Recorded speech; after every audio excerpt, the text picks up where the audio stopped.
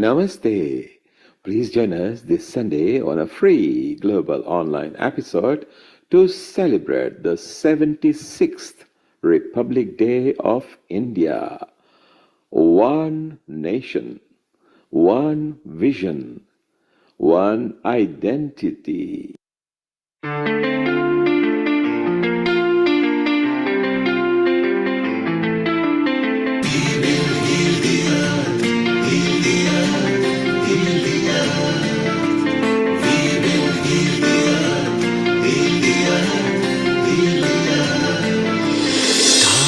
They can tell you stories which are brighter than yesterday. The streets have never been so quiet. The squirrels found a new hideaway. Tomorrow will never be the same. There is so much hope in our hearts. Brick by brick we shall overcome and walk right into a new start. Welcome to the brand new world. We're the children of a mother earth. Reach out your hands, let us heal our earth together. Welcome to the brand new world. We're the children of a mother earth. Reach out your hands, let us heal our earth together. We will heal the earth, heal the earth, heal the earth. We will heal the earth, heal the earth, heal the earth.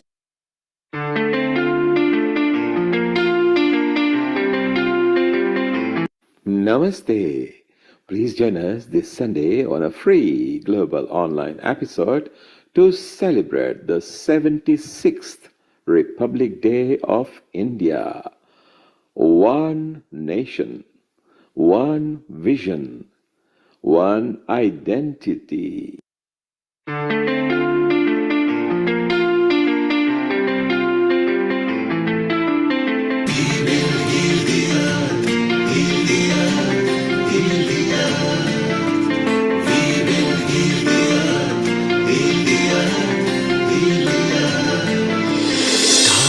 They can tell you stories which are brighter than yesterday.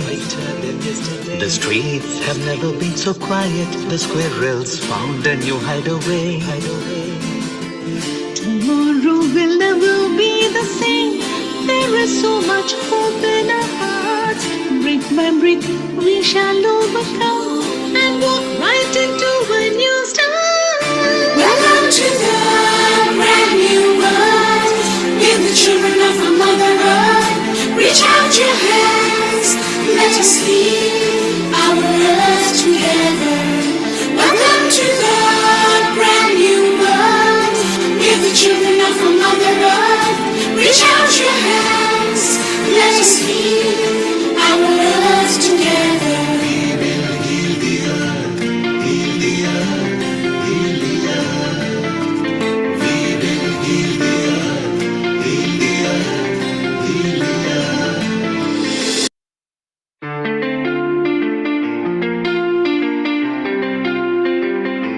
Namaste. Please join us this Sunday on a free global online episode to celebrate the 76th Republic Day of India.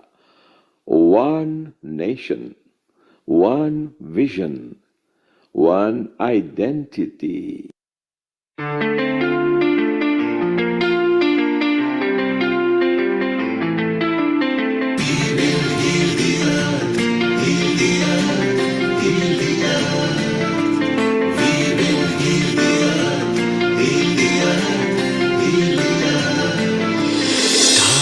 They can tell you stories which are brighter than yesterday. The streets have never been so quiet. The squirrels found a new hideaway. Tomorrow will never be the same. There is so much hope in our hearts. Brick by brick we shall overcome and walk right into a new start. Welcome to the brand new world. We're the children of a mother earth. Reach out your hands, let us heal our earth together. Welcome to the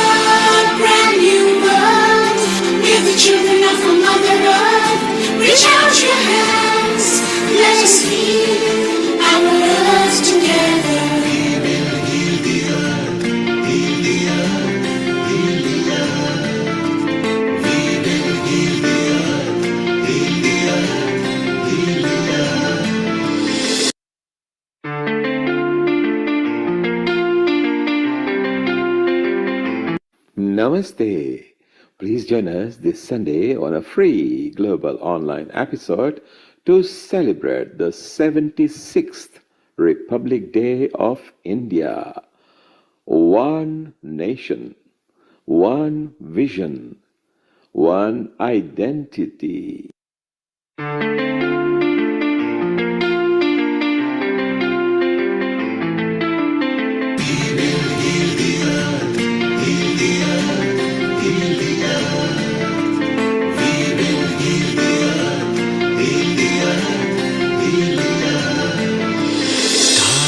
They can tell you stories which are brighter than yesterday.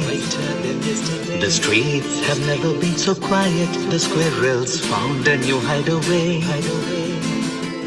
Tomorrow will never be the same. There is so much hope in our hearts. Brick by brick, we shall overcome and walk right into a new start. Welcome to the brand new world. Give the children of our Mother Earth. Reach out your hands. Let us heal our earth together. Welcome to the brand new world. Give the children of our Mother Earth. Reach out your hands. Let us heal our earth together. We will heal the earth. Heal the earth. Heal the earth.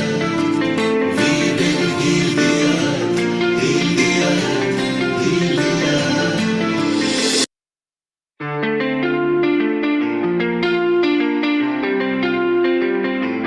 Namaste. Please join us this Sunday on a free global online episode to celebrate the 76th Republic Day of India. One nation, one vision, one identity.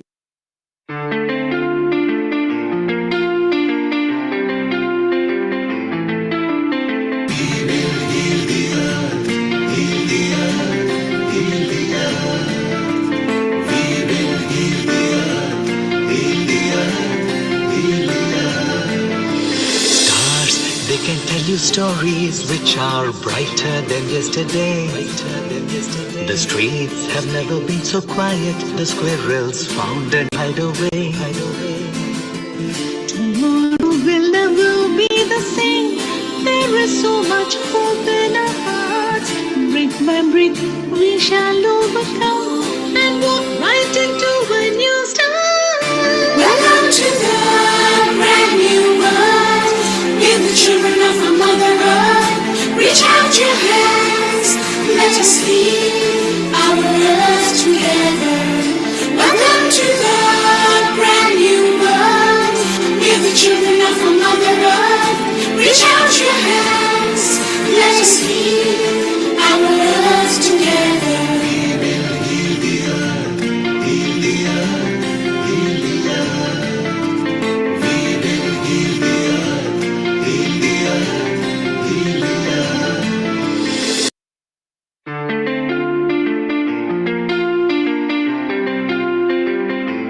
Namaste. Please join us this Sunday on a free global online episode to celebrate the 76th Republic Day of India. One nation, one vision, one identity.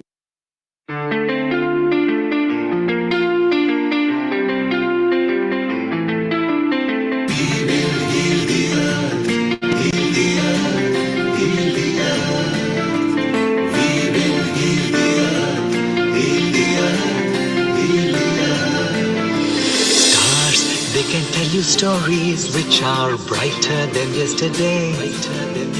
The streets have never been so quiet. The squirrels found a new hideaway. Tomorrow will never be the same. There is so much hope in our hearts. Brick by brick, we shall overcome and walk right into a new start. Welcome to the brand new world. Give the children of our Mother Earth. Reach out your hands. Let us heal our earth together. Welcome to the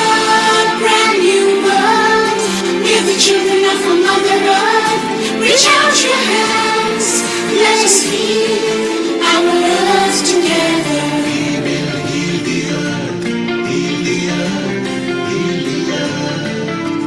We will heal the earth, heal the earth, heal the earth.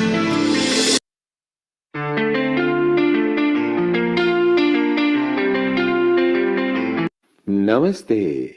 Please join us this Sunday on a free global online episode to celebrate the 76th Republic Day of India. One nation, one vision, one identity.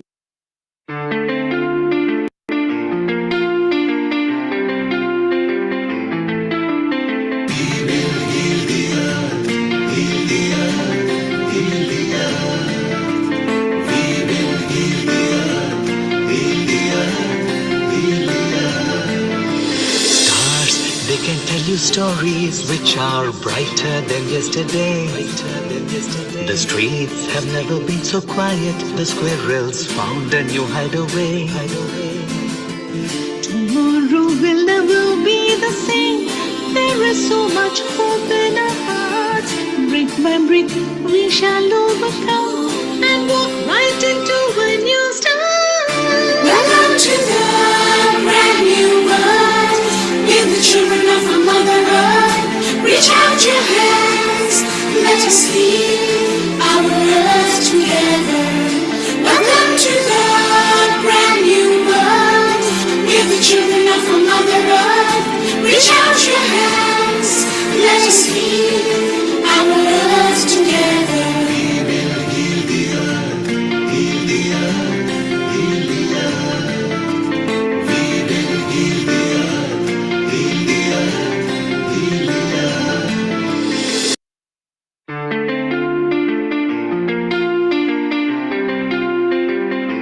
Namaste. Please join us this Sunday on a free global online episode to celebrate the 76th Republic Day of India. One nation, one vision, one identity.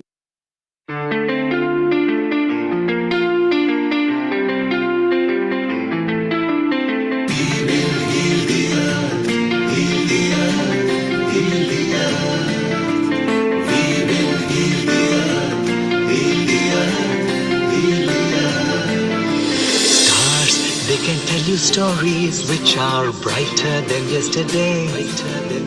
The streets have never been so quiet. The squirrels found a new hideaway. Tomorrow will never be the same. There is so much hope in our hearts. Brick by brick, we shall overcome and walk right into a new start.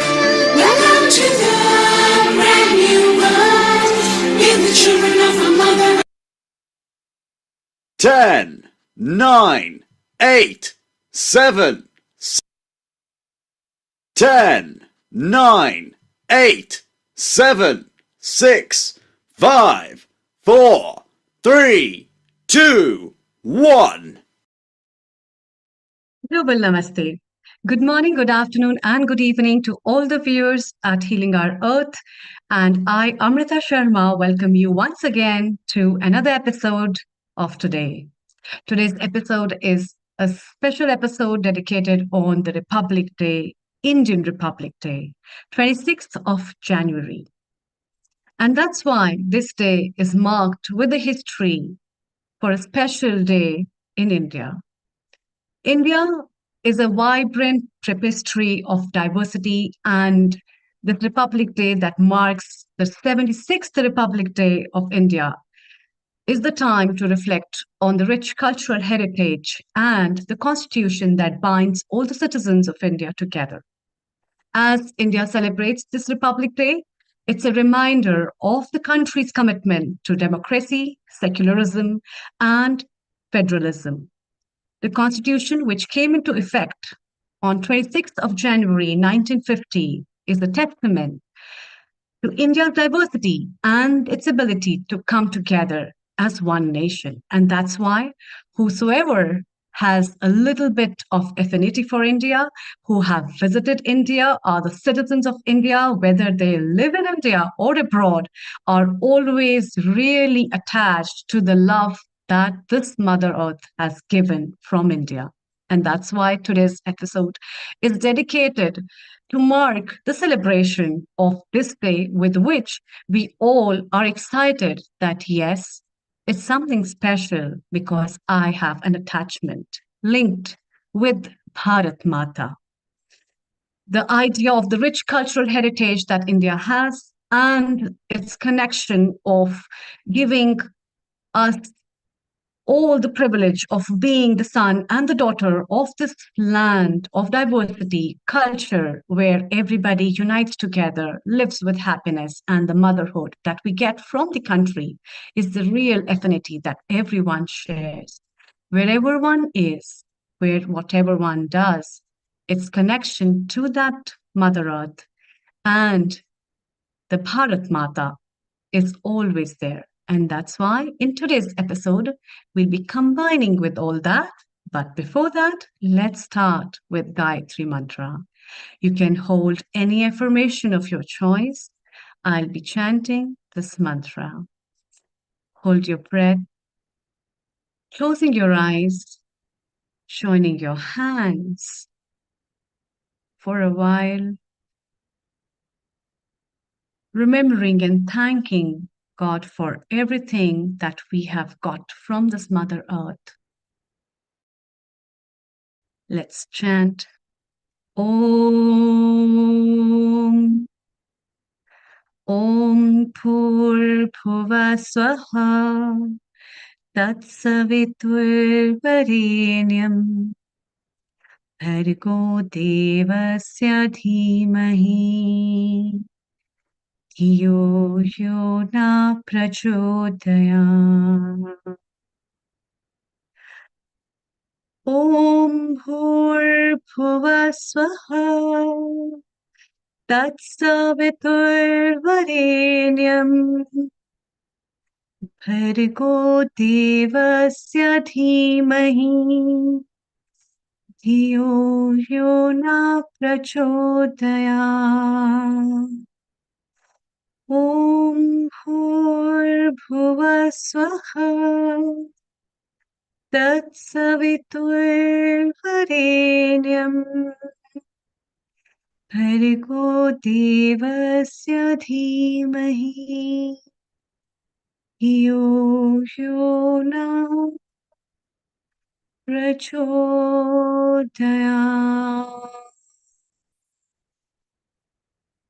Om Shanti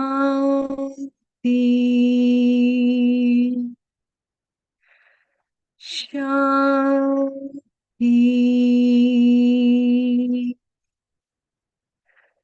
Shanti.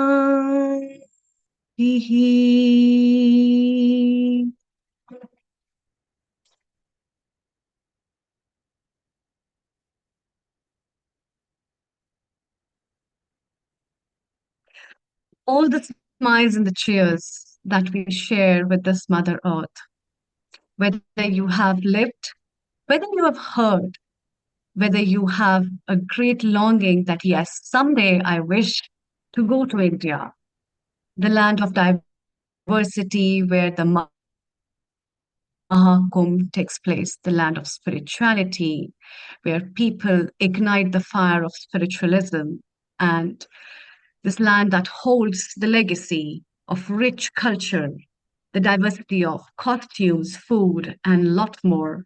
We are here to share today with all that. And for now, let's start with our first message from our founder and director at Healing Our Earth, Neil Kumar. I give a warm welcome to him. Global Namaste to you. A very good afternoon, Neil Kumar, and a happy Republic Day. A global namaste to you, and what a wonderful 76th Indian Republic Day. India kicked off very early this morning, where there were several thousand VIPs invited into Delhi. And all over India, people are in the tricolor. It's so beautiful. I think the world over, because India is world over now. And shortly we'll be visiting Australia, where it's Monday, where our Armondo Hurley is waiting. If Armondo, can you landscape your video? You are going back portrait. If you keep it ready on landscape, we'll be with you in a moment while you're landscaping yourself. And let's welcome our technical director as well. Armondo, landscape yourself. You are still portrait. Nishit, you are also lined up with Indian Republic Day, and it'll be fun later. You will Global Namaste. Global Namaste and happy India Republic Day. and shortly, Nishit, you'll Same to also be bringing your messages. So let's stay around. Let's, Amrita, straight go to Armondo, where it is already Monday morning there. And a global namaste, Armondo. And you have got a message for us for the Indian Republic Day. So kindly unmute yourself. Global Namaste. Yes. There There you we are. are. Happy Republic Day. It's a beautiful Happy day. Republic Day. It's a very special day. I have a very strong attachment to India. I love going there. I've been there many, many times. I'm a Brahma Kumari, so I go take the train through Rajasthan up to Mount Abu, which is where I go for study. And it's the spirituality is intense, pure, and wonderful. The people are wonderful. The message that I carry in my heart and in my life is special. And it's all because of my relationship with India and its special message to me. It is Australia Day here, but more importantly, it's Indian Republic Day, and that's really what I want to talk about. I would like to say good morning to all my brothers and sisters whose morning time it is. If there are any Australians who are still up with me, it's very early in the morning, but I'm always very happy to participate and be part of it. I have a message that I like to to send out to everybody, and it is a cappella, and I would like to sing it for you now. I've been so many places in my life and time, had a lot of songs, and I've made some bad rhymes. I opened up my life in stages with thousands of people watching, but we're alone, and I'm singing this song for you. I know your opinion of me is what I'd hoped it'd be. And if I treat you unkindly, can't you see through me? There's nothing more important to me. Can't you please see through me? But we're alone, and I'm singing this song for you. Yes, we're alone, and I'm singing this song for you. Om Shanti, Om Shanti, Om Shanti, Om Shanti. Thank you. Om Shanti. Om That's such a Shanti. lovely song you have dedicated from Australia to India. Thank you. And before we move to some other guests, Armando, what is the one sweet memory of India that you have as you travel to Rajasthan? Over to you. Thank you. Oh my goodness, what there is more than one. There's a pocket full, you know. I flew to Delhi. I took the train from Delhi up to the station in Madhaban. It was an overnight train. I saw people come and go. I ate on the side of the train. I met wonderful spirits of people some who have no money, who are as joyful as those who have a lot of money. I took from it the spirituality, which is very important to my ethos, because with all of the wars and all the dissatisfaction in the world, the one thing that I took from India is peace and harmony. And for that, I am sincerely very thankful. Wonderful. And what is the best thing you like in the food of India? Because Indian food is world famous. Do you miss something back in Australia about that? Well, fortunately, there are a lot of Indians in Australia and really very good Indian restaurants, which I constantly eat at, being a vegetarian, and you can find your restaurant of your choice. I'm a very strict vegetarian, and therefore I have many places that I can go and have the freshest and most delicious Indian food ever. That's lovely. That's really nice. And this love of India, whether you have been a little while, whether you have been for a longer time, you're an Indian, or even if you're away, that taste of uh, and the fragrance of connection that we have with India, I think is always long lasting. And that's what is unique about that subcontinent of ours, where we share so many things and are with connection of all that which we take away, even if despite we have a short visit to India.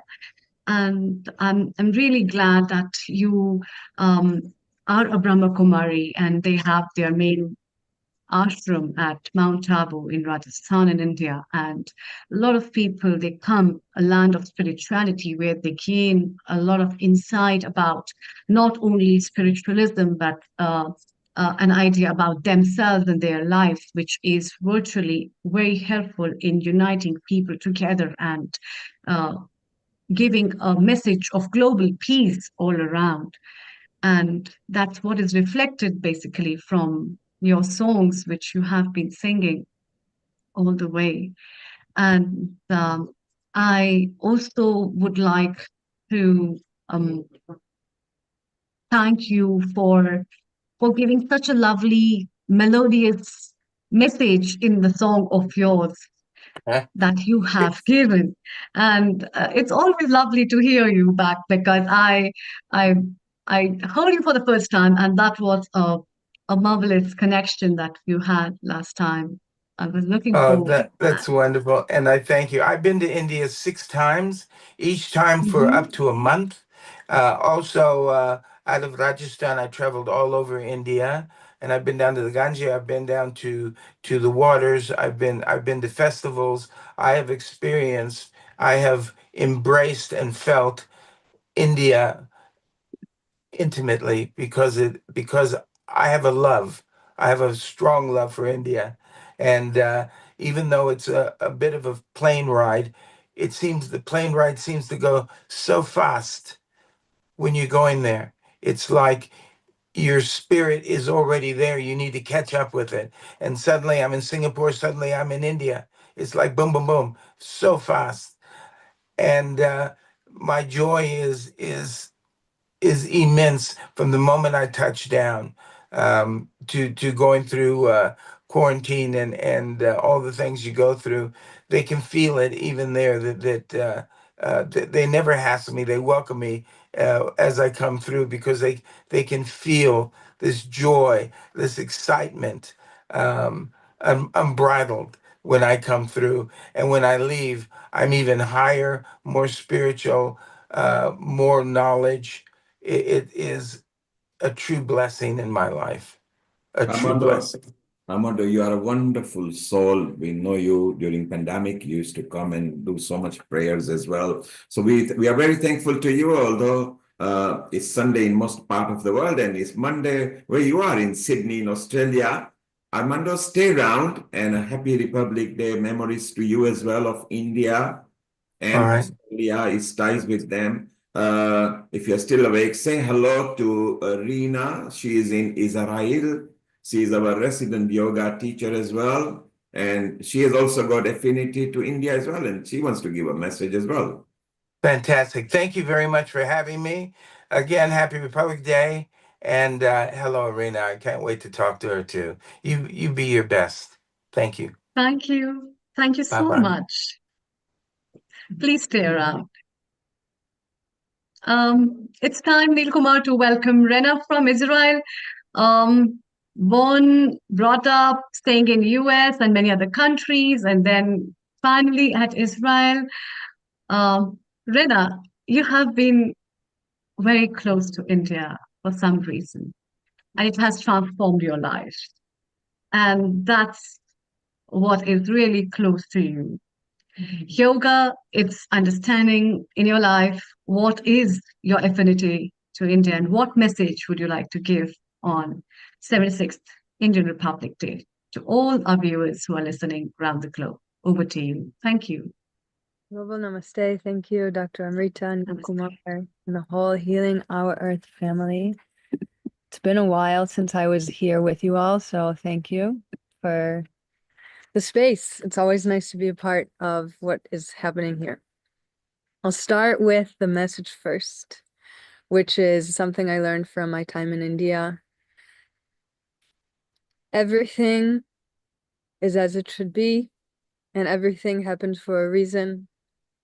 If the Wi-Fi is not working, there's a reason for it. If the water is cold, there's a reason for it. If there's a lot of traffic on the road, there's a reason for it. Everything is just as it should be, and you are right on time. So that's the message. And when I need that reminder in my life, I remember those things from India, and I remember my time in India. Interestingly enough, when I kind of went to India by accident. Like I was living in Vietnam and finishing up a job, and I had another job lined up, and I had time between those jobs. So I thought I had about a month between jobs, and I thought, okay, well, the old job was in Vietnam, the new job was in Israel, and I thought I'll go to Myanmar for 1 month in between. I've heard great things about Myanmar. And I picked out my flights, and I sat on my computer with my credit card, and something inside of me was like, you're not booking this flight. You're not going to Myanmar. And I didn't book the flight and just talked with some friends about what I was looking for in this time. And one friend told me about her experience at the Shivananda ashram in Kerala. And I thought that sounds interesting, but if I'm going to go on some kind of spiritual quest, I need to find the place that's right for me. I can't just go based on your recommendation. But her recommendation to spend time at an ashram resonated with me. So I went to my computer and I did some research. Long story short, I ended up at the Shivananda ashram in Kerala. And while I was there, I had what I now would consider a spiritual awakening, and found myself crying hysterically in yoga classes and chanting and meditation. And now I'm at a point in my life where I understand there's a lot of reasons why such a thing can happen, and sometimes we understand them and sometimes we don't. But back then I had to understand what was going on. And I worked really hard to understand, and the understanding led me to stay in India longer and not do the job that I had signed on to do, and to really commit to studying yoga, which I had all sorts of stories about not being ready and not being prepared. And I just surrendered to being in the home of yoga. And long story short, that's how I found Dr. Amrita. And I studied yoga, and while I was studying yoga, it was really challenging, and I had a lot of discomfort in my body. And what I realize now is that I was coping with trauma that I didn't know that I had, and it was manifesting itself physically. But because I didn't have awareness of what the trauma was, I had no way of connecting those dots. But I received the greatest gift of my life by committing to the practice, by learning with Dr. Amrita and some of the best yoga teachers in the world, if I do say so myself. And just committing to, I had a moment where I was hearing stories about the miracles of yoga and like miracle story after miracle story of people who commit their life to yoga. And I grew up in a really normal American home. There was anxiety, there was depression, there was discomfort and diseases. And my grandmother suffered from really serious depression for my whole childhood, and she took pills for it. And I watched her take pills, and nothing really changed. And so when I was in India and immersed in the practice and study of yoga, I just made a commitment that if other people can have these miracles, and if other people can experience people having, can witness people having these miracles, then I'm gonna give it a fair shot, because the other route doesn't, I haven't seen the same miracles that way. So, and I can say today that I have experienced the miracles of yoga in my life. It's helped me to heal depression. It's helped me to heal my herniated disc. It's helped me to heal it's helped me to understand finally what the root of the trauma was, and then actually be able to do that healing. So, I've That's nice. incredible gratitude for India. Yeah, thank you. So, Rena, what are the two things you miss from India? The two things I miss from India, the food. And this is kind of corny, but being close to you. I see. Any specific food that you miss from India? All of it. All of it. Just the flavors and the spices and all the different kinds of breads, and being able to eat it all with my hands and have that be normal. Yes, that's nice. Actually, it reminded me of couple of you all when most of people land into India from Delhi airport and then decide like, wow, crazy traffic, everybody's jumping here and there, nobody, there's no discipline, nothing. But then that craziness, it's so beautiful. Everybody is ready to help. How may I help you? Everybody is friendly, smiling gestures, honking, no traffic rules, nothing. People are just crazily walking everywhere, doing anything what they feel like. And that's what the beauty about India is. And most of the time, people say it's all about breaking the rules and how to live. And that's what India is, the flavors and the spices when you blend. And that's what you talked about, eating with hands. There are certain amazing things which come as a very big legacy in that part, which is beautiful about it. And let's have a quick comment from our founder and director, Neil Kumar, as well as Armando. Over to you, Neil Kumar. Thank you. So, Amrita, you notice that Reena loves the food of India, which is world's multi-cuisine. Armando loves the food of India. As rich as the diverse food of India is, its culture is even bigger, richer, and more ancient, because it stems at least from a non-history over 10,000 years. The food comes from different countries. We have learned from Persia, what used to be the Iran part long way back, and from different parts of the world when the world was not that many continents, but the culture is even diverse. Armando? Yes. Thank you for joining. Shortly, Armondo will be visiting USA and London, where Dhruv Chhatralia is there, and Eve Mendoza, who is from USA, and David Frawley will be coming. And we got our smiling another yoga expert and a guru from Scotland, Sam. Sam, you will be talking a bit later after about 3:30, but you are always here. You are a resident part of Healing Our Earth. You love food as well, don't you, Sam? Like what Reena ji said about the food, eating with hand. Whole universe is made up of 5 elements: fire, air, space, earth, and water. When you connect, if you connect Reena ji all 5 fingers together, your saliva starts coming in your mouth. Your digestive process starts from there. That's why we in India we eat with hand, not with knife and fork. You want to connect with yourself. Very important. Yes. That's exactly what I felt. And when people ask me, what was it like eating with your hand? I say, I felt so much more connected to the food and to myself. So thanks for the And validation. Bharat में एक चीज important है. Reading Gita में क्या बताता है? कर्म करते जाओ. Keep doing your work, what you're doing. Don't wait for the fruit of the labor. It will what your will come to you. What not your, even you bang your head against the wall, you won't get it. So why just keep doing it and don't expect anything back. That's the way the life Yeah. should be. Thank you, Exactly. Sam.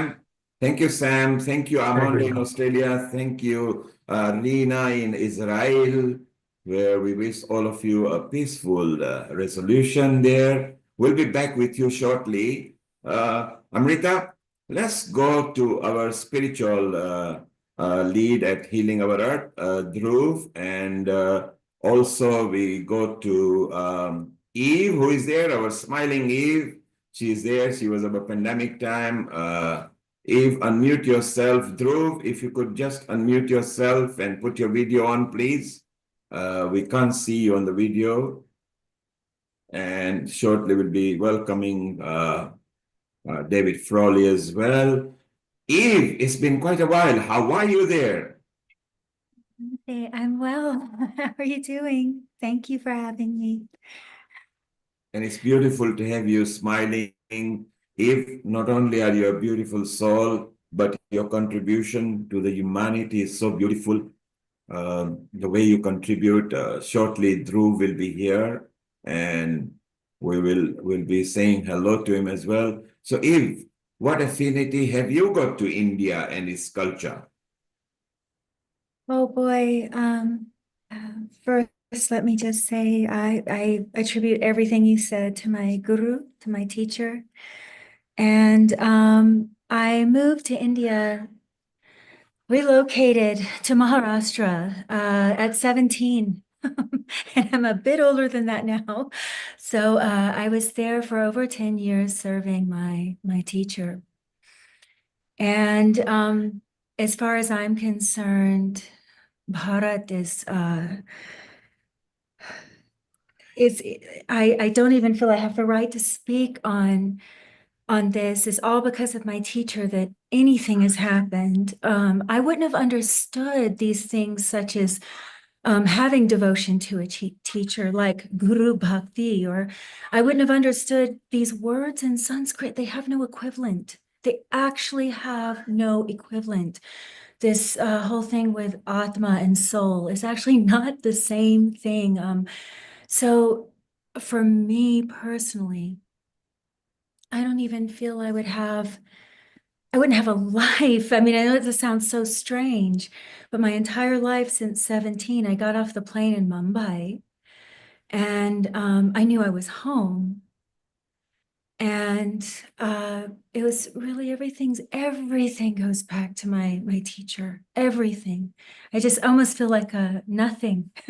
I know in the West that's not a popular stance. I feel like when you speak like this, they think, oh, what do you have, like a identity crisis? Or why don't you have more self-confidence? It has nothing to do with confidence. This whole thing with pushing your way in the world and fighting over your brothers and sisters and being this false image just for whatever reason, whatever people want out of that. That was never part of my vocabulary, even as a child. And it wasn't until I stepped on the soil of Mumbai at 17, I had no context. We went to a Hanumanji temple first, and it was just, yeah, I instantly, I was like, almost everything was washed away and everything from my childhood made sense. And it's not going to make logical sense to anyone, but it's true. And from there, I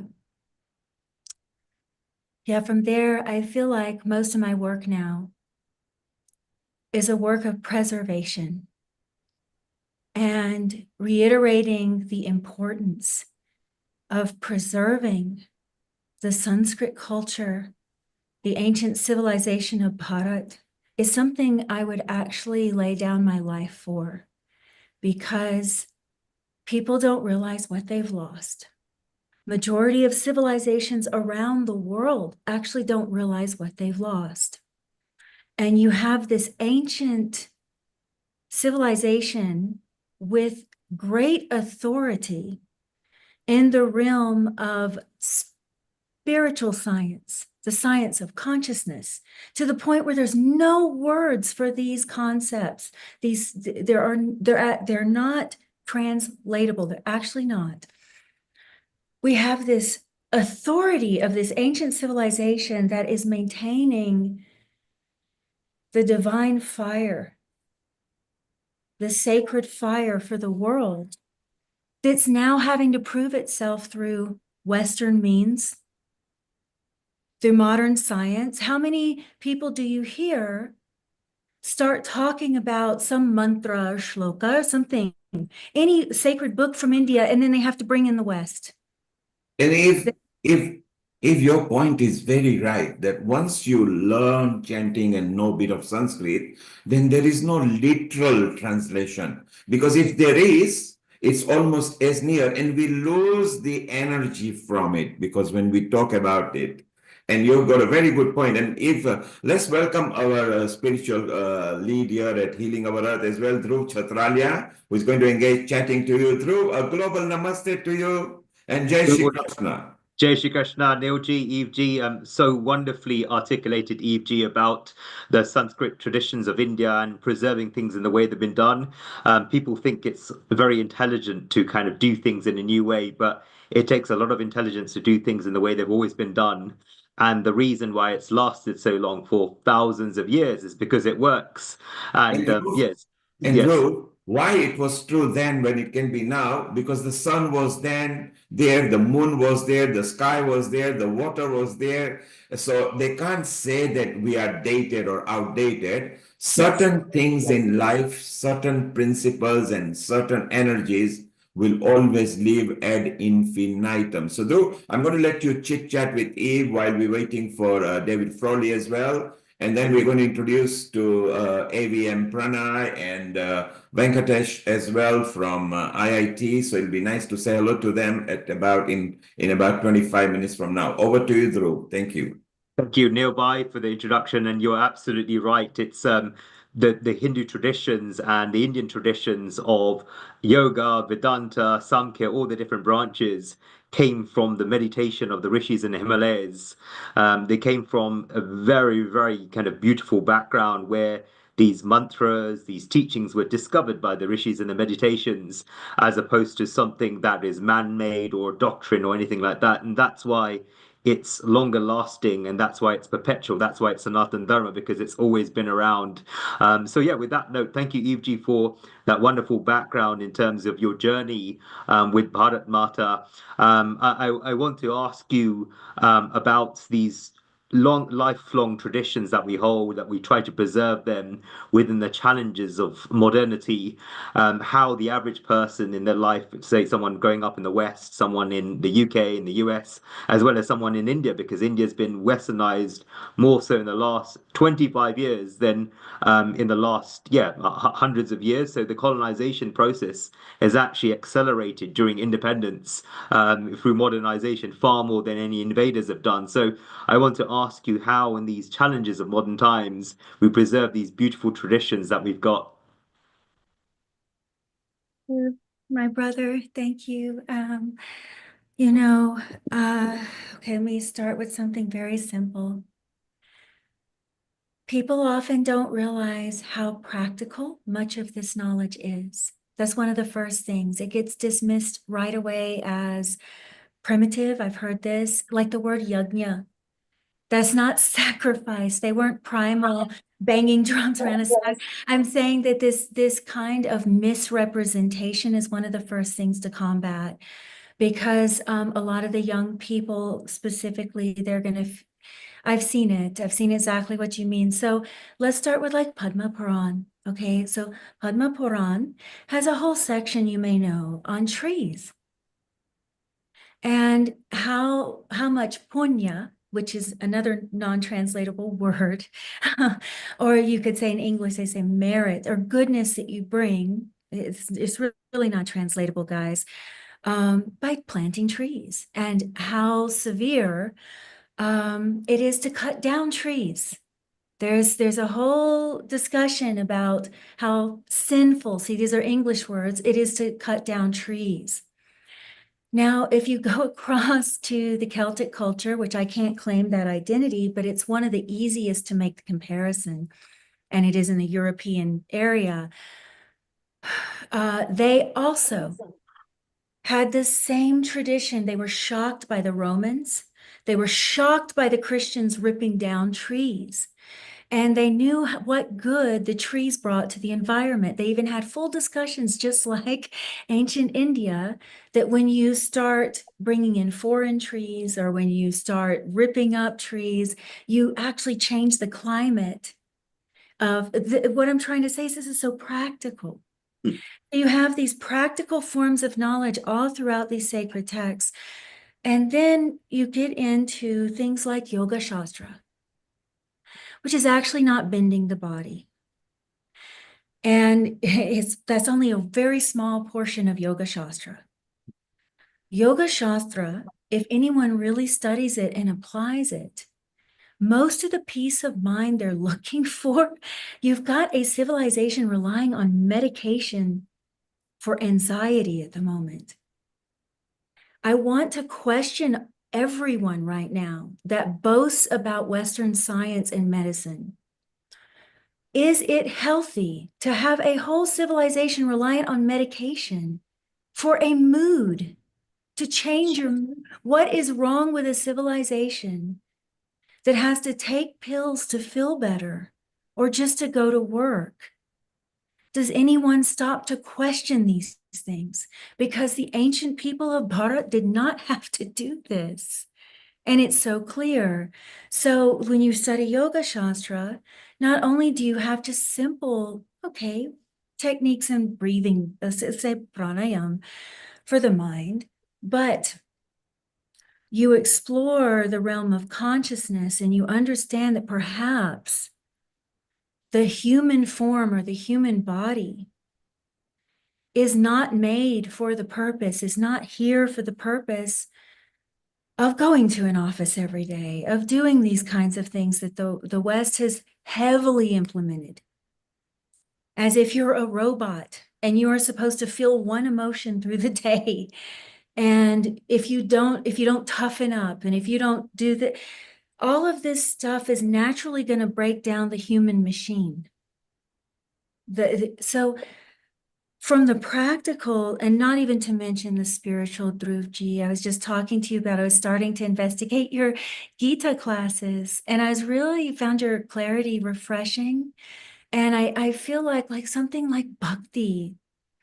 How do you get to the West is my question for you even. Like, so how do you get to the West that it's not just singing and that it's not just the decorative attribute, right? So I think really what's happening in the West is, and I think around India now too, with social media and all of this image of things has taken over to a large degree. So some people are even deterred by that because you have just this, you can feel it. Someone's not going very deep in this. They're not living this. They're singing songs. They're talking about love, but what do they perceive of that? Actually, some of your talks like on bhakti, I don't even know if people know that every chapter of the Gita is considered a yoga, meaning it's a big part of Yoga Shastra. It's not just, Paschimottanasana or Chakrasana or something. So I hand it to you. Absolutely right, EG, because I've been giving talks on the Bhagavad Gita for almost 14 years now.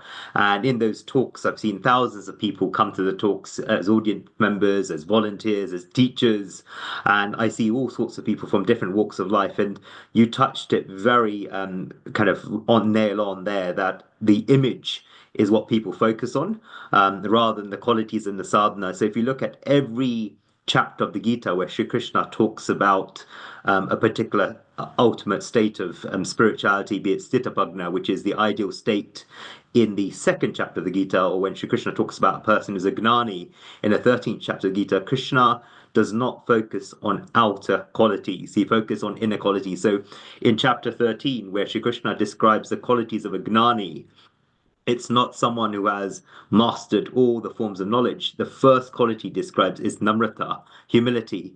The first quality of a gnani is someone who is humble.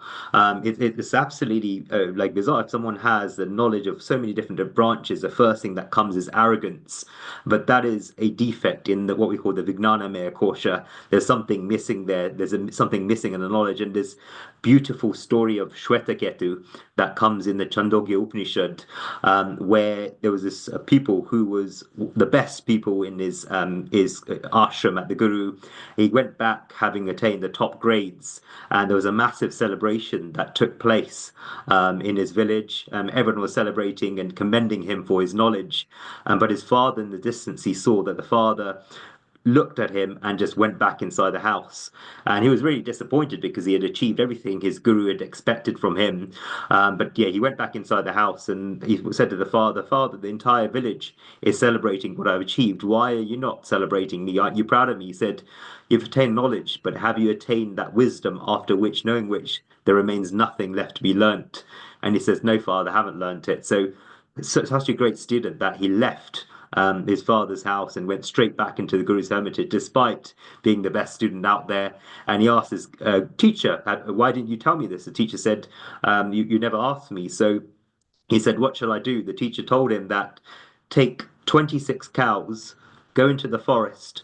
Once those cows reached a number of 42, then return back. So the Swetaketu, having left everything, went to the forest, went to like amongst these cows, and he lived in a very, very kind of natural, simple life. And what happens is people give a lot of importance of going into the forest in the latter stages of life because you become very close to the source of creation. So women tend to be more spiritual than men because they give birth to children. They're close to the source of creation. So when people go to the forest, they're close to the source of creation. And he became so embroiled within himself and into that forest, in that environment, he forgot who he was. Because the ego can only exist when the other person is there. When the other person goes away, the ego goes there. And he became so close and attached to these cows that he was able to speak to these cows through vibratory powers and so on. And he even forgot that he had to go back. So the cows reached 42 in number, and the cows had to remind him to go back. So the cows numbered 42. He went back. And he went back in teacher's ashram and he saw the teacher giving a sermon. And the teacher saw him walked inside the room, and the teacher said he saw these changes all across his body. And he said, he got up from the ashram, went up to Shwetaketu, and said, Shwetaketu, what have you learnt? And Shwetaketu's answer was, Aham Brahmasmi, I am that. I am divinity. It's the most beautiful conversation between a guru and a disciple. What have you learned? Aham Brahmasmi.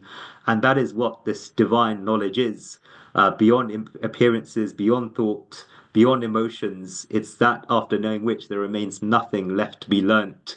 And that's the beauty of this tradition, that it wasn't taught via kind of books or bodies of knowledge. It was realized through the vibrations of the rishis. And very much related to one of the points you made, Eveji, you talked about light and you talked about the divine fire very early on in your conversation. I want you to tell us about the connection between Agni and Bharat, because Agni is what defines what Bharat is, right? And Dhruv, what a perfect point you mentioned, rishis and gurus of India, because that's what India has given to the world, the ancient knowledge. Dhruv, stay around because we are celebrating the 76th Republic Day of India, and our special guest, David Frawley, Vamadeva ji, has arrived here as well, and he brings in lots of energy. So we're going to continue chit chat. Dhruv, at this point, I just want a quick hello from AVM Pranay Sina, retired. He's there in part of IIT Mandi as well as is Amrita. Let's just say a quick hello to them, because at the top of it, they will chit chat with David. AVM Pranay, retired, global namaste to you, and say hello to David Frawley in USA. Namaste to you, and say hello to David Frawley in USA. Namaste global namaste. Global namaste. Thanks, Neil ji. Namaste. Thanks, Neil ji. And thanks, Dr. Amrita. And my Dr. Amrita. Pranay, I have just muted you. We are having background echo there. Somebody has got two instruments joined together. Somebody has got two instruments joined together. Somebody has got two instruments joined together. Somebody has got two instruments joined together. Somebody has got two instruments. David, have you got repetition? David, we are picking some echo from you. Have you got two instruments joined, David? He's on mute. David's Just look at it. So the echo is coming from there. Let's try. David, if you can listen to us, there is an echo coming from your end. Maybe there is two sound joined in. Let's try you again. Unmute yourself. David, over to you. Let's try you again. Unmute yourself. David, over to you. Hari Om. I do hear an echo sound, but I don't know where it's coming from. Now, we have the Zoom. I think we also have the YouTube. Yes, so David, that's where it is. The YouTube is so if you could switch the sound out from YouTube, please, because it's playing an echo. Okay, let me see where that is. Yes, I will mute you for a moment. Yes, so Dhruv, is so wonderful that our A team, what I call spiritual team with you, Eve, and David, so popular. Everybody wishes to obviously chat to that stuff. And Dhruv, you have been the spiritual producer at Healing Our Earth right through to pandemic and beyond, because I know you for so many years. And the smiling Eve brings in aura and energy as well from USA. And the vibrant David, who has been in more than 4 decades known for bringing the Sanatan Dharma and the Vedic knowledge to the forefront. It's so wonderful. And while David is switching off the sound from YouTube, and shortly will be with us, we want to gain his wisdom. And later, maybe 30 at about 10 past 3 or something, we'll sing a song for David as well, and a bhajan for David. And we will say hello once again to AVM retired Pranay and Venkatesh, who is a senior a person from the IIT Mandi as well, who would also be delighted to see David live into India over there. It's a conference that's going to take place, which I'll show you the flyers of. So David, if you're okay, can you speak now? Let me know. Are you able to hear me fine? Loud and clear, and we can feel your energy. Dhruv, take it away with you, Eve, and David. Over to you, Dhruv. Thank you, Eve G, and thank you, Vamadeva Ji, for joining us today. We're very honored to have Vamadeva Ji, a modern-day Rishi, and Eve Ji, a modern-day yogini, a great yogini as well. And it's been, I think, a couple of years since we last spoke together. I've spoken with you both individually, separately, but very pleased to have you on this special day of Republic Day. And I just want to say a big thank you to Vamadeva Ji for all his contributions towards Indian thought, culture, and with all his books and his talks. And we've had the honor of launching Vamadeva Ji's books at the British Parliament this year. We're going to finish after 9 years a series of talks on Hanuman Chalisa, and I particularly formed a bond with the Rama Prashnavali, which Vamadeva Ji published many years back, particularly in the last year. So it's had a profound impact in my life and answering big questions I've had about my life. And I'd like to thank Vamadeva Ji for composing such a beautiful work. So connected with that, we've got this big historic completion of Hanuman Chalisa. We're celebrating the 1 year of the Pran Pratishtha of the Ram Mandir, which took place on 22nd of January last year. So Vamadeva Ji, related to that, particularly want to ask you the connection between Ram and the Hindu and Indian civilization, and how much the thoughts of the Ramayana spread around the world and how profound they are. I'd like you to kind of talk about that a bit. Namaste, Shri Gurubhyo Namaha. Thanks again, Dhruv. You've always been a great inspiration. You're awakening UK, and you have a great influence around the world. You're even getting into the UK government and getting them to make some positive changes. You are definitely a beacon of light for Sanatana Dharma for years to come. And I'm very happy to be with you and share the success and the influence of your work that continues to grow. I was also listening to Eve. I've listened to her a number of times, and she's very soft and gentle, but also profound and well-informed, and takes up the deeper issues and makes them relevant to everyone. Last night, I did join Doordarshan India for the Republic Day, and I've been doing a few other things. I'm not so adept with technology, but I am able to keep up with it. Ramayana is, of course, the key ancient Sanskrit work, the Adi Kavya of the Adi Kavi Valmiki. Even Ashwagosha, who did the Buddha Charita, the life of Lord Buddha, first honors Valmiki and Ramayana as the greatest of all and the foundation of all the Sanskrit works. Sri Ram is, of course, the avatar of Dharma, Dharma on all levels, from the Dharma of the family, from the Dharma of running a country, to the spiritual Dharma. And he manifests all the higher qualities, selflessness, devotion, and how to guide and inspire humanity. He also shows us how we deal with adharma. And of course, there is often very much a dharma in the world, or at least coming and going. So he set up the dharma of Bharat as a king and also as an avatar. And that influence spread throughout India. It spread throughout the whole, what we would call greater India, which goes all the way to Indonesia and even further from there. It includes up into China, Japan, Tibet. It extended into Iran and essentially affected the entire world. It had effects at various points of history. And we could say it is still the greatest poetic work that humanity has produced. It is not just simply an intellectual type poetic word game or rhyming.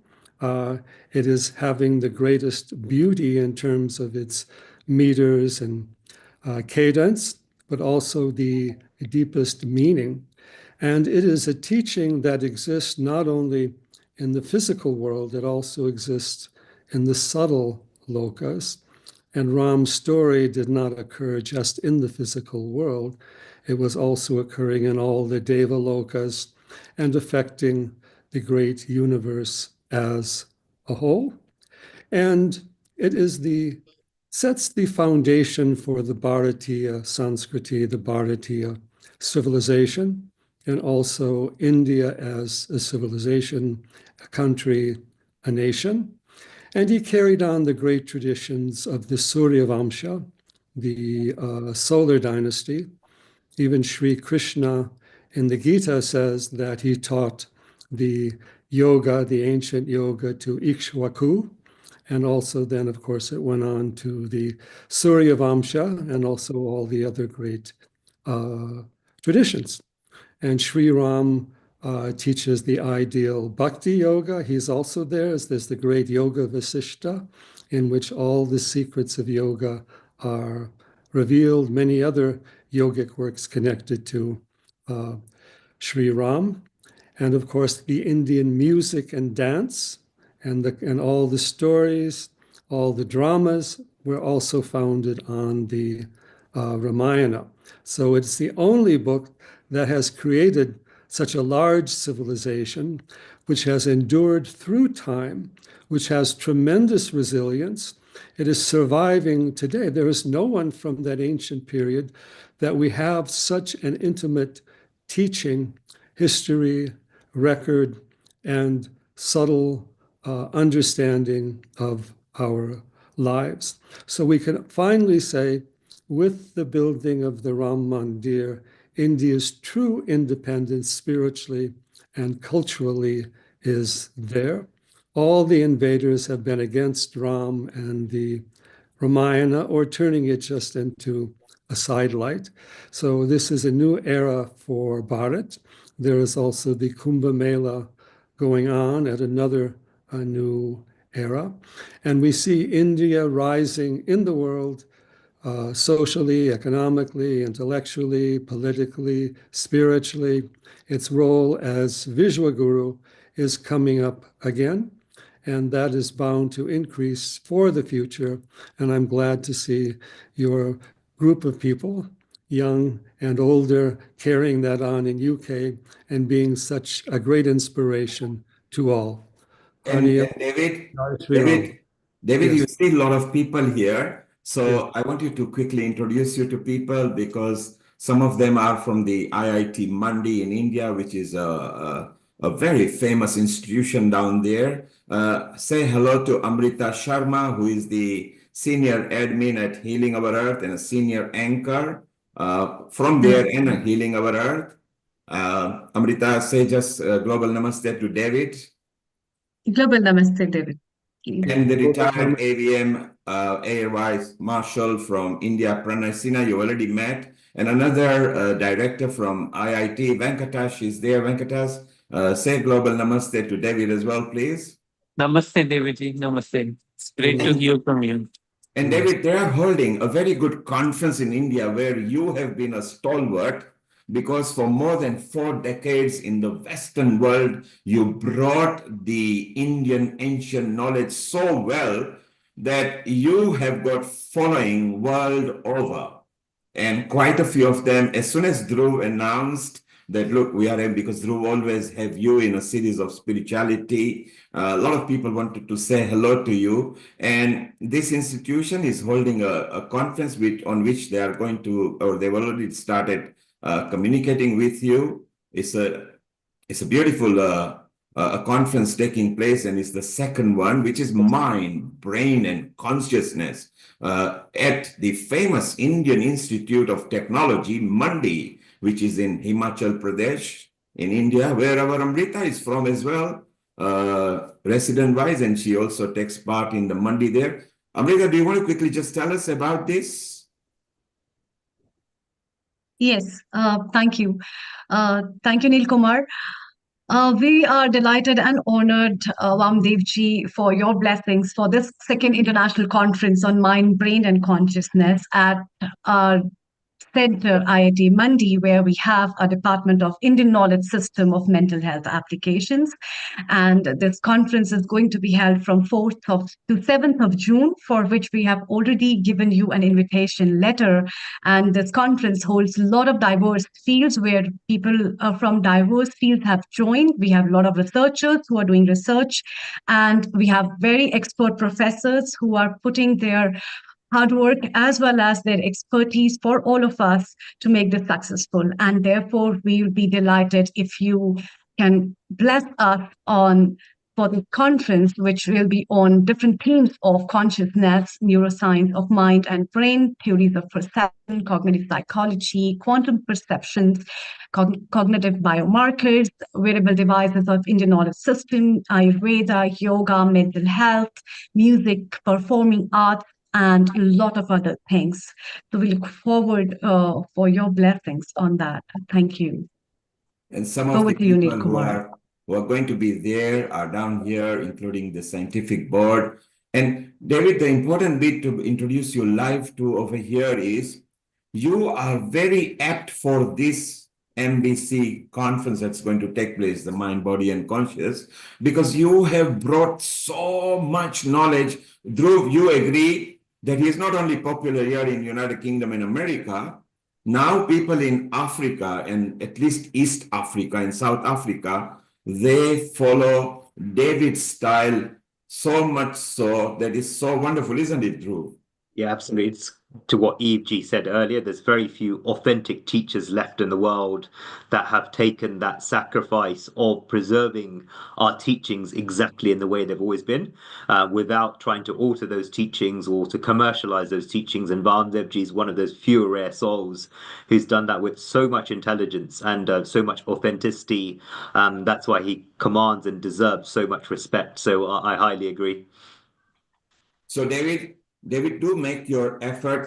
They would be willing, to have you there as they are already in communication with you. Pranay, what would you like to say to David? And you know who David is because is one of the person you've Yeah, selected. yeah. Global namaste once again, and thanks Neelji and Dr. Amrita, and my sastang dandvat to Pandit Vamadeva Sastri. We will be very, very delighted that you come over, and in our effort to rejuvenate, to revitalize, to resurrect the Indian old Vedic system. I don't think better person than you will be there. And as you spoke about Sri Ram, the Yog Vasistha is here, and I don't think anybody who can shed light more than you on Yog Vasistha or anything which connects our mind, body, and consciousness. I think we will be very, very delighted that if you come and in our effort to strengthen the Indian knowledge system, the old Vedic belief, because we want to reconnect. And you are the best person who know the Vedic systems. You are a Vedacharya, and who can not only throw light on the whole Vedic perspective, but you can also go in future and say how we should progress on this path of Vedic culture revivalism. There is restoration of sacred sites, as you mentioned, Ram Temple and Kashi and Kedarnath and Mahakal. But your coming and giving impetus to this effort of ours will benefit us and will strengthen our bond for going ahead with the Indian knowledge system. Thank you. Thank you, Pranay. So, David, see, you are not just famous for people wanting to follow you. It is your energy that people love as well.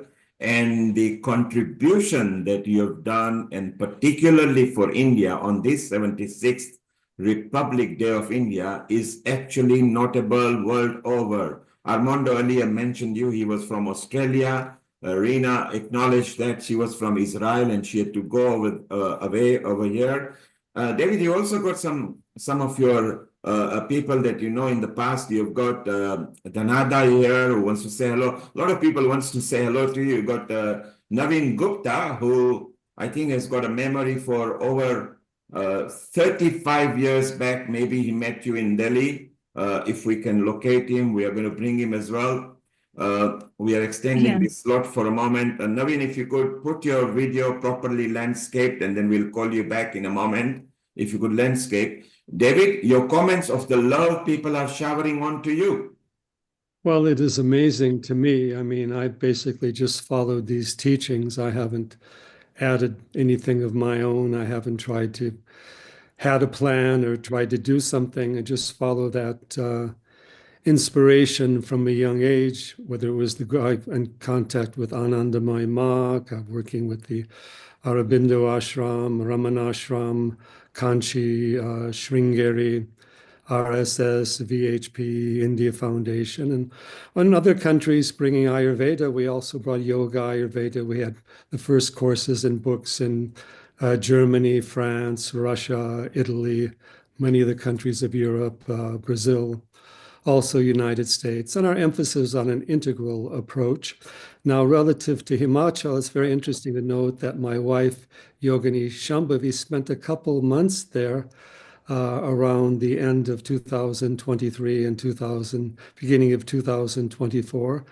And she also knows the area quite well and visited all the temples there. So she's also very interested in that. And we have some connections with also some of the universities there. So it seems something is definitely pulling us there. We have been there before, and we have done programs there some years ago, but not so much on the recent side.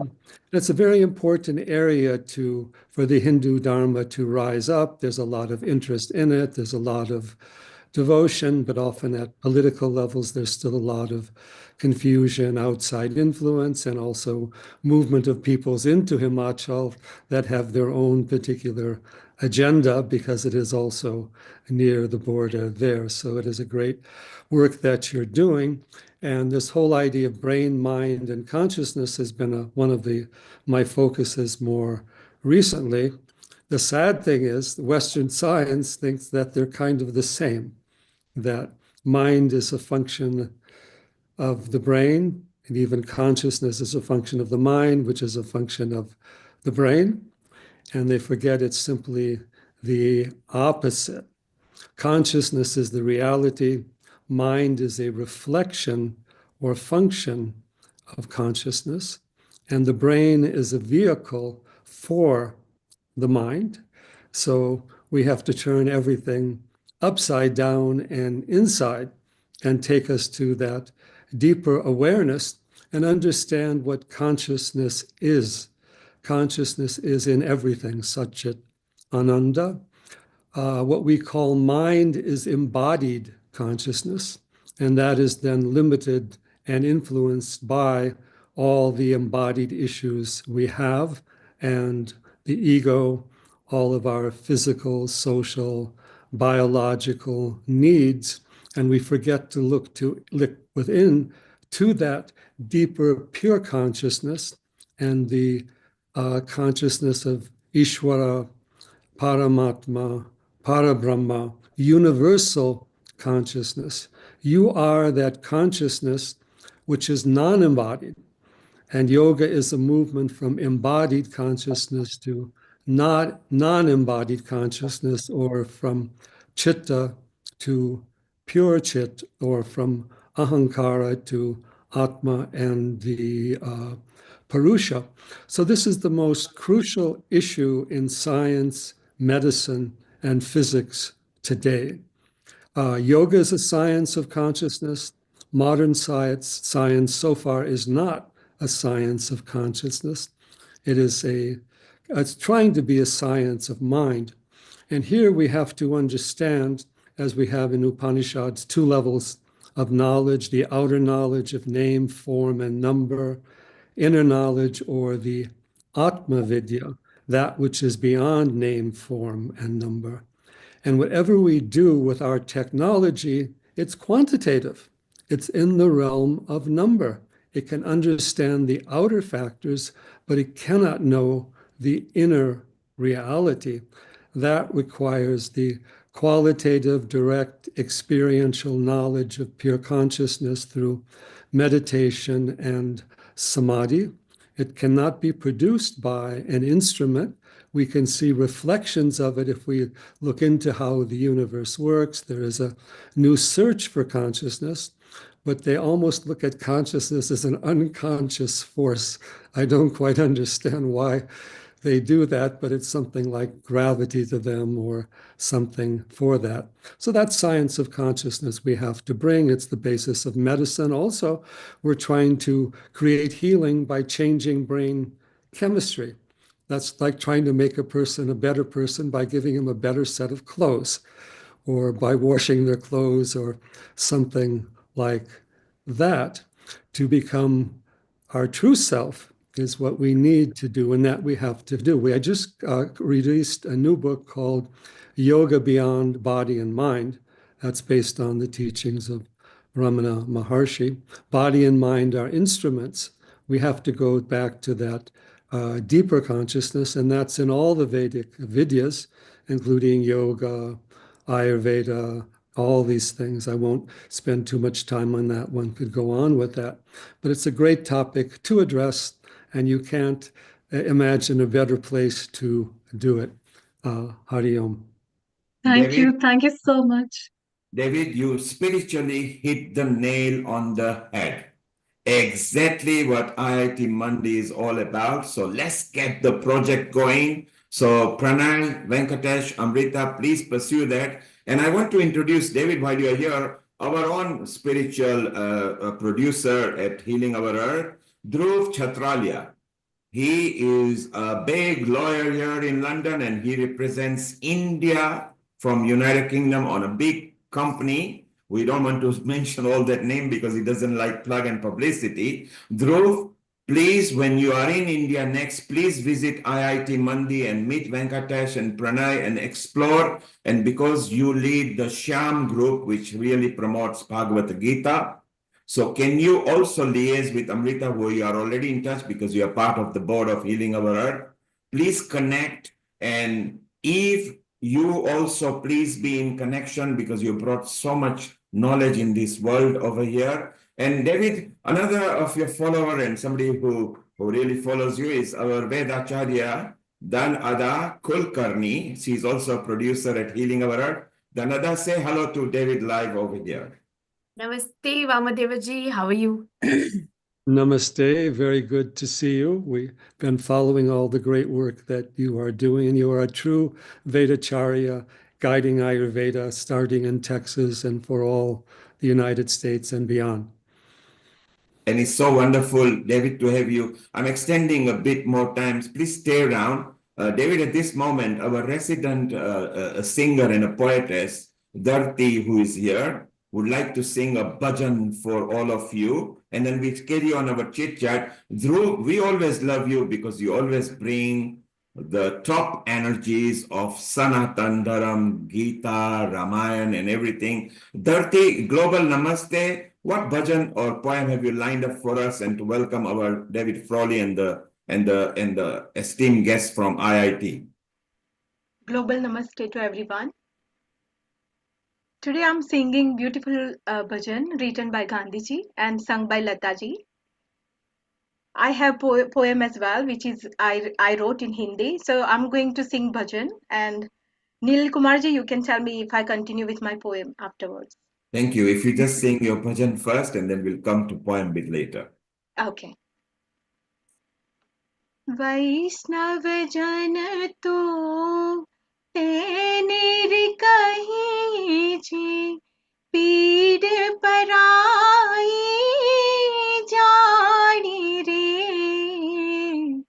वैष्णव जन तो तेने कहीं जी पीड़ पराई जानी रे पर दुखे उपकार करे तोए मन अभिमान ना हानि रे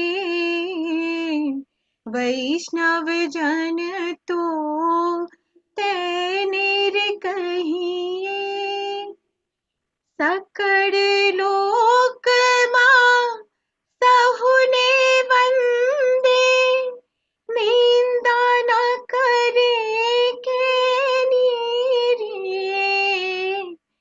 वाच काच मन निश्चल राखे वाच काच मन निश्चल राखे धन धन जननी तेनी रे वैष्णव जन तो तेने कहिए मोह माया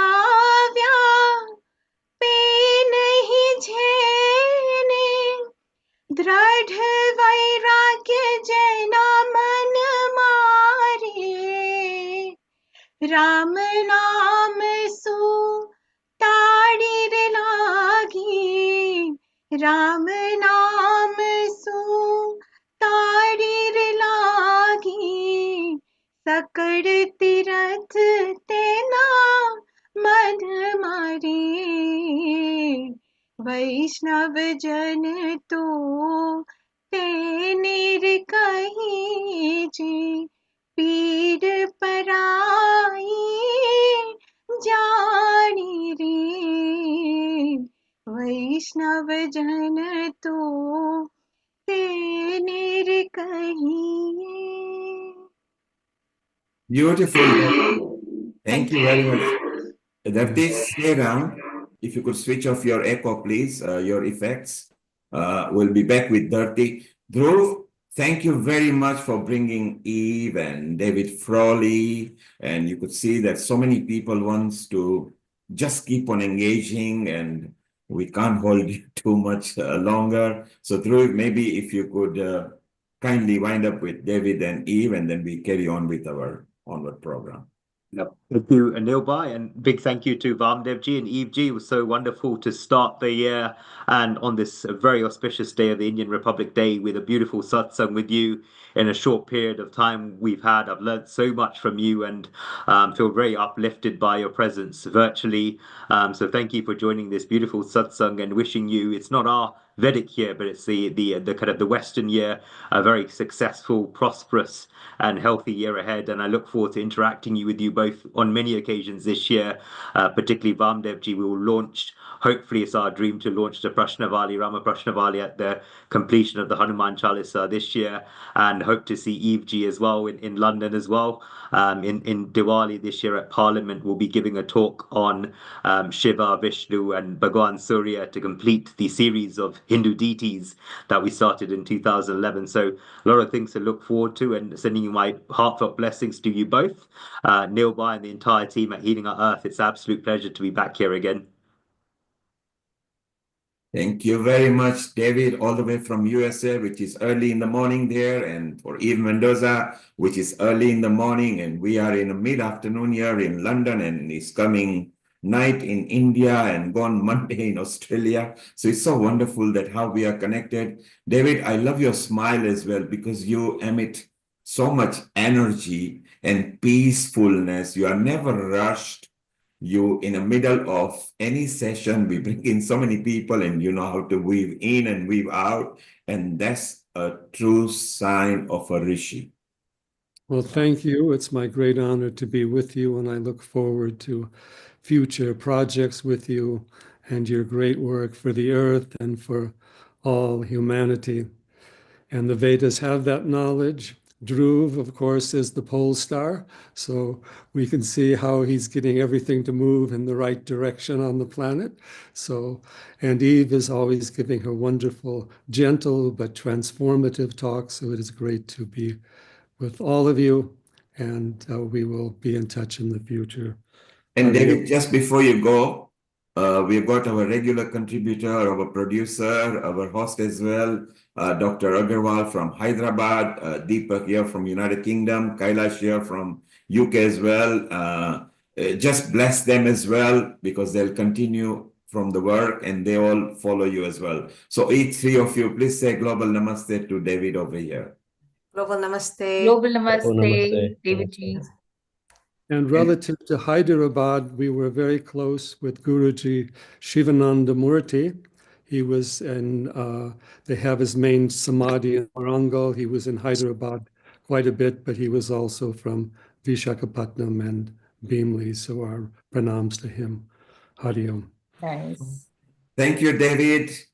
May Earth bless you forever ad infinitum. Thank you, Eve. And particular thank you to Dhruv. Dhruv, if you can stay around, stay around. And we want to introduce you to more people. Eve, if you are still about, stay around. Dharti is going to do a poem as well.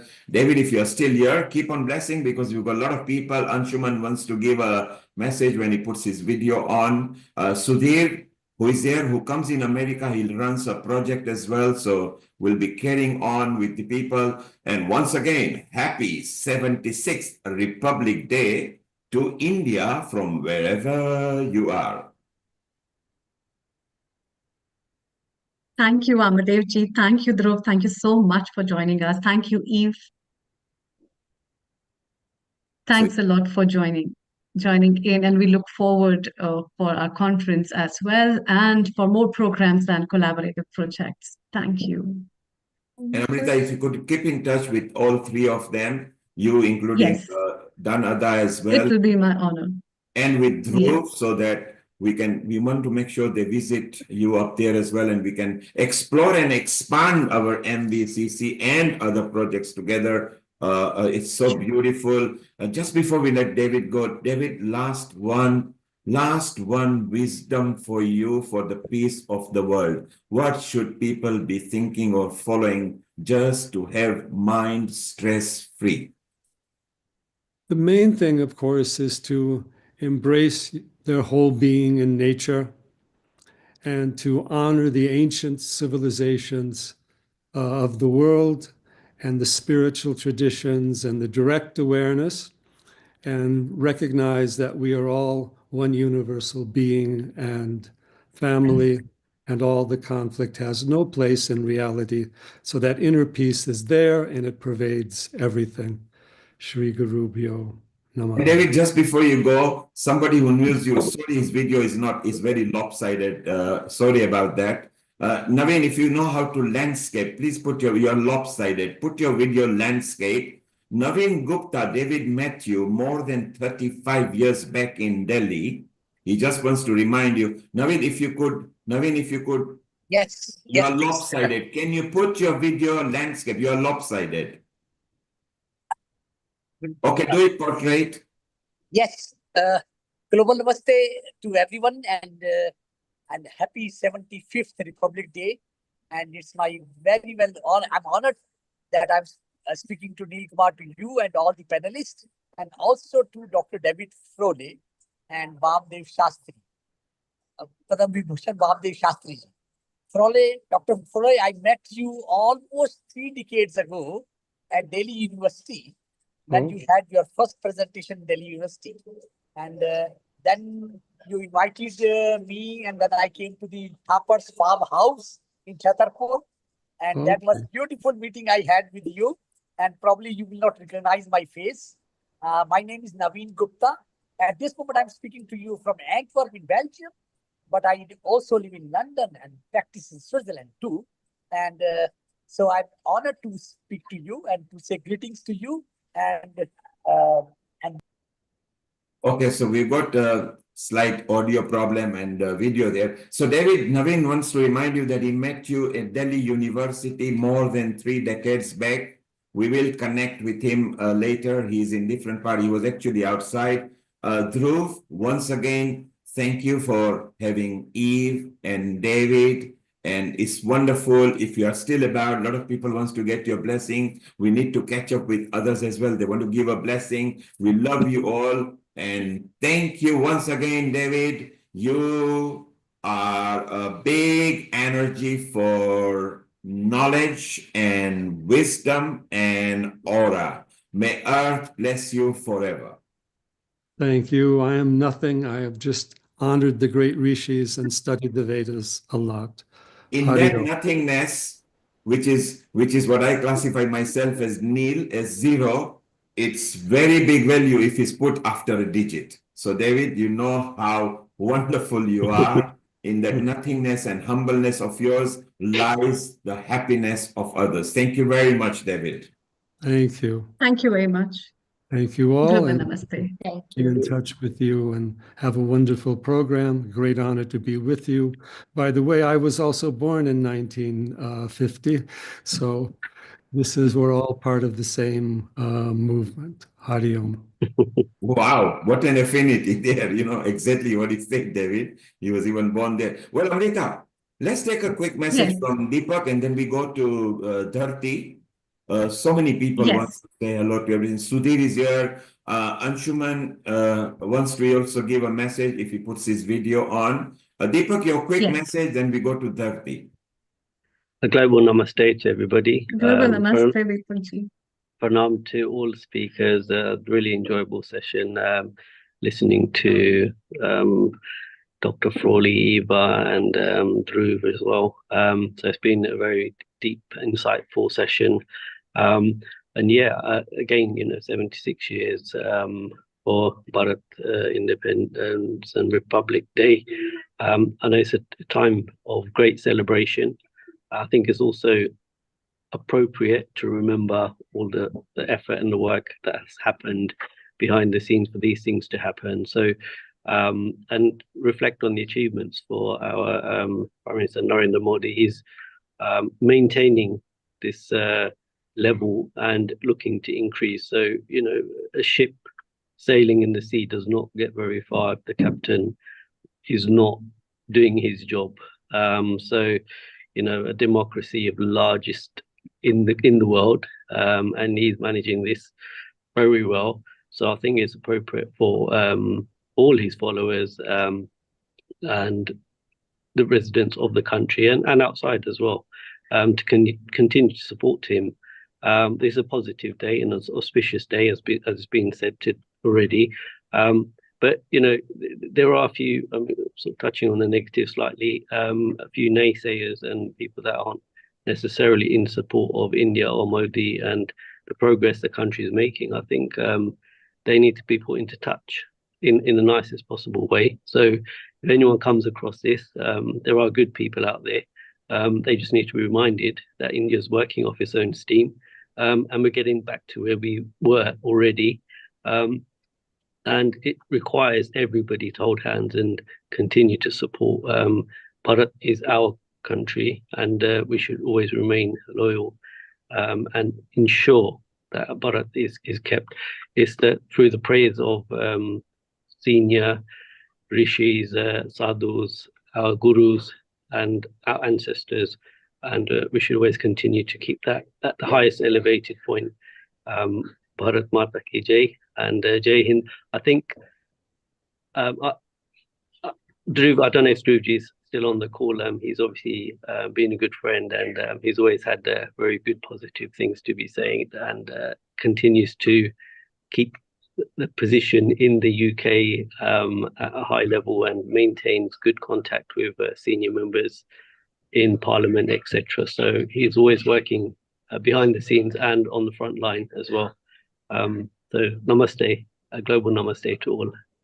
Thank you, Deepak. Deepak is our regular resident contributor. We got Anshuman. Anshuman, can you landscape your video, please, so that it looks like others? If you could landscape your video, Anshuman, if you can hear me, if you could landscape your video, please. Sure. Beautiful. And what message would you like to give, Anshuman? Yes, thank you so much, Neil sir. And I was very happy when everyone was sharing their good experience about India. I mostly like to listen, but I would like to share a little about India from this big platform that I have learned. Today, on the occasion of India Republic Day, I would like to give you just an introduction about India, so that you can understand my feelings that India is not only a country for me, but also my breath.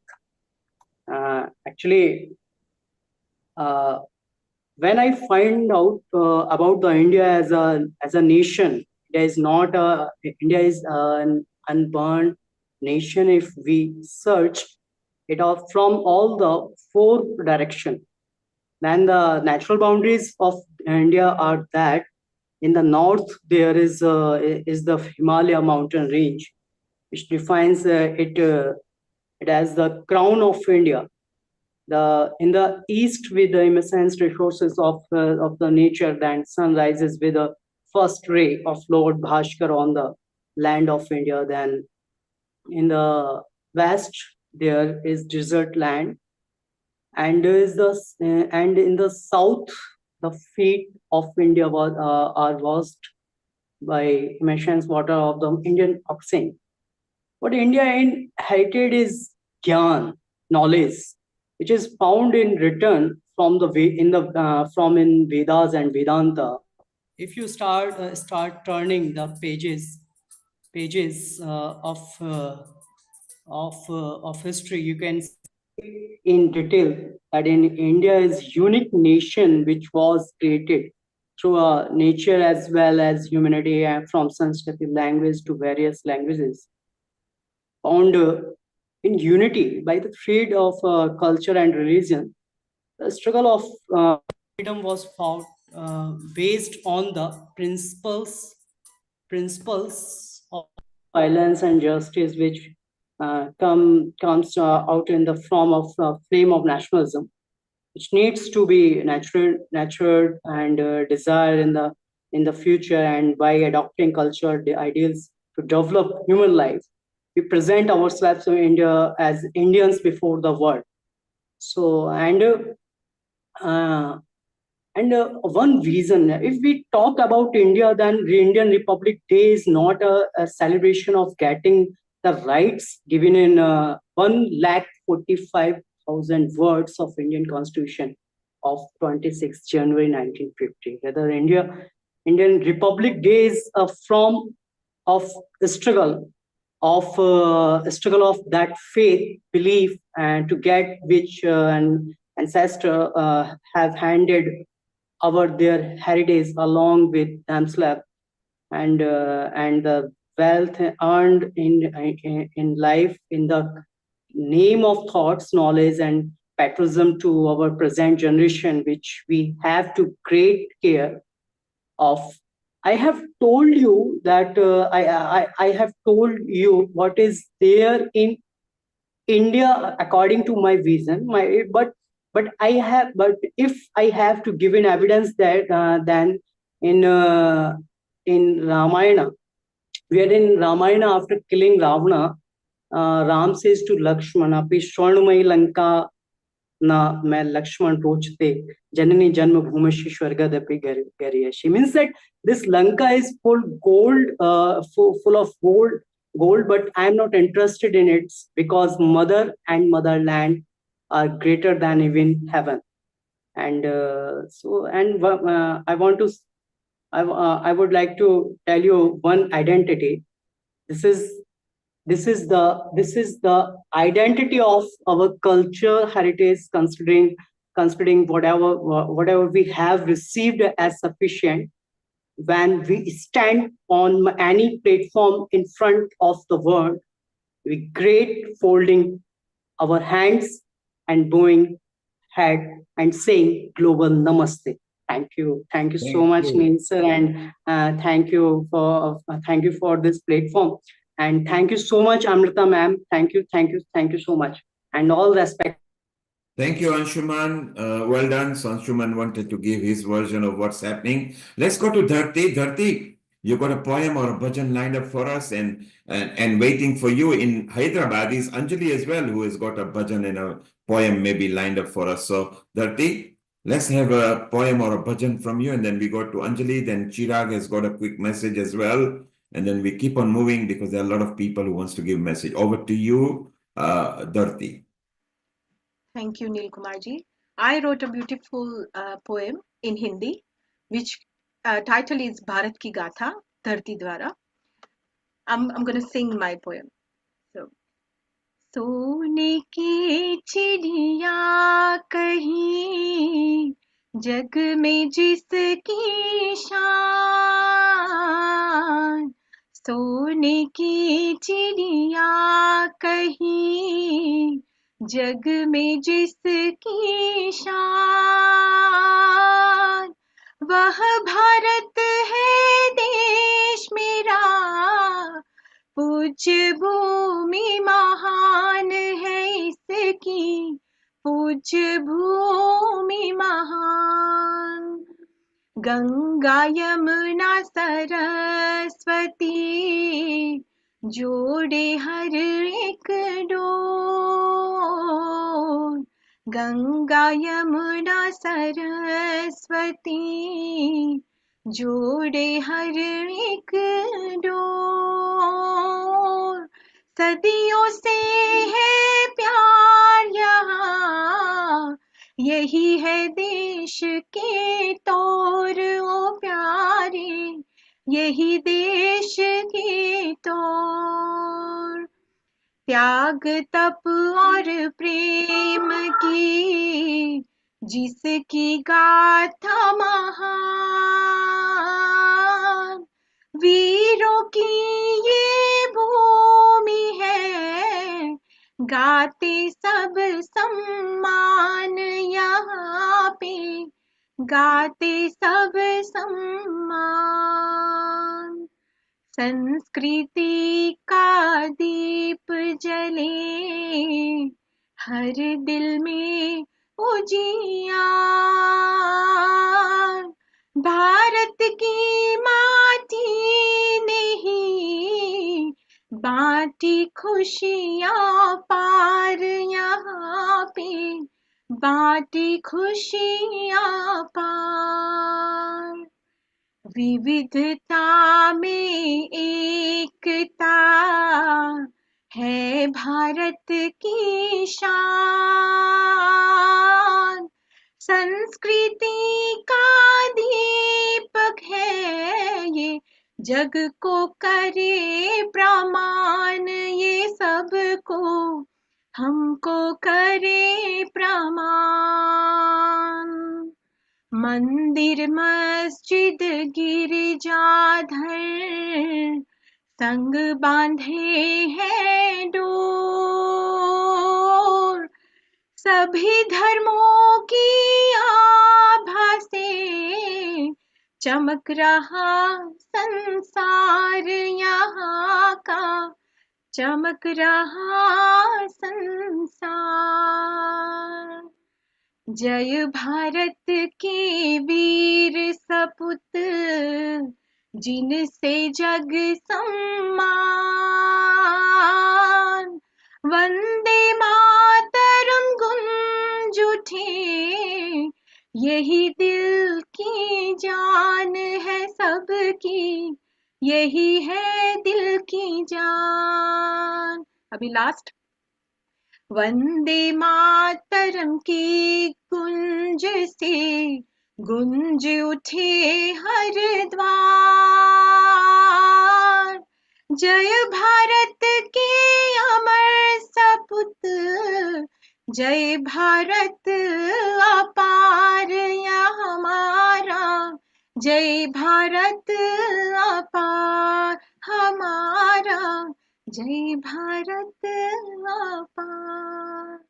Thank you very much. I would like to say wishing everyone a happy Republic Day. Today we celebrate the strength of our democracy, the beauty of our unity, and sacrifices that build on our nation. Let's continue to strive for progress and peace together. Thank you very much. Global Namaste. Oh, wonderful. Your message was so melodious. It's so nice. Stay around, Dirty. We'll come back to you if you are about. Let's go to others who wants to give a message. And Sam is waiting here. Chirag wants to give a message. Anjali, what have you got lined up for us? And then we ask Chirag, and then we've got quite a few other people who wants to give a message. Global Namaste and very happy 76th Republic Day to all of you, our global family at Healing Our Earth. Today I have my favorite poem from Rabindranath Tagore ji, and he has always talked about the beautiful song Akla Chalo Re. And on that, I'm just giving you the poem, the main words which he has always empowered all of us to walk, even though we don't want to walk alone, but sometimes you need to walk alone without fear. So here it comes, why.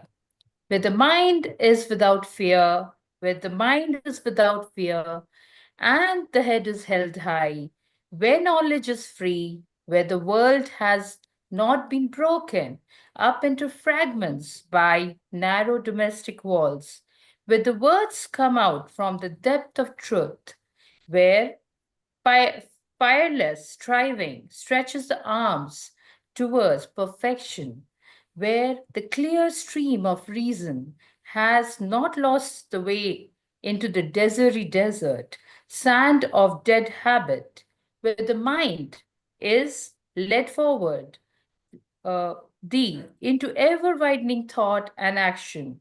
Into thy heaven of freedom, my Father, let my country awake. Rabindranath Tagore ji.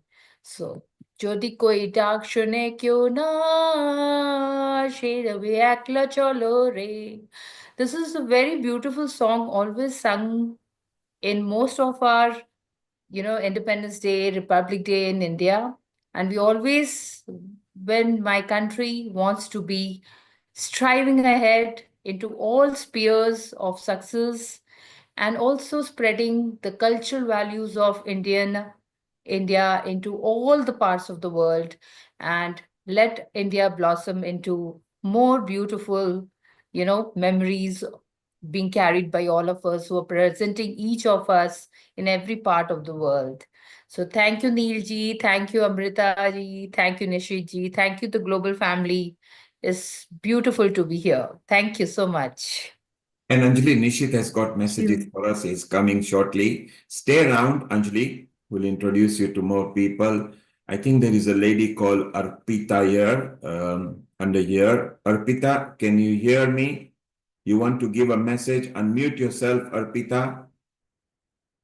And put your video on a landscape. Okay, she's not unmuting, so we move on. Chirag, you've got a message?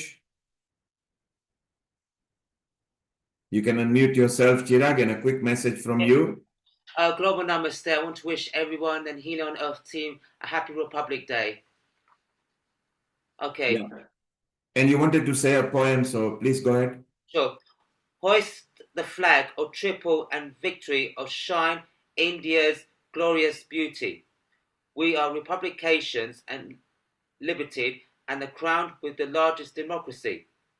With the informat of grand consultation, this is the day to blow the trumpet of freedom and self-reliance.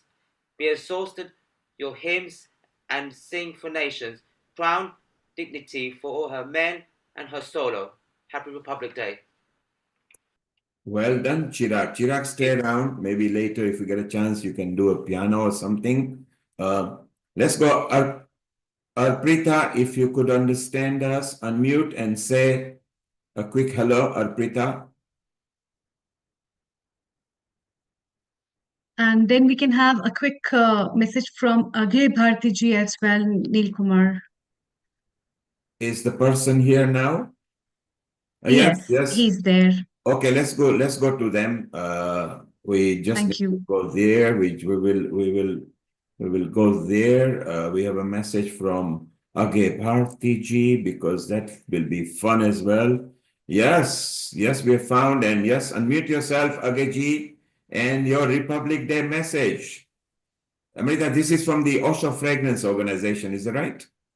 Yes, this is from the Osho Fragrance Foundation, and Aghay Bharti ji is a follower of Osho, Hello. and he has been with him. So, global namaste to you, Aghay Bharti ji. Namaste, Jagay Bharti, Jai Hind to everybody. Yes. Your message and your poem, please. I am talking to you now. British ruled India from 1858 to 1947. That is 89 years. The patriot martyrs who gave their life for the country's freedom are true heroes, and they shall be remembered always like Bhagat Singh, Sukhdev, Rajguru, Chandrasekhar Azad, Bismil, Ashfaqullah Khan, etc. Long is the list. India gained independence from British rule on August 15, 1947. January 26 is a significant date as it is celebrated as Republic Day, marking the anniversary of the adoption of the Constitution of India. It is celebrated with grand parades, cultured events, and flag hoisting ceremony across the country. However, being a disciple of Osho, I think about the welfare of the whole world, which seems to be going towards global suicide. World-famed physicist Stephen Hawking warned in 2017 that human life on Earth is 100 years more. Those who want to live more start thinking to go to some other planet. First danger, he told, is global warming. Second, hoarding of atom bombs. And third, immense increase of problem. Dr. Artik Khoshla, the director of Climate 10, warned years ago that if temperature rises up to 1.5 degrees Celsius, somehow it can be managed. But if it rises more, then man will have to face very hard days. On 10th April 23, she showed worry that forests are catching fire more frequently than ever. On 15th November 2017, 15,000 scientists gathered in Oregon State University, and after discussing whole day, they signed a warning under the title World's Scientists' Second Warning to Humanity. Under these situations, one global government is a must to make joint efforts to protect the life.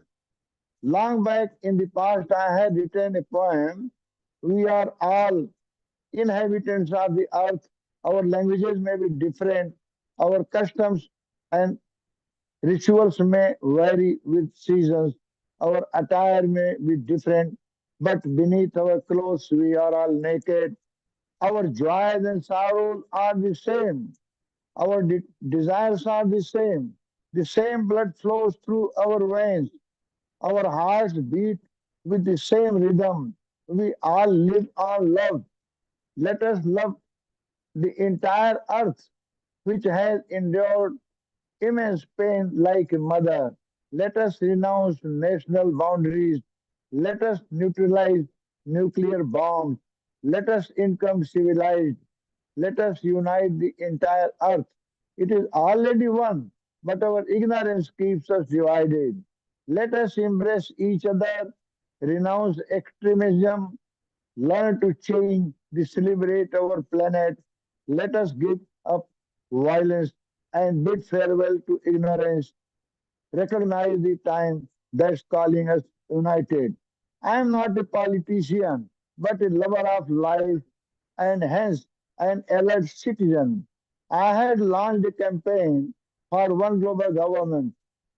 At my Havest, Swami Gyan Mahadi organized an event in Kalyan on February 11, 2018.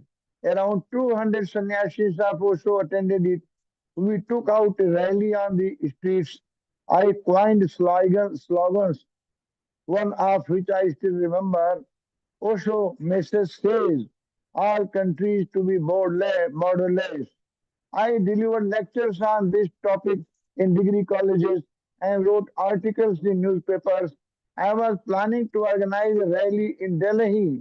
I thanked Swami Sailen Saraswati, Osho's brother, who had promised to send 2,000 sannyasis if informed 10 days in advance. But then the coronavirus pandemic struck and all activities came to a halt. On January 26, 1979, Ayub Sayyed, the editor-in-chief of the English weekly Current, published from Mumbai, asked Osho, Bhagavan Shri, would you kindly comment on India?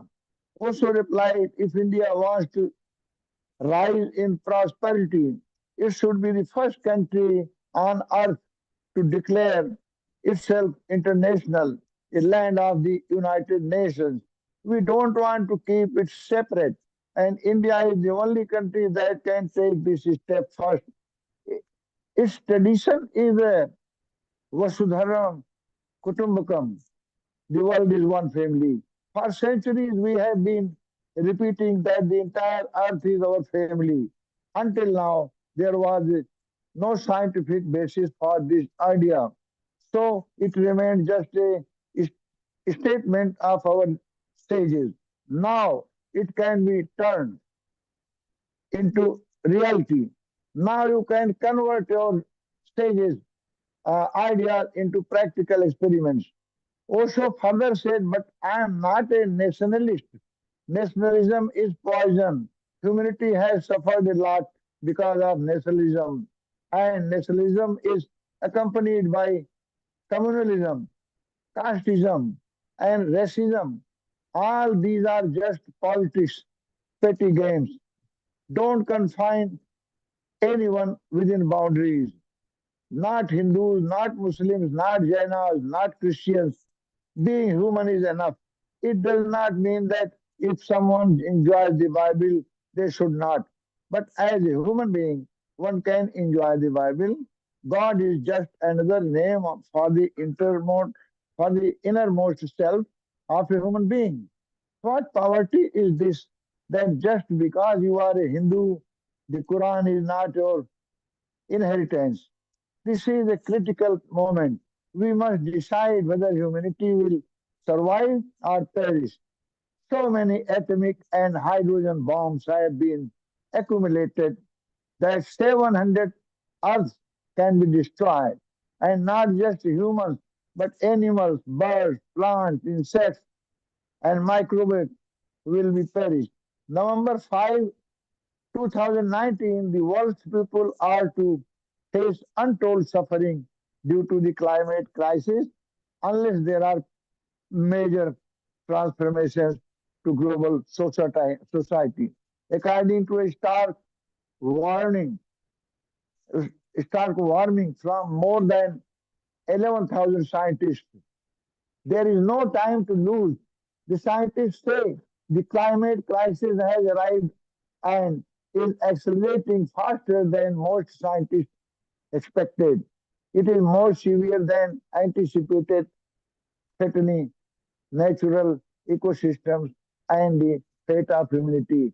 So I wish that India should be the first country to declare its land one global. And then every country is feeling that thing, but nobody is daring. Only India can dare. And then India becomes Guru again, Vishwa Guru, World Guru. Yes. Thank you very much, Agayji. What a wonderful message and also fragrance that you have brought round. We bless you, and obviously Swami Shailendra Saraswati ji is a regular part of Healing Our Earth. We love you for the message you have given us, a strong message there. Let's move on. We have got so many people over here. We have got Balwant Sharma who wants to give a quick message. We've got Ravi Bhanot, our healing team host, and we've got our technical director. We've got Sudhir here as well. So many people. Balwantji, your quick message for Republic Day. Over to you. Namaste to everyone and happy Republic Day to everyone. Today is the day we remember 1947, we got the freedom, and our freedom fighters, we know the Lal, Bal and Pal, Sardar Vallabhbhai, Mahatma Gandhi ji, and Jawaharlal Nehru, and so many different our freedom fighters. We know in 1947 we got the freedom, but the freedom cannot work until a constitution is there. There is, you need some rules and regulations, like we call as a dharma and a niyam something. And in 1950, with the fortunately we got the Dr. Ambedkar, who wrote the constitutions, and he gave us this our constitution. So really, we are very proud. India is the country. If you see the map of the India, it's like a lion is roaring now. All we can see, Mr. Modi, Narendra Bhai Modi is our captain, our leader, our prime minister. And today, India is reached the moon. We have like Himalaya. We have a holy rivers. We are saying like Kankar is Shankar. So our India has got the religion power, and as we say like Vasudhaiva Kutumbakam, Sarve Bhavantu Sukhina, Sarve Santu Niramaya, Sarve Bhadranu Pashyanti, Ma Kaschid Dukham Apnuyat. Same way, India has progressing very well. We have seen the parade today, and really I enjoyed the parade, to watch the parade. All over the world is keep eye on watching this parade as well. And Mr. Modi with his turban, it looks really beautiful. And I'm very proud to be Indian, or Bharatiya, what we call. Bharatiya is one of the different culture, different civilizations. It's like we are children of our rishis and gurus and munis, and we have celebrating this function very nicely. We believe in ahimsa. Ahimsa Parama Dharma. You can see India never fight with somebody unless somebody attack to the India. So we have some kind of culture, and civilization is very powerful. Our roots are powerful. Our rishis given us so much things. Our Ayurveda, our planetary, our astrology, you name it. India has given the zero to the world. So I mean, India has got so much to give and still I think world is looking at India now. And I hope we can do proud. वो कहा है ने कि निज आन मान मर्यादा का सदा ध्यान रहे, अभिमान रहे, निज देश जाति में जन्म हुआ, बलिदान उसी पे हो जाए. तो हमारे जो लश्करी है वो वहां फाइट करते हैं, वो जो हमारे देश की रक्षा करते हैं, उनको आज हम सैल्यूट करते हैं. तो हम बोलते हैं कि जय हिंद, नमस्ते सदा वत्सले मातृभूमि, ऐसा भी हम बोलते हैं. और हमारा जो तिरंगा लहरा रहे हैं, हम बहुत खुश हैं. आप सबको मेरी तरफ से धन्यवाद और रिपब्लिक डे का खूब खूब अभिनंदन. Congratulations to everyone. Thank you to listening me. Thank you. Thank you. What a wonderful message with bit of slokas, bit of sayings, mini poem there as well. Thank you, Balwantji. Well done. Thank you, Kailash, for bringing Balwantji. Let's go to our smiling Ravi Gupta Ravi Bhanot over here, and our smiling Nishit Kotak. Nishit, I love your background. Very appropriate. Republic Day background. In a moment, I come to you. Ravi, unmute yourself. Ravi, I love that tricolor stole you've got. Is that a stole you're wearing or a top or a t-shirt? Yeah. It's a scarf. Yes, Ravi always loves, whenever there is a cricket match, he goes and supports to India, any country. Ravi is a staunch supporter. He loves Britain as well because he's British. Ravi, MBE, your message for Indian Republic Day. Global Namaste, everyone. It really is a proud moment today. And I was thinking today, what sort of message should we give? I knew there would be some serious messages and some very powerful messages we've already heard. So I thought I'll do a little poem.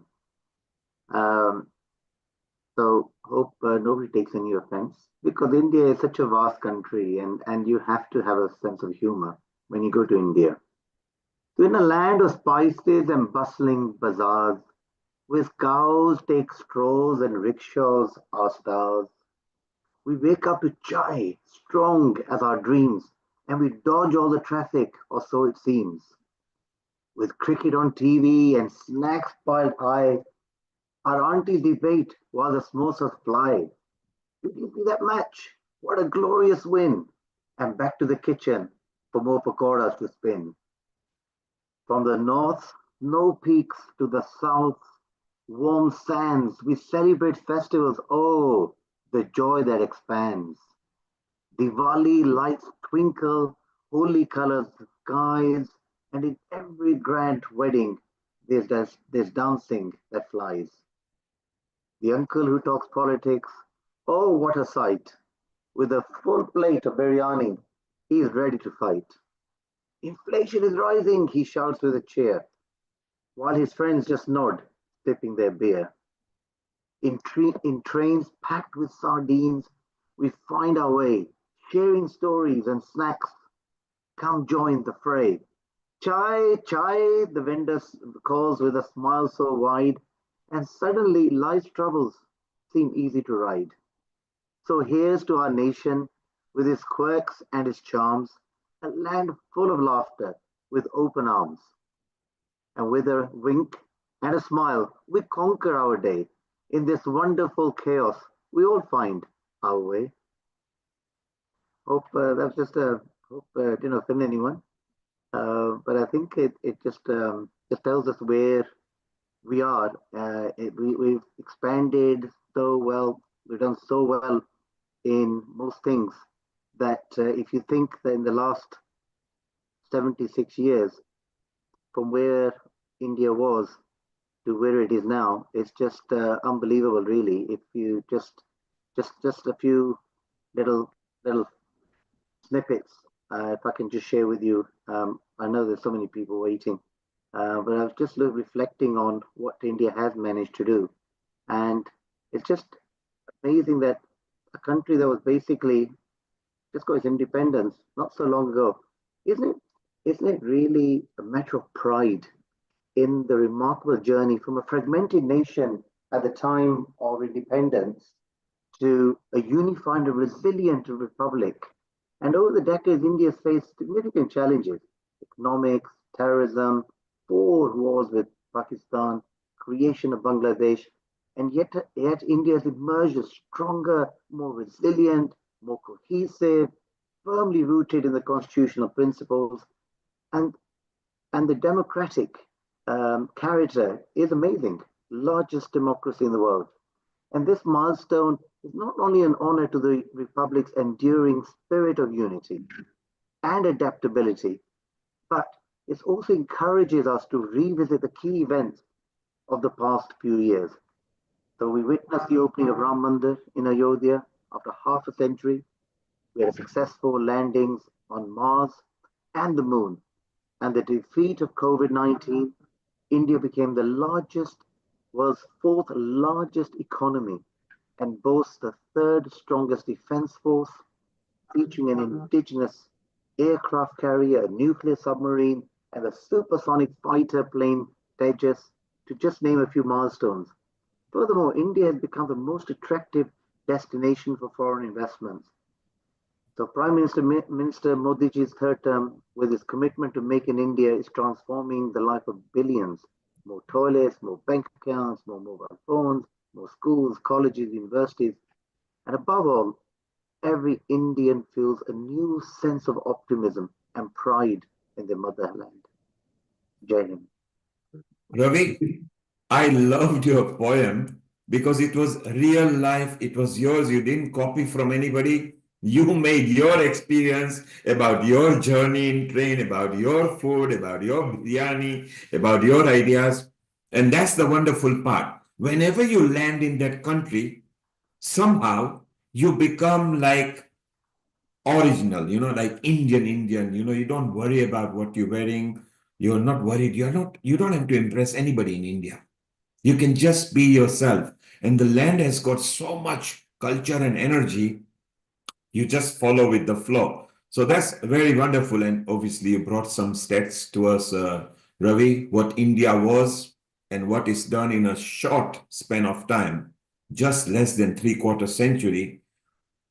In the next half a century, it's back to India. They are going to lead the world, not just in culture, not just in religion, not just in social, but even economically. So well researched, Ravi. Well done. And generally, Ravi, in your area, you do organize some sort of rally and cars and drives and garden parties and all those things. So hopefully for the Independence Day, you'll be doing something. We had a car rally last year with 320 cars. This time last year when we had the Ramandir inauguration, and we had about 1,200 people came to an event thereafter. So in East London, we're quite an enthusiastic lot. Great number of great souls here. So we get together, do a little bit, enjoy life. Wonderful, Ravi. Thank you very much for popping in. Ravi, of course, is a part of Healing Team and a senior host as well, a contributor, and he does a lot of work, charity work in the society. Ravi, when you are here a bit later, we want to listen to your poem again because it was a personal experience of a journey to India. So that was very well done, Ravi. Nishit, what did you think of our Ravi? Ravi Bhai is always a superstar. I don't know. He's got this, ability to express himself very well. So Raviji, really well done. That poem can connect to anybody, can make out that what you're talking about and they can relate to it. Yes, that was very nicely said, Ravi. Ravi, stay around. We'll be with you in a while if you are about. Nishit, you've got something lined up. Before that, let's go to Sudhir Sharan. He has got affinity to India. Naturally, he's from India, but he does travel, and he also has a very exciting project that he outreaches to the world. A global namaste, Sudhir. How are you? It's been quite a while since we have not seen you here. Global namaste to you all on this very auspicious Republic Day. This is one of the few proud days in our lives.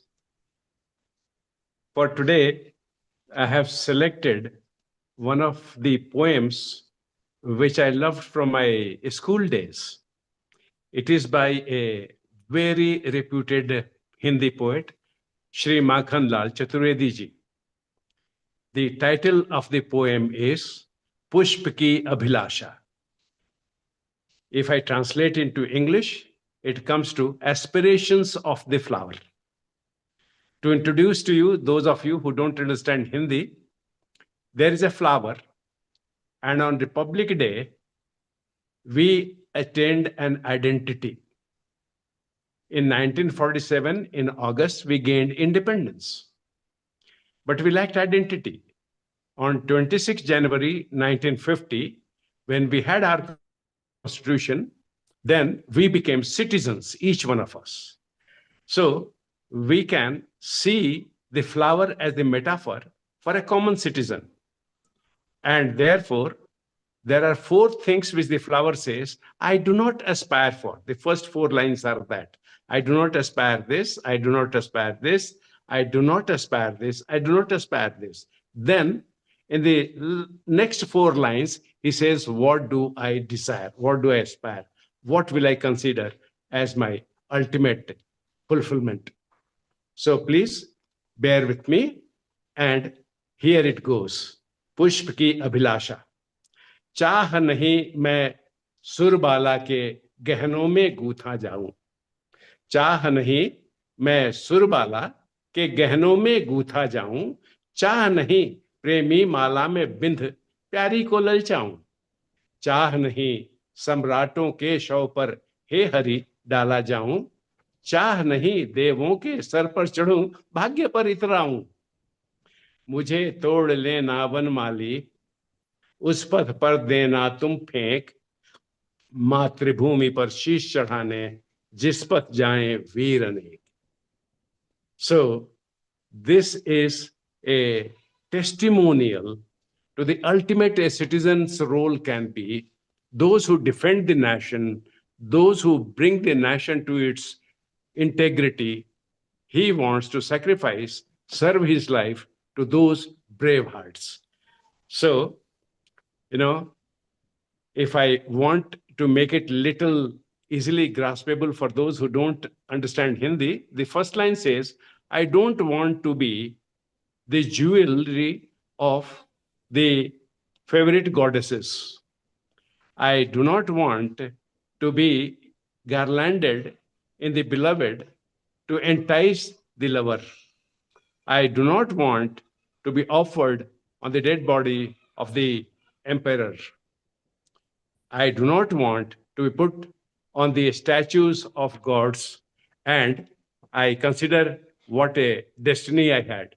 What do I want is, hey, the gardener, pluck me, throw me on the path which the brave ones choose to go to offer their life to defend the nation. Thank you very much, Neil. Thank you, Amrita. Thank you for letting me this. A global namaste to you all for giving me a voice on this important day. Thank you very much. Thank you, Sudhir. Wonderful message. Stay around. We'll take some more message from you. Just be there. Let's go to Rajiv, the lead of Integrated Health at Healing Our Earth. And Rajiv, you got an episode coming on 9th of February as well. Yeah, it's amazing. Thank you so much. It's so good to see so many people, our own family of Healing Our Earth. And I'm glad that I've been part of Healing Our Earth since its inception 4 or 5 years ago. And like there has been constant buzz, and we are majority of us connected to India as our Janbhumi, and this is our Karm Bhumi. So we are loyal to both countries, and I'm so humbled today because our republic stands tall because of the brave soldiers who defended it and the freedom fighters who dreamed it, and the sacrifices are the foundation of our nation. And Rajiv, you are of course from India originally. Your affinity to India, and in fact, you've even stayed in different states in India. So you've got a lot of affinity to the Indian nation, which has brought lots of Asian scriptures, culture, and helped many countries in COVID as well. Rajiv, stay around. I want to take a special message from you. Just stay around. We are going to go to Tarla Mashru. Tarla, if you can landscape your video, if you can put it landscape so we can chat to you. And then Nishit, you and Rajiv have to bring out some more facets. Then we go to Kailash and we'll go to Janki and we'll go to Amrish as well. So we got a lot of things happening. Let's say hello, Rajiv, let's say hello to Tarla, who is a radio jockey, and she's part of Healing Our Earth as well. Tarla, you can unmute yourself. Global Namaste. How are you, Tarla Mashru? Tarla, good to see you, Tarla. Really welcome on this day. Yeah, global namaste to everyone, all my family. And I've got a guest today, Kunjal Butch, and she's very good. So I'm going to introduce her. And global namaste, Sandhya Vandan. It's so beautiful. Our Tarla, apart from being a radio jockey, she sings as well. And Tarla, you got Dharti here as well. Earlier, she did a beautiful, very appropriate Republic Day contribution. So maybe we'll even go to her in a while and have it. So what have you got lined up for us, Tarla Mashru? And then we go to Rajiv and Nishit. Yes, I'm going to tell a little bit of story of Republic Day. There was a woman, and she had five sons. her husband was in the army. And what happened? The husband died, and all the sons were serving the country. So one by one, all the sons died, and last one left. So the mom says, "You are very young to go," but mommy says, "No, you must go because your father has a dream that all my children will go to serve the land, to India." And what happened? His son also died. So all 5 sons died, and mother started crying. So everybody says, "You had 5 sons, and all 4 died. So why are you crying now?" And she says, "I am crying because I haven't got any more son to serve the country." Jai Hind. Jai Hind. Jai Hind. Thank you so much. What a powerful message. It so resonates with us. I want Kunjal to say something as well, if it is okay with Nilkumar. Yes, please, couple of minutes. Go ahead and still stay around. It has been absolute privilege, and I enjoyed the pace with which everybody, truly it was a satsang. It is a satsang. Now, very briefly about me, that just like all of you, I was sitting outside India for more than 25 years. But I realized that I love and take pride in my culture and civilization and the land called Bharat so much that I left England, and now I'm settled here in India. So this is my commitment that yes, I'm now on the Bhumi, and wanted to learn and understand Bharat Mata more. So I started doing Indian knowledge system studies. So for 2 years, I've been focusing on ancient sciences, philosophies, etc. And from early childhood, I've been into art. I enjoy everything to represent visually, and I also create visuals when I learn the different knowledge and in sciences. So for last 1.5 year, I've been creating the oil paintings based on Vedic knowledge. So there are no other artwork where the words and pictures combine, and they represent different aspects. And if you would like little glimpse, I can show you right now. Okay, so if you keep it ready, and we'll come back to you in a moment. You keep it ready, and we'll call you back in a moment. Yes, it's beautiful. It is ready because they're huge. They're huge 4 feet tall, like artwork.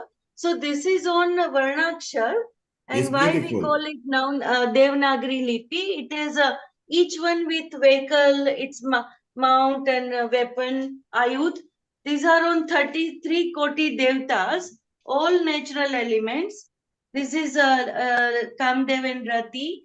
This is on knowledge bank, entire knowledge bank, Shruti, Shruti, Smruti, Amazing work. Mahapuran, It's amazing philosophical work. aspect. Yeah, and some Sanskrit creative content also, Kalidas and different Ramayana, Mahabharata, etc. And some on music also, complete concept of theory of sound from Om onwards. Maybe So what this we is a will little do. bit about me, yeah. Yeah, Talaji, what we will do, maybe in an hour we show this very close up without moving cameras too much, and stay around. Stay around at the moment. Talaji, you got to sing a very special happy birthday, because you see, our Dharti actually had a birthday just a couple of days back. So Tala Masru, you got to sing her happy birthday now. Okay. Go ahead. Yeah. Can I start now? Yes, please. Dharti, surprise for you, Dr. Keyur Buch here. Happy birthday. Dharti knows me very well. Yes, And, thank you so much, Keyurji and Nilkumarji. I didn't know about this. This is Kunjal, my wife, and Tarlabet. And I have been on the same panel before with Hani. So we feel so much at home with all of you right now. Happy birthday to you. Happy birthday to you. Happy birthday, dear Dharti. Happy birthday to you. बार बार दिन ये आए, बार बार अरे ये तो हमारे क्या बात है ये मेरी तो हमारा ही परिवार है birthday to you. Happy birthday to you. Happy birthday to dear Dharti. Happy birthday to So beautiful, Tallaji. Thank you very much for that effort. Stay around. Within an hour, we come back to you. We want to show those paintings because they've got deep meaning to it. They've actually got meaning to it as well. We will come back to you. Dharti, you have to do something as well now because shortly we will be going to this wonderful soul whose birthday it is coming in on Tuesday. So maybe you can sing for Kailash. Happy birthday, Dharti. Yes, sure. Happy birthday to you. Happy birthday to you. Happy birthday, dear Kailash ji. Happy birthday to you. बार बार दिन ये आए, बार बार दिल ये गाए, बार बार दिन ये आए, बार बार दिल ये गाए, तुम जियो हजारों साल, यही ये आरज़ू.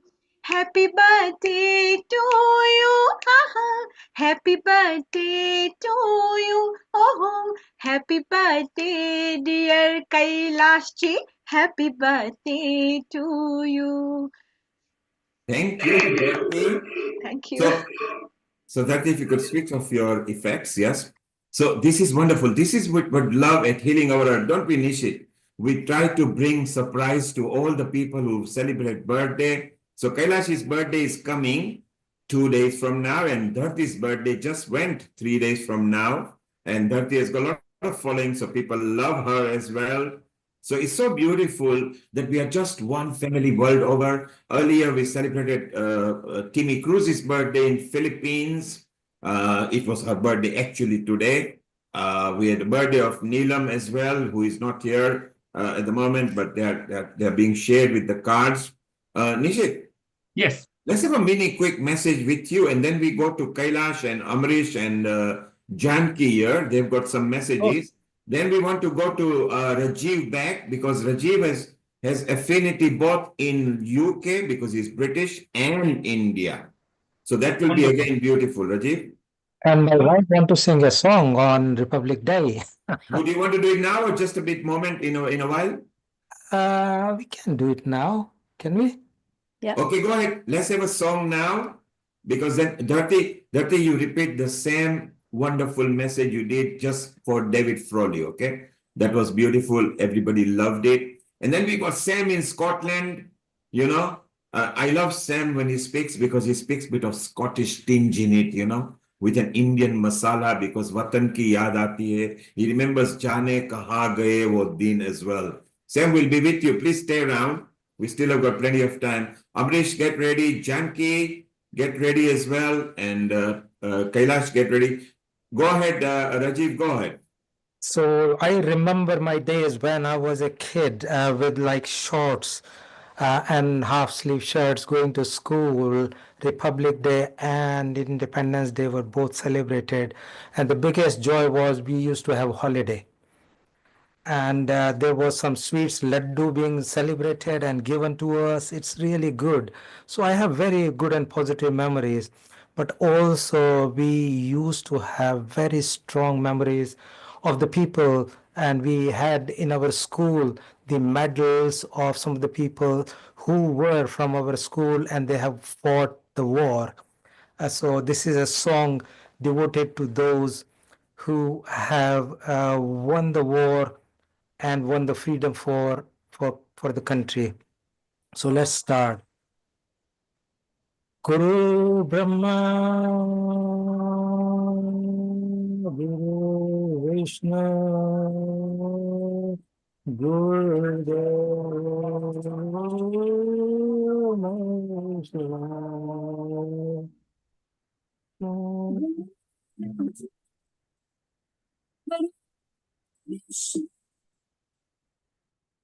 Rajiv, are you playing some music behind or are you getting some cue? Because switch everything off, just sing without music because the Zoom doesn't like two sounds. You can switch off everything. Don't use any background music. Also for copyright, we can't use. Just sing without music, okay? Okay, unmute yourself. You were muted. Unmute yourself now, Rajiv. There you are. Unmute. Rajiv, if you can listen to me, unmute yourself. Yes. Okay. Okay, don't play any background music or a phone or anything. Just sing. Guru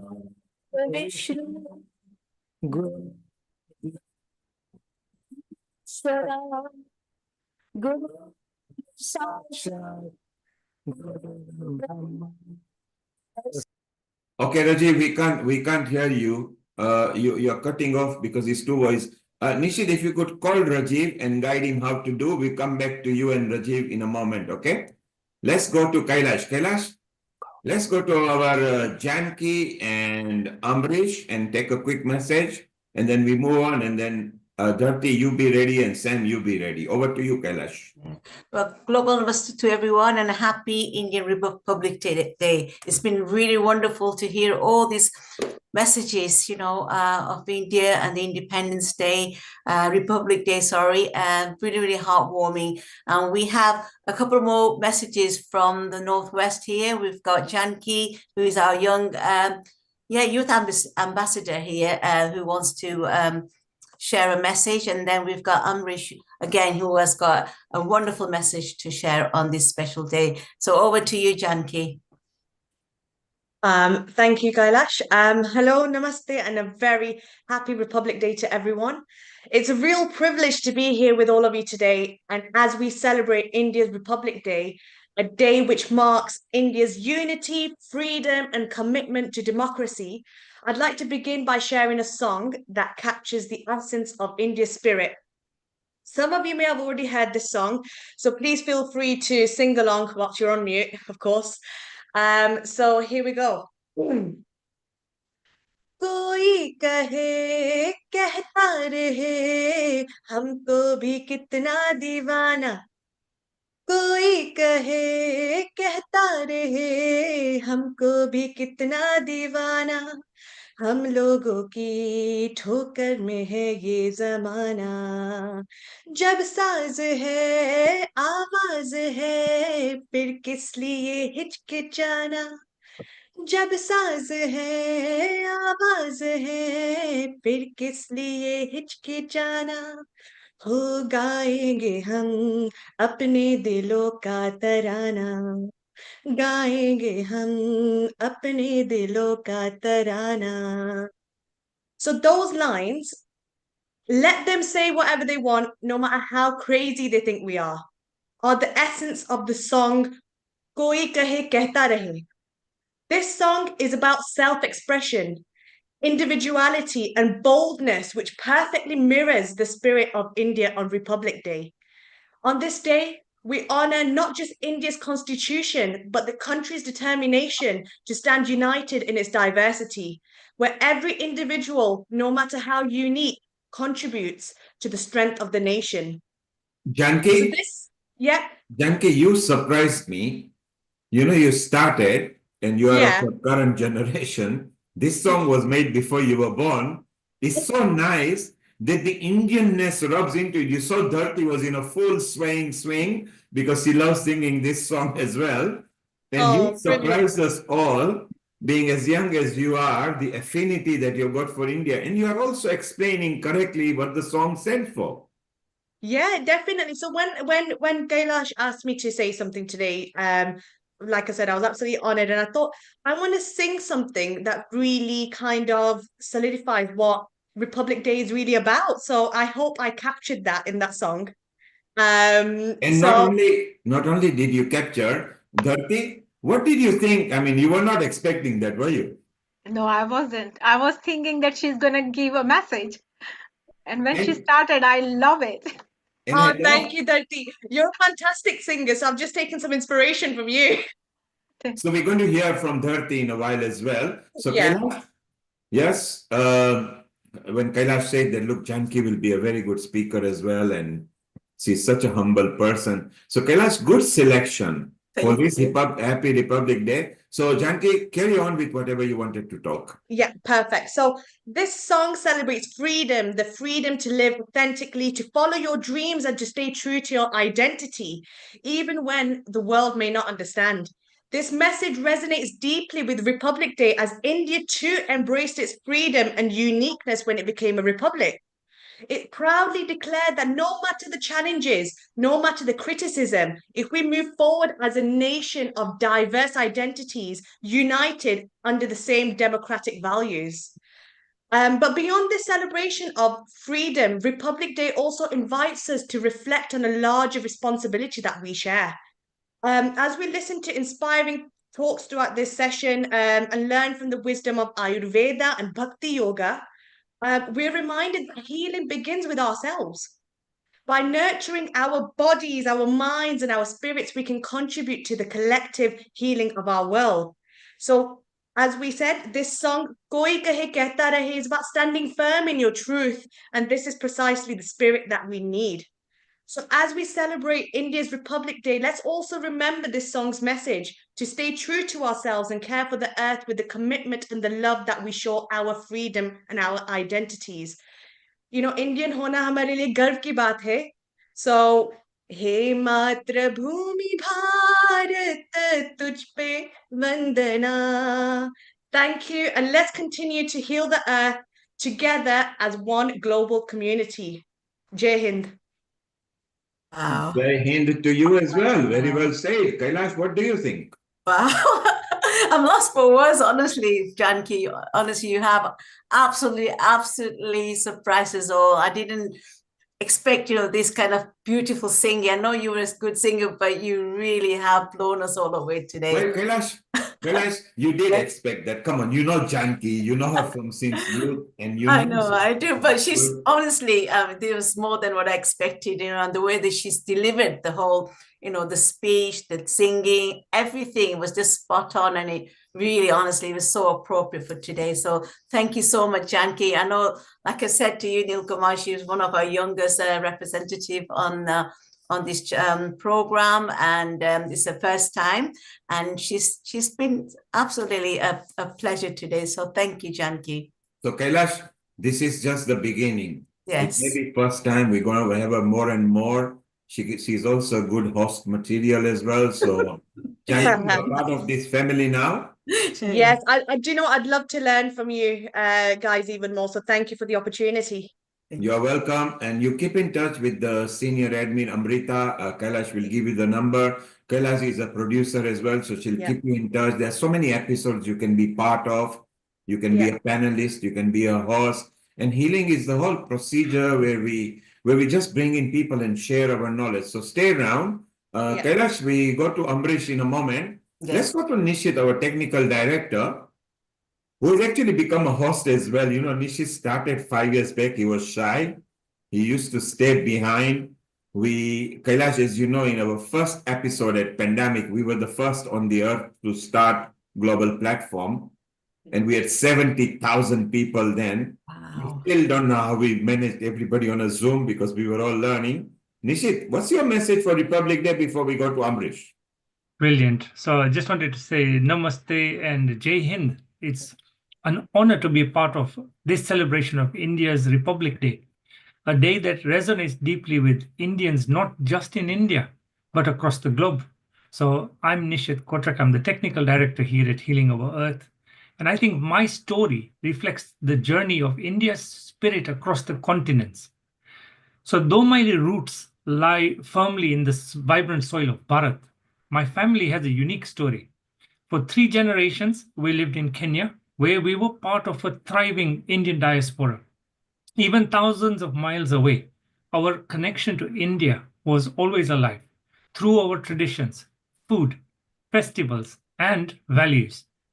My grandparents and parents carried with them the essence of Indian culture, honesty, hard work, unity, and spirituality, instilling it in me and countless others.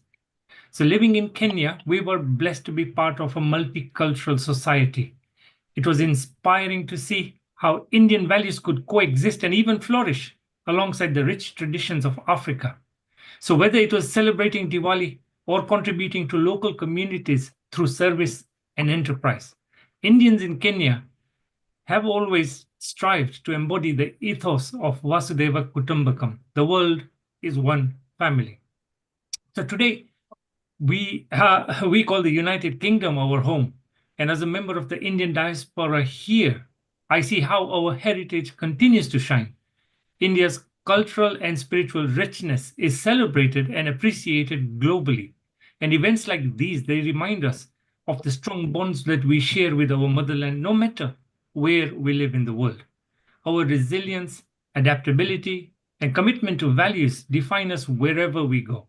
So for me, Republic Day represents not just a celebration of India's constitution, but a reminder of the values it stands for: justice, equality, liberty, and fraternity. And these values, they transcend borders, inspiring Indians and friends of India's worldwide to build bridges of understanding and cooperation. So today we honor not just our nation, but also the legacy of those who made the sacrifices to give us this identity and the responsibility we carry forward as global citizens. And finally, as I reflect on my own journey from India to Kenya and now to UK, I feel gratitude for the rich heritage that unites us all.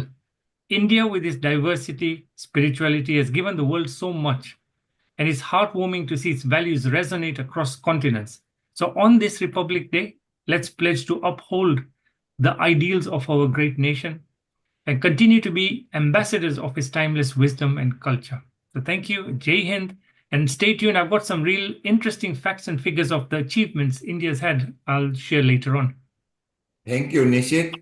Just somebody listening to you in social media from East Africa knows you from East Africa and wants to remain anonymous, saying, are you sure you are just a technical director? Because you are also delivering upfront very good as well. So maybe we need to see you front many times. A wonderful message, Nishit, coming from lots of people are from Africa who have settled here. Talla Mashru is actually from Africa and she's got affinity to Africa as well. So it's wonderful that how you brought the three continents together. And we'll come back to you and we want to see those facts as well. Let's go to Amrish, then we go to Sam in Scotland, then we go to Dharti for a nice bhajan. We go back to Rajiv. Global Namaste, Amrish and Kailash. What would you like to talk with Amrish? Well, Namaste, happy Republic Day, and Jai Hind. Thank you for inviting me on today, and a big thank you also to Kailash. I have to say, Janki, you're absolutely wonderful. Took my breath away, and it's so good to see young Indian diaspora with so much talent. You know, I often think that India has a wonderful mysticism about it, and perhaps that's best encapsulated in the following poem that we've also heard of whilst growing up. Sare jahan se acha Hindustata hamara. And there's a wonderful verse within this poem. Yunano, Misra, Roma, sab mit gaye. Ab tak magar hai baki namo nishan hamara. Kuch baat hai ke hasti mitti nahi hamari. Just listen to that. There is such a wonderful mysticism that there is something about India, as we so refer to as Mother India, perhaps the very few nations on this planet where India is worshipped, loved, and regarded as a mother. And you see all around the world the contributions from Indians and Indian diaspora. Some of the most successful CEO in the world have been produced by Mother India. Sundar Pichai, as we know, from Google. In our very own backyard here in the United Kingdom, Rishi Sunak. India has produced so much talent and positive contributions to this planet that it's beyond comprehension. Once I have to share something with you that through Kailash and her networks, during my younger days when I had more of a hairline, I was invited through the No India program, and I visited India through the Minister of Foreign Affairs. And I was lucky to walk in the presidential palace with perhaps the most loved and revered president in the history of India, Dr. APJ Kalam. And I said to Kalam Saab, I said, what is the secret behind India's sort of current success, the fastest growing $1 trillion economy in the world, superpower to be? And Kalam Saab said that we have over 450 million educated graduates. That is the population of Europe. That is more than the population of the United States. That is because Indians, in their blood, in every pore of their body, have this thing called hard work, the passion. And we see that right throughout, through and through. So today, when I look around, you know, over 75 years, 76 years since independence, and today, Republic Day, as time goes on and on, we see India rising to the top where she belongs, exactly where she was centuries ago and where she will reach, I'm sure, very time soon. So I just wanted to give this message of pride, of happiness of where we see our nation, and Jai Hind and Happy Republic Day once again. Well said, Amrish. Coming straight from the heart. You said when you were young, you still look very young anyway, hair or no hair, it doesn't matter. But it's so nice. Were you born in UK or were you born abroad? I was born in the UK, yes. So it's so nice, and I believe Janki maybe was even born here because he's young. It's so nice that even being born here, the affinity to India is within us. So the Indianness always remains with us, regardless of what generations, even following generation that will come, because our culture is so diverse. You know, it's not just Bollywood. We don't just watch movie and everything. Our culture is very diverse and is good. So Amrish, very well done. Absolutely. Let's go to Scotland, Amrish, and go to Sam, who is a yoga expert, and he's one of the lead at Patanjali Yogpith as well, and he's a senior team member here at Healing Our Earth. Sam, thank you for being there once again. What did you think of Janki and what Amrish delivered? Looking at what Natesh said, very important. I was born in Bihar, Bharat, when I left there when I was 14 years old. Came for a holiday to UK because my father was studying in London to become child specialist. But then we ended up staying here. But somehow, I said to you, we have that culture that always connects to our root. Doesn't matter where you're born. You're born in Nairobi, Dar es Salaam, Mombasa, America, Canada, wherever you're born, you always connect with your roots. That's why yoga teaches you. Yoga teaches you always connect with the roots. It doesn't matter if you're born in UK, but your ancestor came from Gujarat or Punjab or Bihar, whichever state in India, you still connect with that. And that's very important. That's when, and I might remember when I was young, used to play all the different games, you know, like Gulli Danta, Kabaddi. These are the things, flying kite. These are the memories still stuck with me throughout my life as well. I'm so lucky. हमने भारत में जन्म लिया. मेरा वतन की मट्टी न होती तो मेरा बदन नहीं होता, मेरा तन नहीं होता. मेरे रोम रोम से वतन की माटी की खुशबू आती है. जिसकी माटी में माँ जैसी ममता होती है, इसलिए हम लोग भारत को क्या बोलते हैं? भारत माता बोलते हैं. एंड दूसरा बात है कि हमारी यही तमन्ना है, जहां हम जन्म लिए हैं वही मेरी सांसें भी छूटे. तो हमारा यही है कि world should be in balance. जहां पैदा हुए थे वहीं जाके आदमी को मरना चाहिए. तो you bring the earth back to neutral, bring everything in balance. And हम लोग का कल्चर इतना स्ट्रांग है कि लोग दुनिया में अंग्रेज या दूसरे देश के देखिए, वो लोग दूसरे देश जाते हैं, अपने देश को भुला जाते हैं. तो हम लोग का कल्चर इतना स्ट्रांग है, इतना डीप रूटेड है कि even we go abroad, we still connect with our Bharat. Maybe Sam, because we've got so much variety. We've got so much depth. We've got so much energy into what we have because we do it through poems, we do it through singing, we do it with culture. You But love it because you I think associate I think it's our religion. It's our religion. Our culture is so strong. It binds us together. That's why I would like to sing not a song, just a few words because I don't want to sing. I'm like a bathroom singer. Everybody will close their switch off the mobile. जाने कहाँ गए वो दिन, जाने कहाँ गए वो दिन, जहाँ भी हम रहें, चाहेंगे भारत को उम्र भर, भारत को न भूल पाएंगे, भारत को न भूल पाएंगे, जाने कहाँ गए वो दिन, जहाँ कहीं भी हम रहें, चाहेंगे भारत को उम्र भर, तुमको हम भूल न पाएंगे, ये भारत को हम भूल नहीं पाएंगे. यही from this, I think this is an important thing. जहाँ भी हम लोग जाते हैं, हम लोग कहीं भी रहते हैं, Bharat always in our mind. Bharat मेरा जन्मभूमि था, स्कॉटलैंड मेरा कर्म भूमि था. And somehow, even in my later life, I want to connect the two together.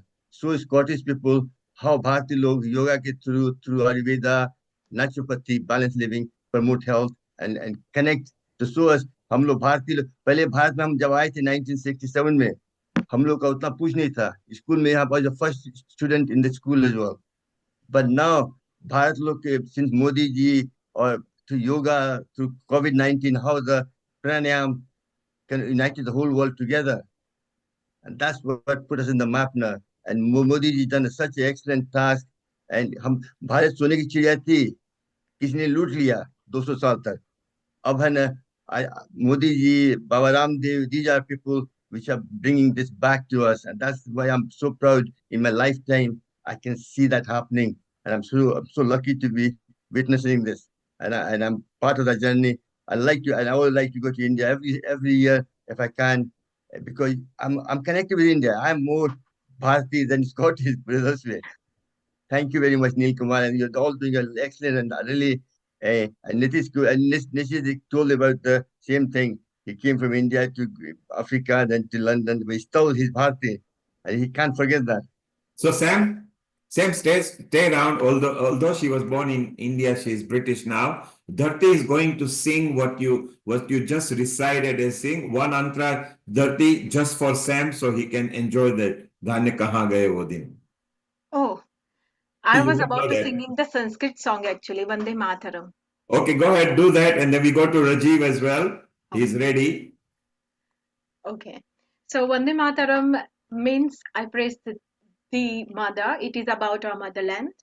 I'll sing the song and I'll tell you the little summary because this song is in Sanskrit, which is written by Bankim Chandra Chattopadhyay ji and composed by him as well and sung by Lata ji. So beautiful song. And if you know, please sing with me.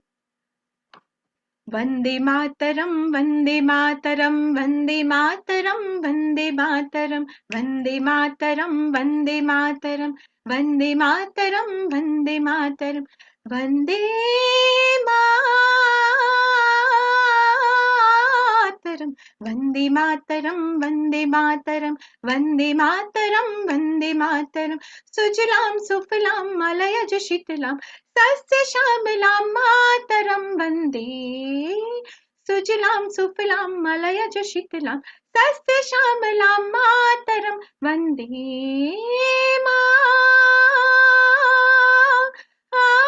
Mataram Vande Mataram Vande Mataram Vande Mataram Vande Mataram Vande Mataram Vande Mataram Vande Mataram Vande Mataram Shubhra Jyotsna पुलकितयामिनीं full Kusumita द्रुमदल शोभिनीं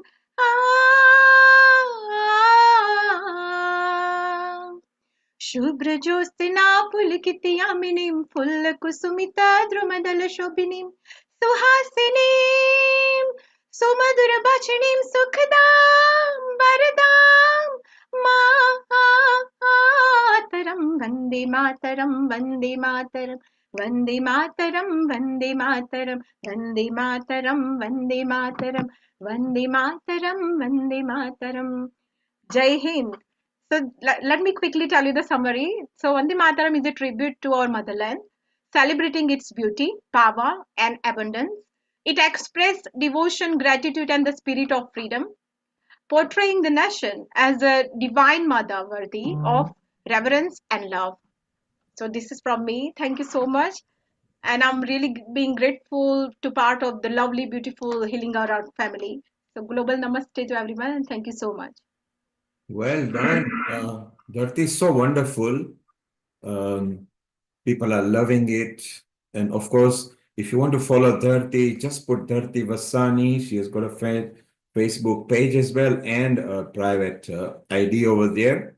So Dharti, in case if you are still around, we don't want you to go because Michael Dunn will be coming. He's a famous guy from America. He's going to mention about the Los Angeles fire and how it was saved. And it is because of Indian energy that the ashram in the fire actually didn't burn in Los Angeles. So Michael Dunn, about 6 o'clock British time, will be coming there and will be talking about that. We also want to go to Talla Mashru a bit later. We'll have a message from Mita as well. And Lata, let's go to Rajiv in a moment when Rajiv is there on the screen. Let's ask Sudhir. Sudhir, you saw some youngster having affinity to India. What did you think of it? About India? Yes, you saw some youngsters Today? earlier. They had affinity to India. What did you think about it? It's very varied today. There are two distinct cultures here. Those who want to build the nation, staying in the nation, and those who want to go abroad, gain experience, come back, and then contribute to nation building. This was not there 50 years ago. Those who wanted to stay in India, stayed in India. Those who wanted to go abroad, went abroad. And the technology has made a huge impact on the young mind.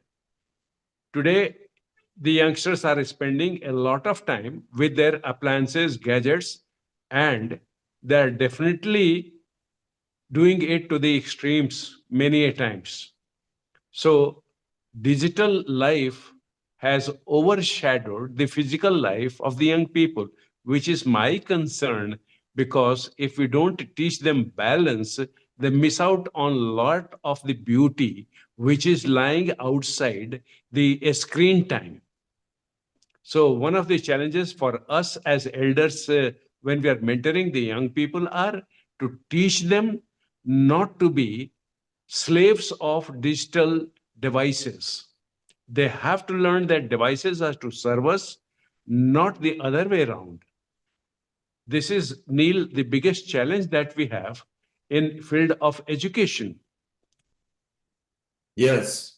So I think the whole world is in the same quandary, and maybe a bit later, Sudhir, maybe we can give them some tips. So stay around, Sudhir. We want to continue and we want to gain your knowledge. I want to know about your project as well because you spread so much good work even in America. So stay around. Let's go to Rajiv.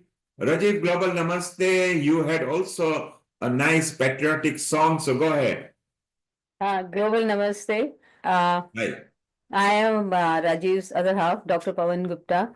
You mean the special half, the half that controls Rajiv. Special half. I'm working as a psychiatrist in UK past more than 25 years. उससे पहले हम India में ही born हुए हैं और Indian ही हैं अंदर से और इंडियन चीजें ही पसंद करते हैं.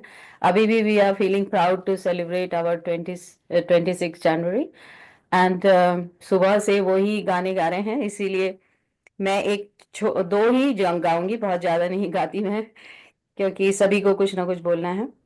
तो मेरा गाना यहाँ ऐसा है.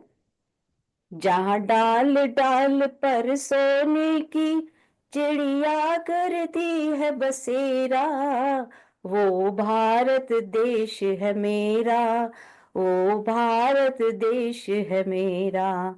जहाँ सत्य इंसान धर्म पर पल पल लगता डेरा, वो भारत देश है मेरा, वो भारत देश है मेरा. जय भारती जय भारती जय भारती जय भारती. ये धरती वो जहाँ ऋषि मुनि अपने जपते हरि नाम की माला, जपते हरि नाम की माला, जहाँ हर बालक एक मोहन है और राधा हर एक बाला, और राधा हर एक बाला।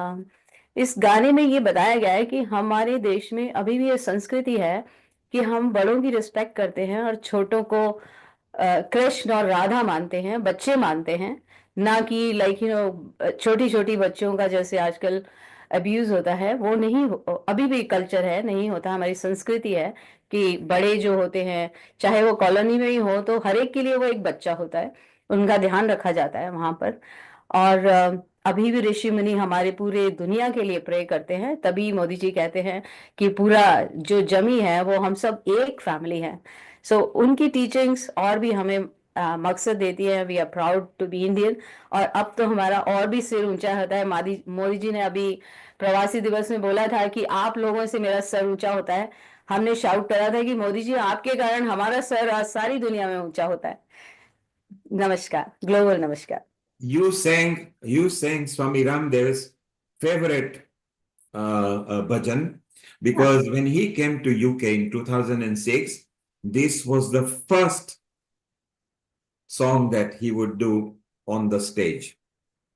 Lovely. And then he explained to everybody, it was new to a lot of people. Then he brought it so much famous. Rajiv, you should remember, because you used to follow Patanjali even then.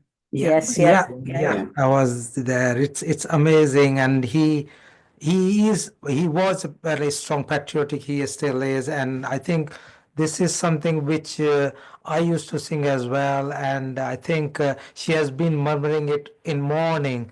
So told her that why don't you sing it loud and share it with the public? So you tell Swami Ramdev what you did live, and Senil Kumar mentioned. When he came in 2006, that was the first time he left India. He was very apprehensive, and it was going to be the Indian Independence Day. So that was when the Kodak Shivir was there, and he said, Neil, I miss my land. Can you give me permission to fly one night out and come back? I said, don't do that. I will bring India to you. And I got the UK government permission. We actually hosted the flag of India in United Kingdom officially in the Shivir. I don't know whether you were there or not, right in a massive crowd. And boy, you could have seen tears in his eyes. He's a very staunch Indian. Yeah. And Rajiv, that same August, Janmashtami was in the same week, in the same Shivir. So then he said, also, oh, I do Janmashtami as well in India in a big way. So guess what? I took him to the ISKCON one, which is where I guide as well.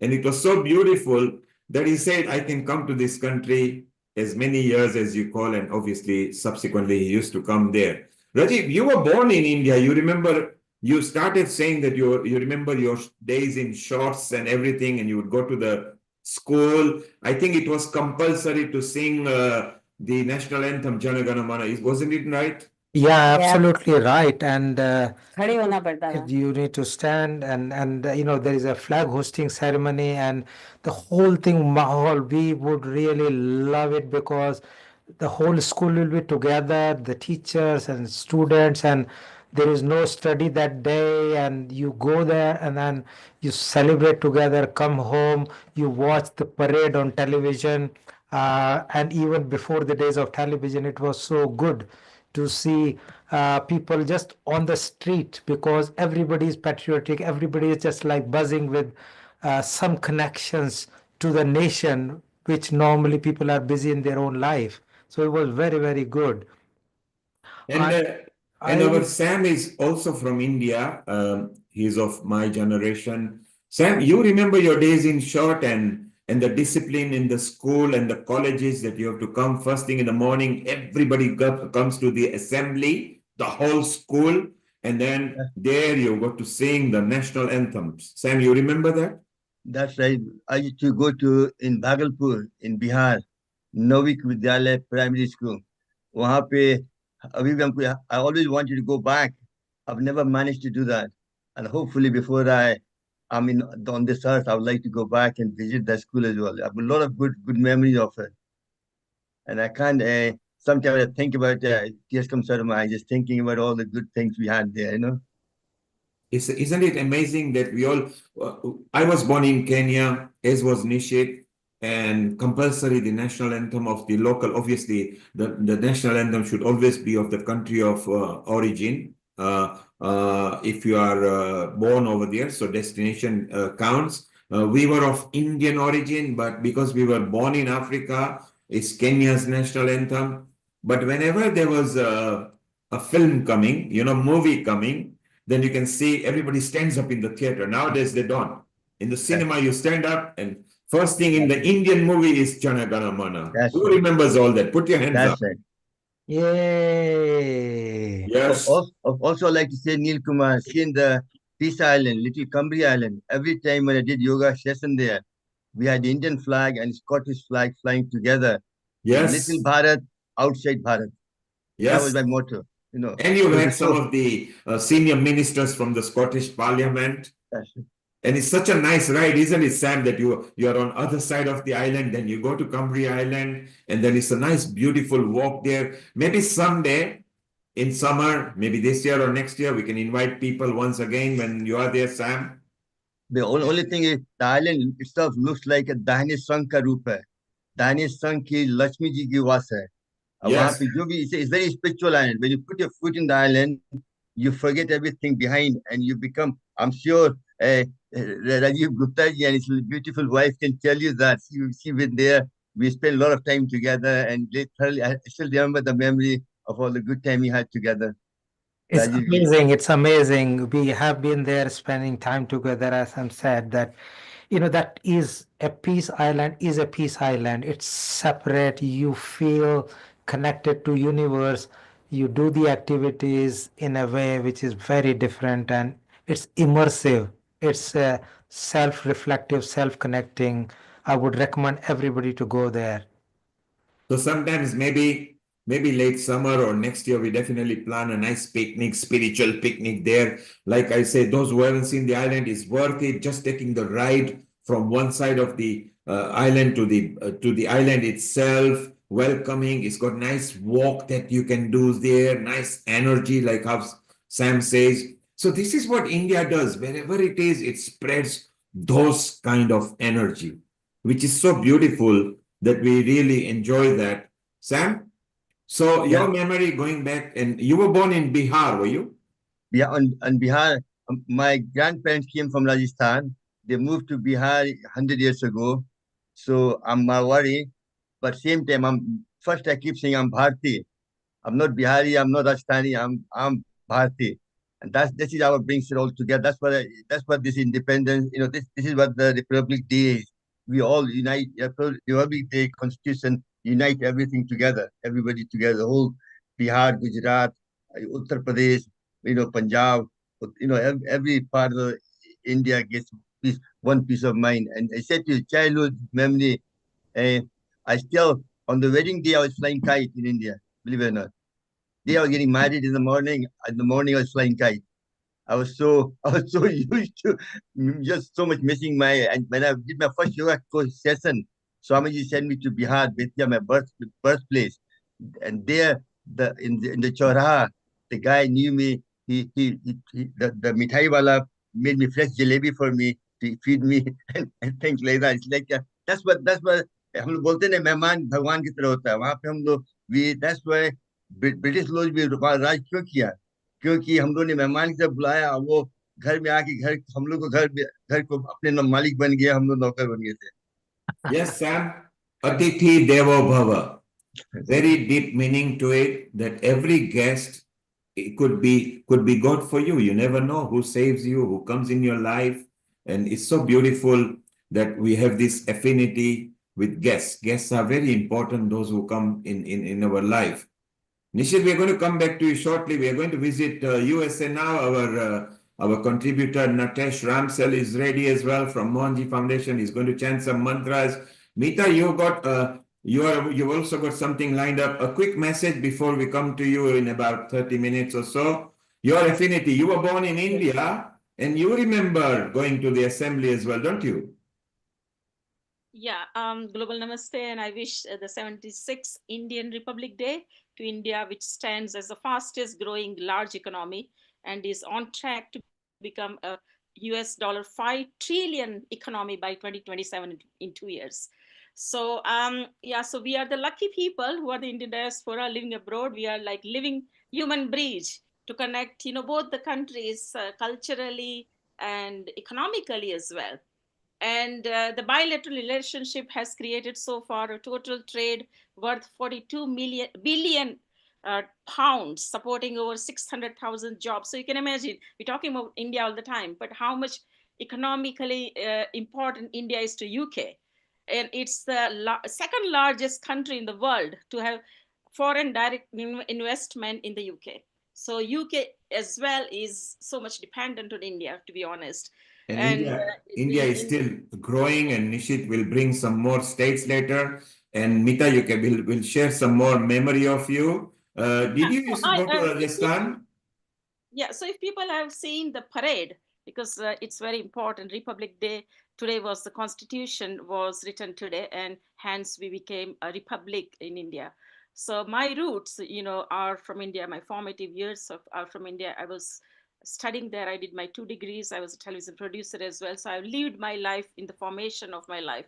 So I was an NCC cadet, and it was an honor to be selected to take part in the Republic Day contingent with the 3 months, camping with rigorous selection procedures. And I was an aero modeler. So we were selected, and we have marched. If you have seen the parade today, which had nearly 16 tableaus and, many other from different states, 15 states and central ministries. It had some floats from there as well. So it's showing the achievement of the country, and we were marching in front of the vice president, the president, the prime minister in Rajpath, which is now called Kartavya Path. And it was an honor to be invited by the president of India to have breakfast with him. So we were developing our character, which stayed with us forever in our lives. And my cadet friends who have taken part in the Republic Day contingent from number 2 Air Squadron Gujarat, which was in Ahmedabad, they still remember, no matter what they are doing today in their lives, but they still, so that comradeship is there, that friendship is there, which is never gone. And it built the team spirit that we have to work together. We were trained like armed officers, so I know how to operate a 303 rifle, which is very heavy, how to march with that. I know how to fly a plane because I was an air cadet, so I also got student pilot license and flew a plane for 20 hours. So that built my character that way. It went on my CV all the time when I was applying, that people were looking for it.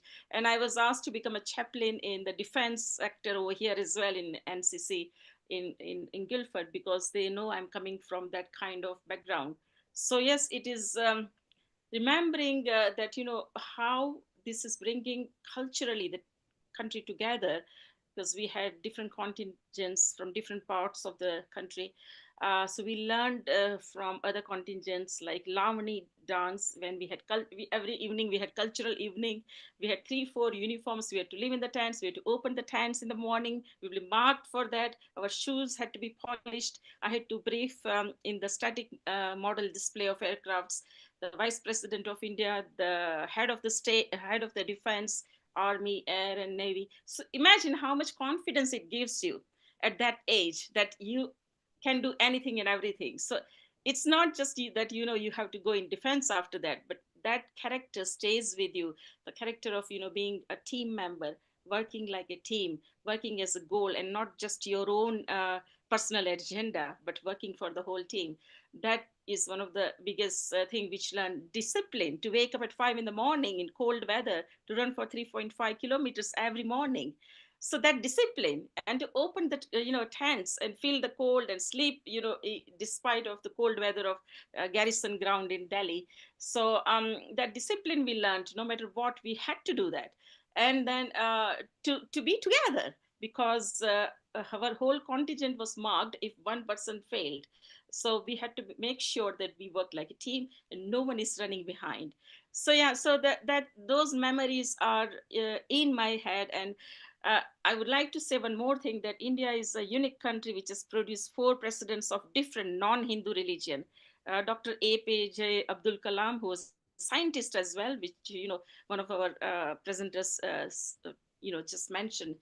Then Gyani Jail Singh, then Dr. Zakir Hussain, Fakhruddin Ali Ahmad, and also president-wise, if you look at gender balance, we talk about gender balance today, United Nations SDG goals and gender balance. Draupadi Murmu, who is the first person from the tribal community, who is the 15th president, and 12th president was Pratibha Patil. So women presidents and women prime minister as well, we had Indira Gandhi. So it shows that, whatever people might be thinking about India, that there is not proper gender balance, but you can see at the topmost level that it is there, and that makes you feel proud coming from that origin, that you have that within yourself. It's in the Vedas as well. The arguments between Rishi and Rishikas were there to expound the Vedas, between Gargi and Yagnavalika. So all these things makes you feel connected with your country, with your pride, that yes, there is something so special, not just what people know about yoga and dance, Bollywood, or all the classical Thank stuff. you, Meeta. Yes, so you've got a clear affinity to India. You can see she's very passionate about India. We'll hear a bit more from you a bit later. Natesh, a global namaste to you in USA. It's your turn now, and maybe we have a bit more Kirtan and chanting, and then we go back to Tola Masru. You've got those wonderful paintings you need to do, and we've got Mrs. Gupta wanted to make a comment as well, and she's going to come back. So Natesh, let's have a bit of Kirtan and chanting, and a global namaste to you to the United States of America. Global namaste. Thank you for the invitation. It's really a privilege to participate in this program on this special day. And I certainly, obviously, was not born in India, but I mean, I could have been, but I'm not. And but for whatever reason, I was born in the Midwest of the USA, but I've been connected with the traditions of India for over half of my life, and chanting for about that long, but not leading Kirtan like I have the last roughly 20 years. So again, it's a real privilege. This was also, I'd just like to make a quick note that this was a memorial service and celebration of Life Day for Mohanji's father in Bangalore today. And so I would like to dedicate my chanting to Mohanji's father, lovingly known as Achan. So with that, I'm happy to get started with a chant. Please go ahead. Okie doke.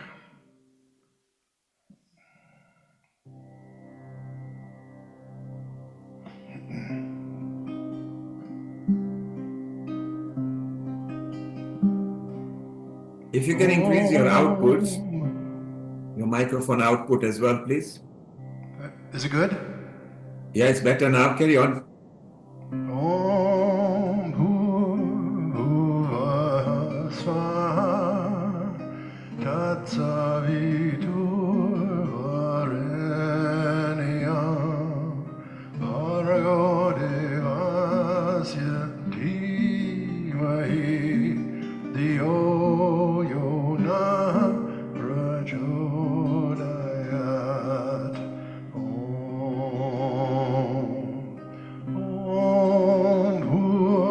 Bhurva Swaha Tatsaviturvarenyam Bhargo Devasya Dhimahi Dhiyo Yona Prachodayat. Om Bhurva Swaha Tatsaviturvarenyam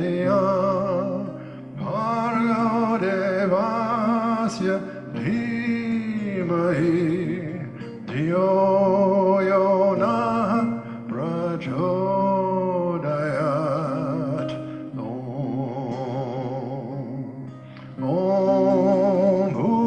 भूर्भुवः स्वाहा तत्सवितुर्वरेण्यं भर्गो देवस्य धीमहि धियो यो नः प्रचोदयात्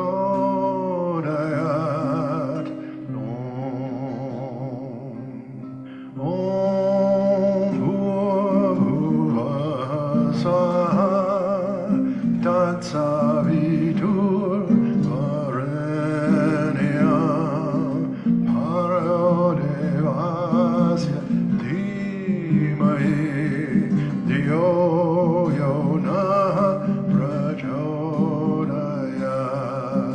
ॐ भूर्भुवः स्वाहा तत्सवितुर्वरेण्यं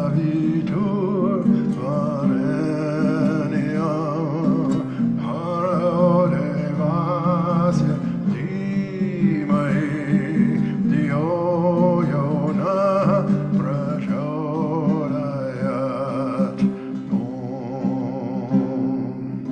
ॐ भूर्भुवः स्वाहा तत्सवितुर्वरेण्यं भर्गो देवस्य धीमहि धियो यो नः प्रचोदयात् ॐ भूर्भुवः स्वाहा तत्सवितुर्वरेण्यं भर्गो देवस्य धीमहि धियो यो नः प्रचोदयात् ॐ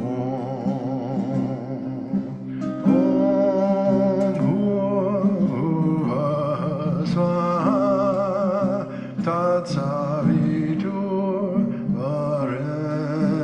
तत्सवितुर्वरेण्यं भर्गो देवस्य धीमहि धियो यो नः प्रचोदयात्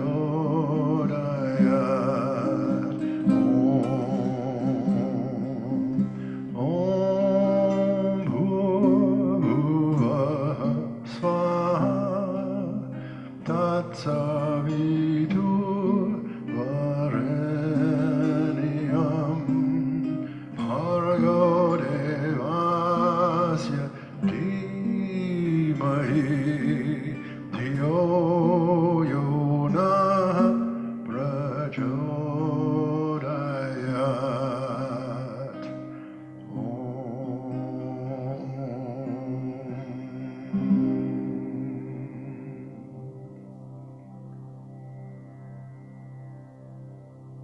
Wonderful, Natesh. The universal mantra. Again, India is brought to the world. It's so nice that you've got so much affinity to India. You love visiting to India as well. So we want to chit-chat about your affinity to India in a moment. Stay around. Just be there, Natesh. Nishit, you got some stats for us and you got some more. Mita mentioned a bit about India and its economy. Sam mentioned that. Sudhir mentioned that, people are bringing different stuff. What have we got lined up that we can share with people? Because India is not just religion and culture. Now it's a powerhouse of an economy, not just for itself, but for the other part of the world as well. I've got about 8 or 9 other sections that I can think about outside the economy, but we'll start with the economy.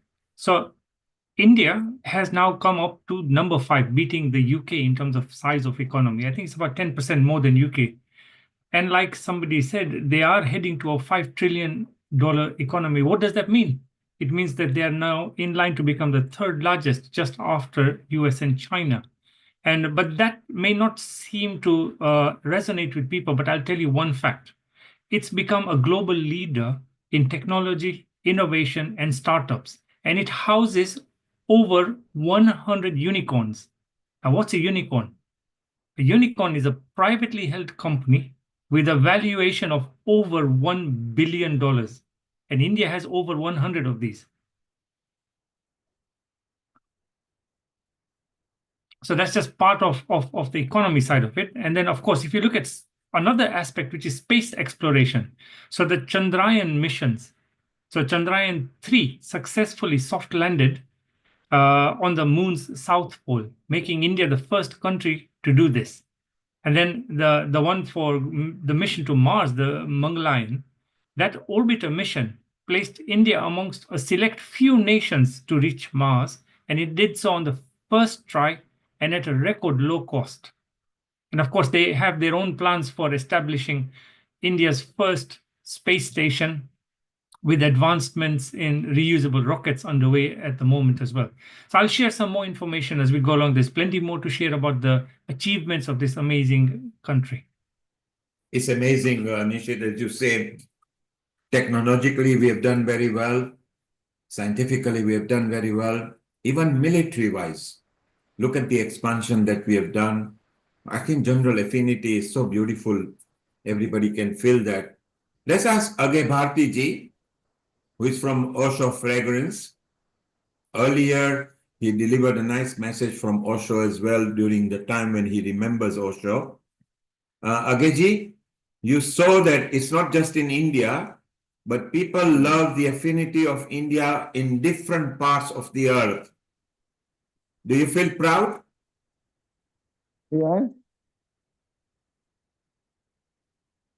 And what memories do you have when you were very young? You saw what Sam said, what Rajiv said. When you were younger, what affinity or memory you remember how we have developed? When I met Osho, you are asking about that? Just your personal memory.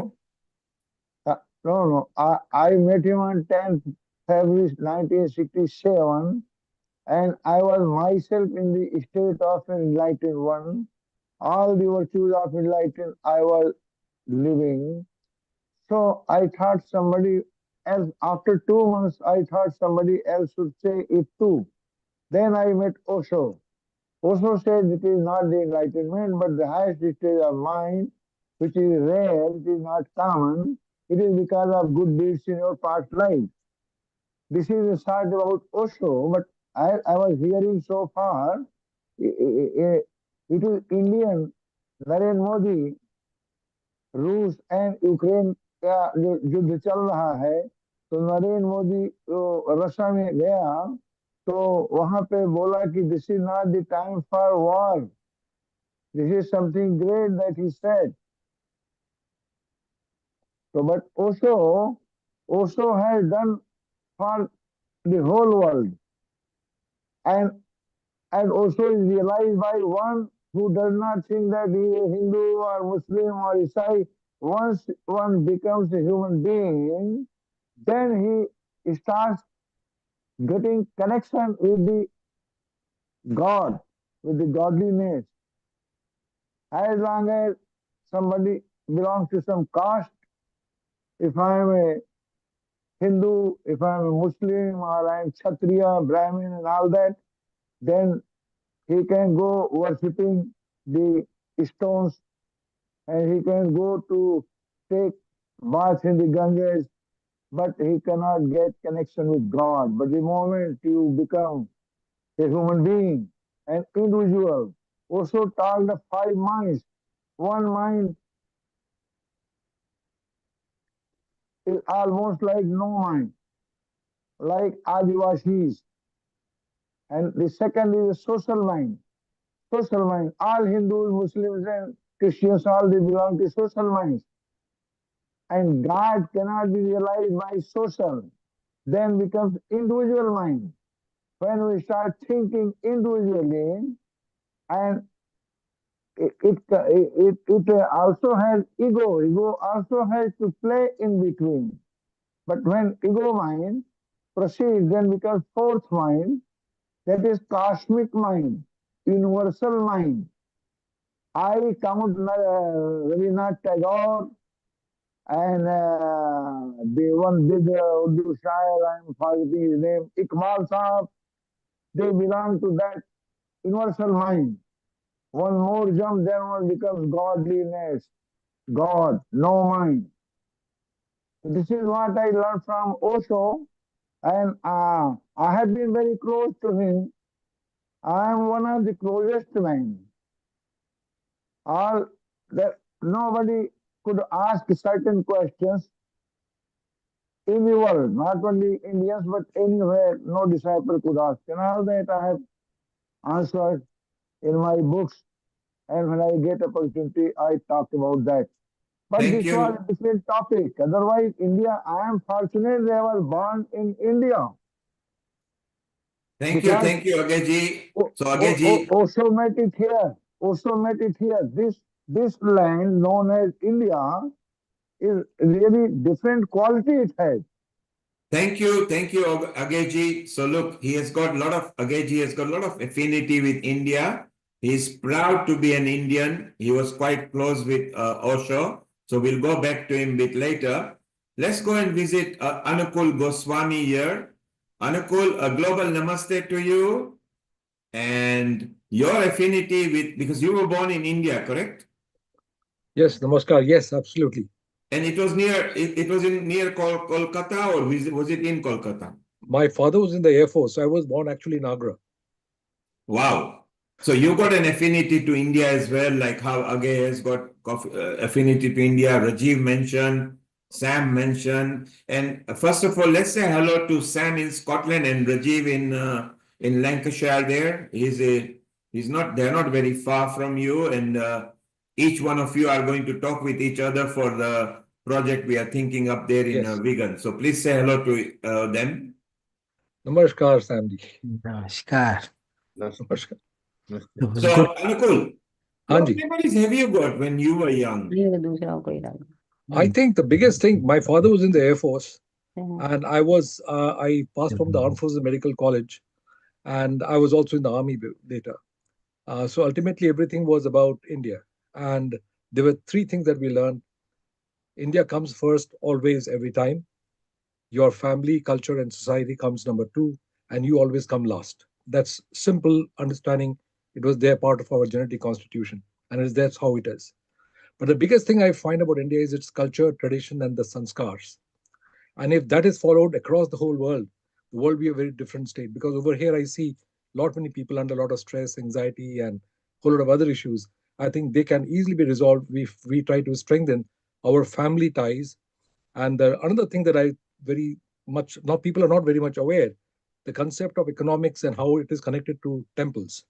So I can talk about it much later on. But as of now, these are my major issues. Fantastic. So we want to hear more from you, Anukul. Let's go to Talla needs to go, RJ Talla. So if you could landscape your video, Anukul, you will like this, and Rajiv, you will love this. Natesh, get ready for more chanting in a moment.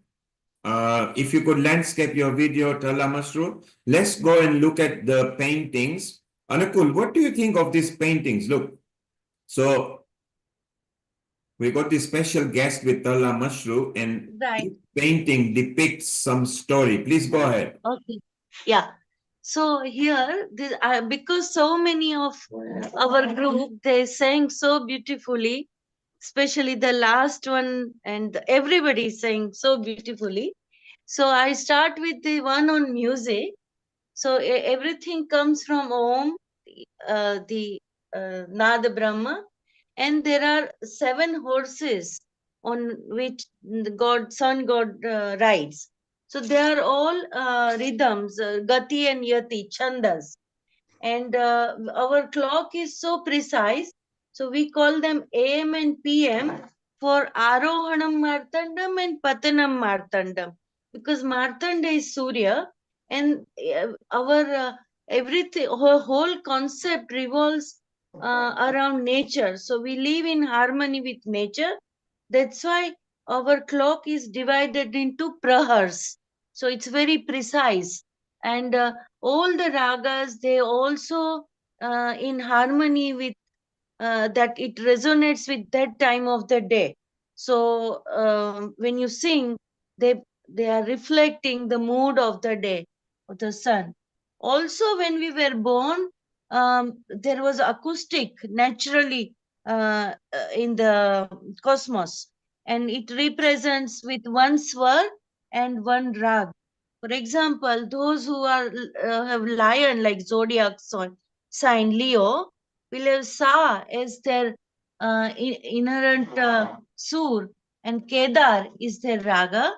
Then when somebody sings with bhava, it makes alchemic changes in the listener. So we have a 9 rasas here. So bottom, I have 9 rasas here. All. And it has some potent words like Vedanam Samavedoham, like Lord Krishna prefers the one with singing and melody than just pure sterile knowledge. And all the gods and goddesses, they have some or another musical instrument. And here is Shiva with Damru, from where all the sounds were they came in. Nandi, Kinnar, Gandharva. And so Ranjayatiti Raga, that which provides entertainment, is called Raga, like that. Swara, Rudha, Anhatanada, like that. And all the Raga with seasons. And also sounds in our body. So each chakra has a sound and associated instrument. Let's focus on chakra. Let's focus on chakra. Bell, bumblebee, flute, like that. And everything is contained in Shankha, because Shankh is the divine gift with a sound. It represents sound, and no engineer can reproduce the design of conch. So I've presented everything in spiral in the Shankh. So this is just one, yeah. Well, and next time I'll show some other. Each one has a lot of depth. So next time when I come, I will explain more. Okay, thank you very much. Well, you can see an artistic talent coming out from an artist's point of view. And it's so wonderful that wherever you are, whichever country you are, you have this strong affinity to India. Amrita, so you are sitting there in Mandi there at the moment. Of course, you are in Punjab generally. What do you think of some of the youngsters who came earlier today and they are not from India and they have so much affinity to India? What was going on in your mind, Amrita? Thank you, Neil Kumar. And first of all, I'd like to thank everyone for such a beautiful combination of and thoughts that we have put up. I think that is the real kind of celebration for the Republic of Bharat that we all are doing now from word over. And what I was thinking is India, in its unique way, being born and brought up over here, has its own unique essence. And when you interact with people globally, you come to know about how little things and the habits that people share, the body language or the gestures they have, the food we share, the culture we share, the kind of a body language we have is a very unique stuff.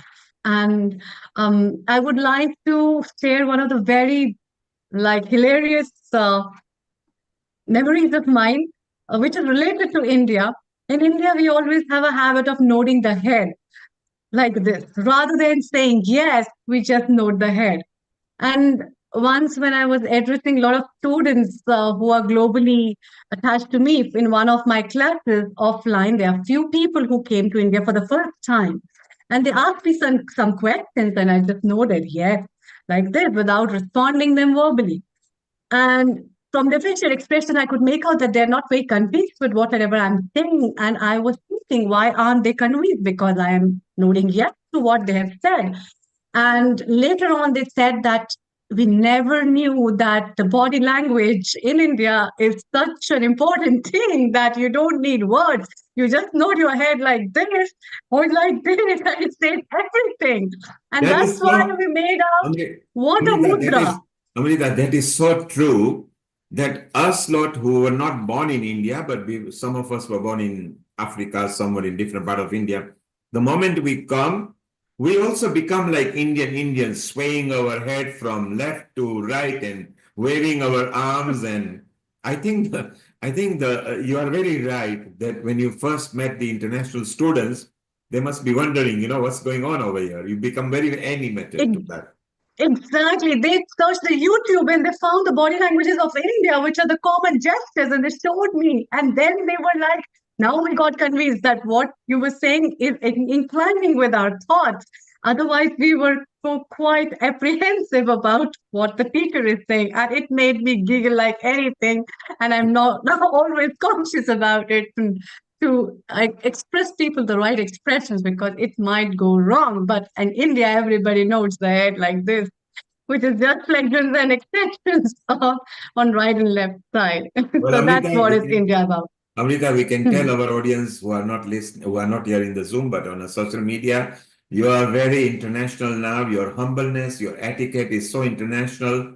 You are the chief admin at Healing Our Earth, and everybody knows that you've got now such a flexible attitude to whatever you've got. We can even ask the Guptas there, Rajiv and Mrs. Rajiv Gupta there. You've got a lot of affinity. Natesh, you love India as well. When you first visited to India, what was going on in your mind? I mean, it was completely different land. You wonder, you go to Madras, what used to be, what used to be Madras, which is different now, and there are millions of rickshaws and taxis and cars, and only God knows how things move around. So what was going on? You need to unmute yourself, Natesh, to talk. Just unmute. Yes, there. Unmute. Okay, well, Natesh is trying to unmute himself. Ankul, you are from there, of course, in India. Sorry, it's fine now. Yes. Zoom put up some kind of a bar across the place where the. No worry, you're live now. So Natesh, your first visit to India, what do you recall? Well, it's interesting. First, I just wanted to comment that. Let me take the reverb off since I'm talking, not chanting. That the head nodding is very contagious. I picked it up along the way, and then people, hear what I'm doing, and they kind of look at me. But I'm not the only one, So there's plenty of Westerners that end up nodding their heads that have been connected with India. It's. I don't want to get into a long story, but certainly I was fascinated by India. The truth is that my first few hours there were very difficult. I think it was like paying some kind of dues, like I had set up my phone to work internationally and it wasn't working. Someone was supposed to pick me up to take me to where I was supposed to go. Nobody was there. Later, when I finally was able to get a hold of them, they claimed that they were there, but they weren't holding up any sign with my name, or they didn't recognize me, we didn't connect. So, well, I'll take their word for it. But, and then I wound up with, I found a Starbucks just outside the airport. And I thought, oh, great. I can get my computer out and I can try to fix all this stuff. Oh, we're too close to the airport, so we're not allowed to have internet. And it was on like that. Finally, I wound up being taken to the ISKCON temple, which apparently a lot of Westerners go to in Juhu, in Mumbai, and which was my initial stop. And eventually I made it to my initial destination of Ganesh Puri, and was able to pay my respects to Bhagavan Nityananda and my first guru, back going to 1979, 1980 January when I met him, was Swami Muktananda. And so now I've made a point of getting back to Ganesh Puri whenever I could, but it was also searching about how to visit Swami Muktananda's Mahasamadhi shrine that led me to Mohanji. So it's very kind of fascinating how all of that happens. But And yeah, Natesh, I waited a long time to come because you know, health issues as an adult, and I had friends, particularly back in the earlier years that after I'd connected, that come back from India and they were quite sick, and I was like, you know, I can't deal with that. But then after some dreams inspired me to, you know, make this yagna, this you know, pilgrimage to Ganesh Puri, that it was. and Natesh, I felt like it was time. Please go and ahead. Natesh, what a loyal supporter you are to Mohanji Foundation. Mohanji, who goes around different parts of the world and brings the Asian culture, you know, the Asian knowledge, the spreading the Sanatan Dharma as well. So please give our special regards to Mohanji and Devi Mohan. You know, they are doing wonderful work, and you, of course, are one of the senior party in America coordinating for them as well. So we are so proud of you. Maybe let's have a couple of minutes of Kirtan or chanting, and then we go to Hitendra, who is also going to do the same, and we go to Sharon, and we go to Guptas again. So let's keep on enjoying before we go to Michael later. So let's have a couple of minutes of chanting. Natesh, over to you. Thank you, Neil.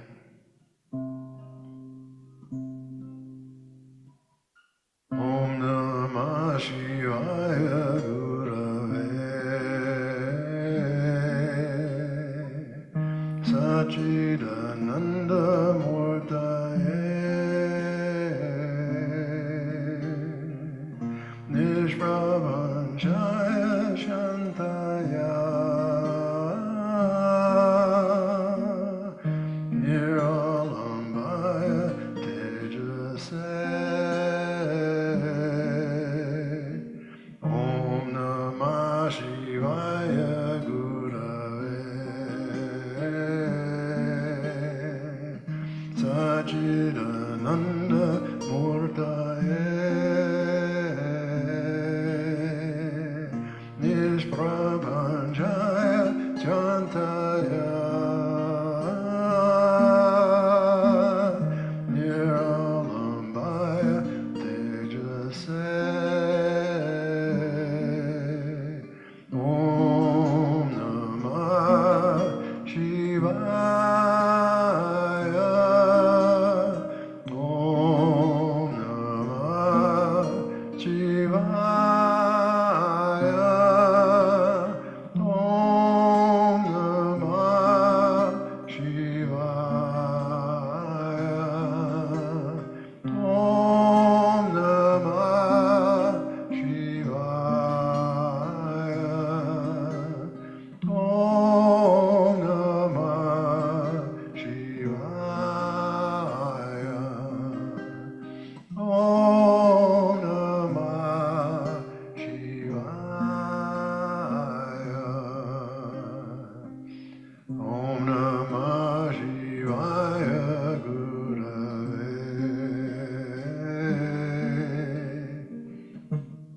Sachidananda Murtaye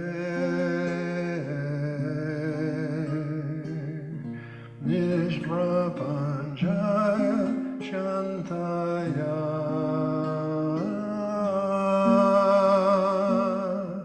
Niralambaya Tejase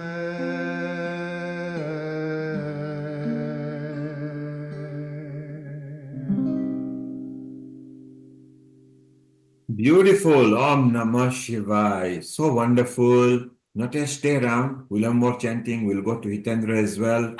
Maybe let's listen to one of the messages from our homeopath Supremo, who is always there with us. And he had a little message for us as well to share. So we go here. A global namaste to everyone. Here's wishing all of you a very, very happy Republic Day. May India rise and become a global power soon. Jai Hind. So that was Dr. Mukesh Batra, the homeopathy supremo, and he leads homeopathy at Healing Our Earth. Rajiv, maybe he can come on the integrated health episode on 9th of February. It might be perfect. And so, Rajiv, coming back to you, you heard Natesh, being a Westerner in USA and affinity to India. Lots and lots of Westerners have taken Indian culture and Indian Vedic knowledge and yoga and meditation and just the general stuff back into their country, including our Sharon, who was one of the students of Sitara Devi. They brought it back the flavor. What goes in your mind knowing that now Western people have got equal affinity to India as we have? I think you are right. I feel many of the Western people are more Indian than Indians. Absolutely. Because they are wholly devoted into it. They go, if they read, I have met many other people. Obviously, it was very clearly demonstrable the way immersion is there for Naresh ji and also Sharon, our close friend and host for Healing Over Earth. There are many others I have met who have devoted, they have lived 10, 12 years in India, eating the food which is difficult for them, living in places which is not easy for them.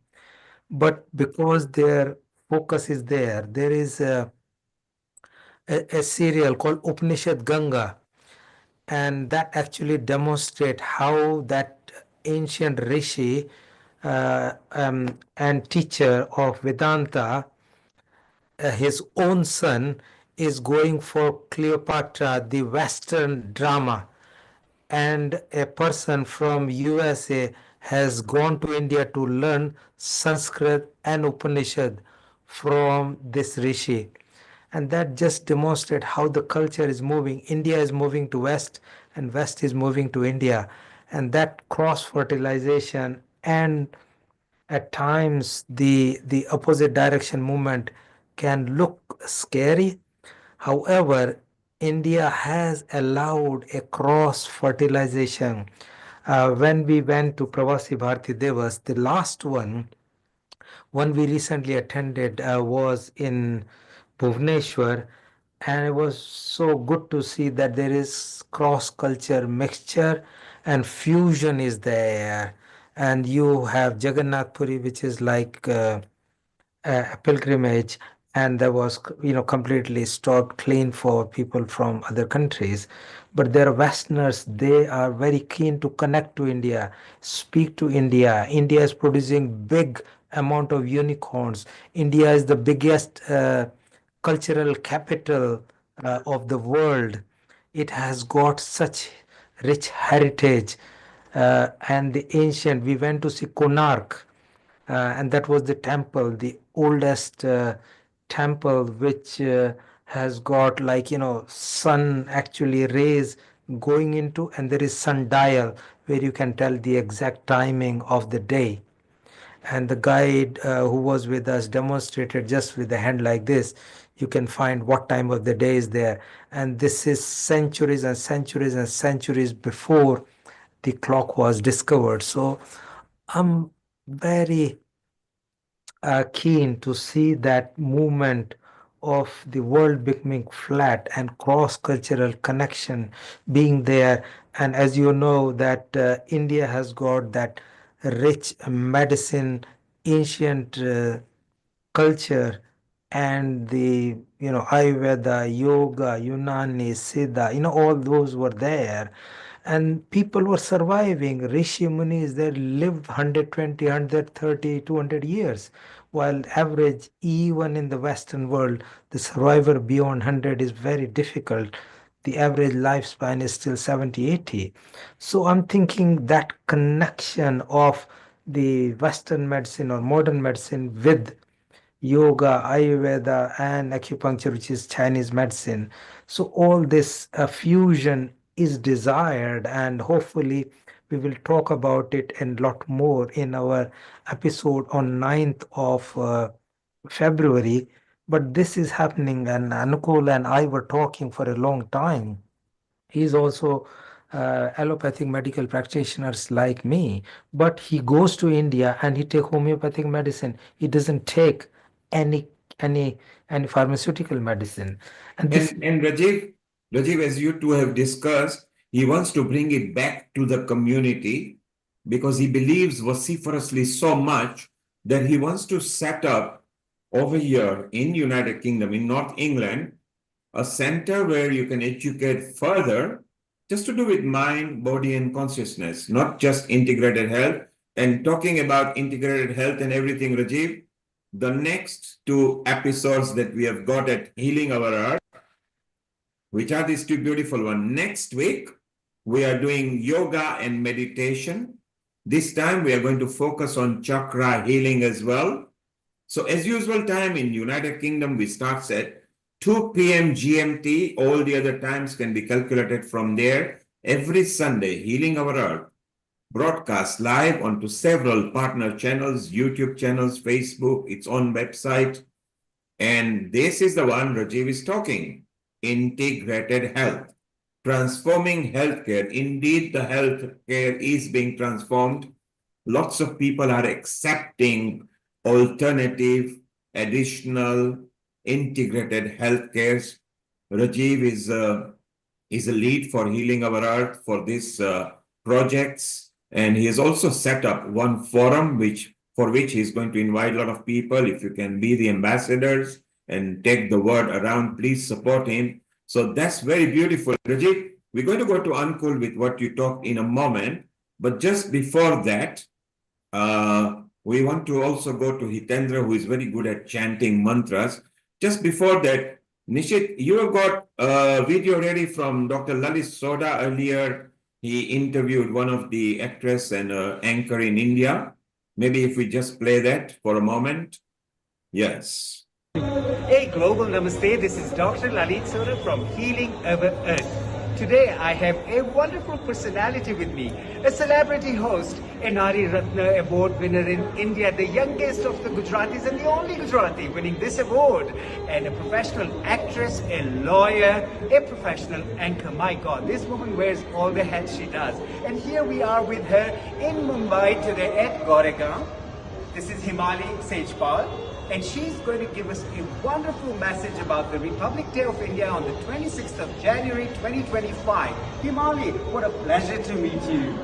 Same here. Jai Shri Krishna everyone and Happy Republic Day.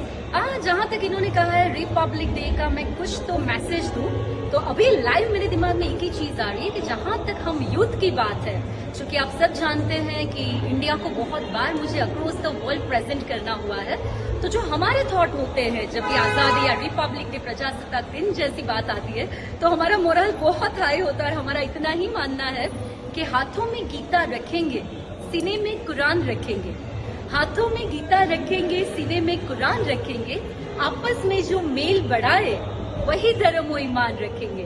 Happy Republic Day to everyone.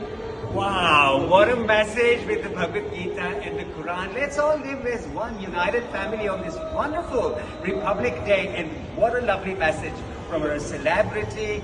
I don't know what to introduce her as because she's wearing so many hats, but a very successful entity in the Mumbai field of screen, of theatre, of movies, of TV series. My God, this is Himali Sejpal, a global namaste. This is Dr. Lalit Soda from Healing Our Earth from Goregaon East, signing off. So thank you, Nishit. That was our senior reporter and a senior anchor at Healing Our Earth. He goes to all the Bollywood function, all the functions in India. Just yesterday, before flying to the airport, he did this recording with us with Himali. Himali is part of Healing Our Earth as well. But she's quite a popular person and one of the only Gujarati award winners in the industry of anchoring down there. So that was beautiful. Nishit, keep some more statistics ready. We want that.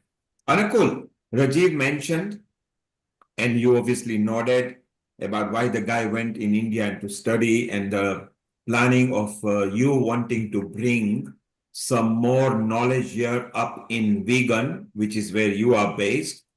And you're willing to spend your money, your time to bring this back into the community to share the knowledge.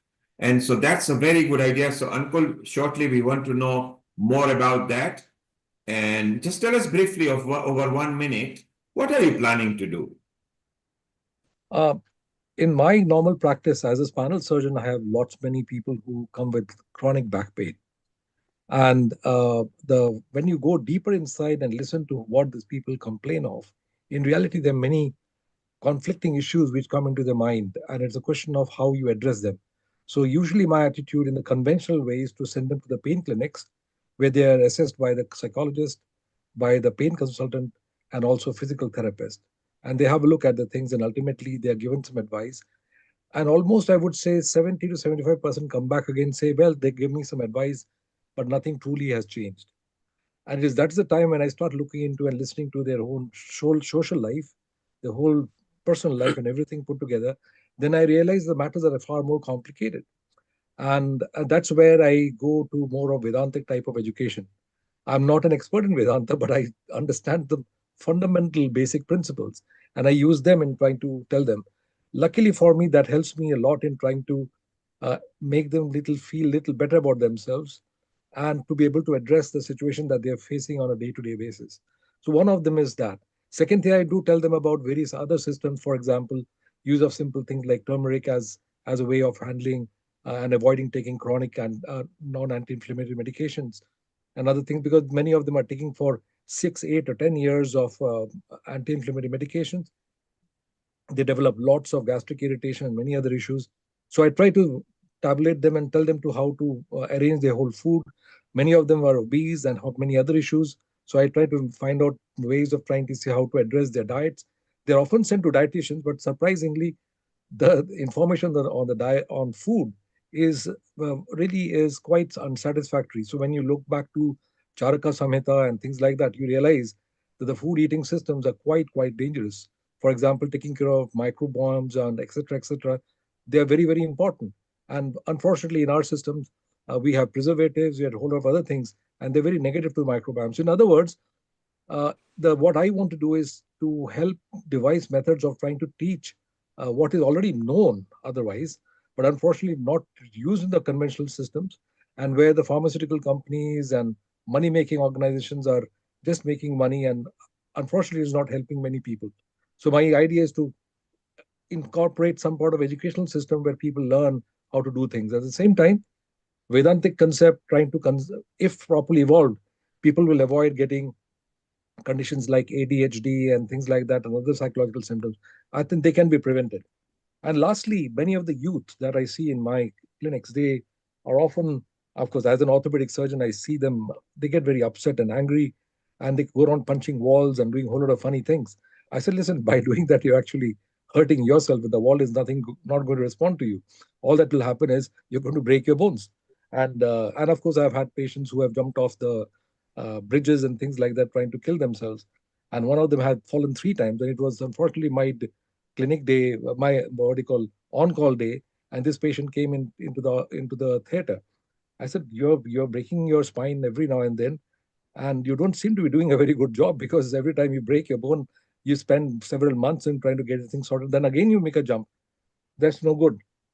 So if you really start going back into their lifestyle and what changes have, this man changed himself completely. And I just talked to him about this is not going to help. You're just trying to hurt yourself. Anyway, I'll not go into the whole conversation.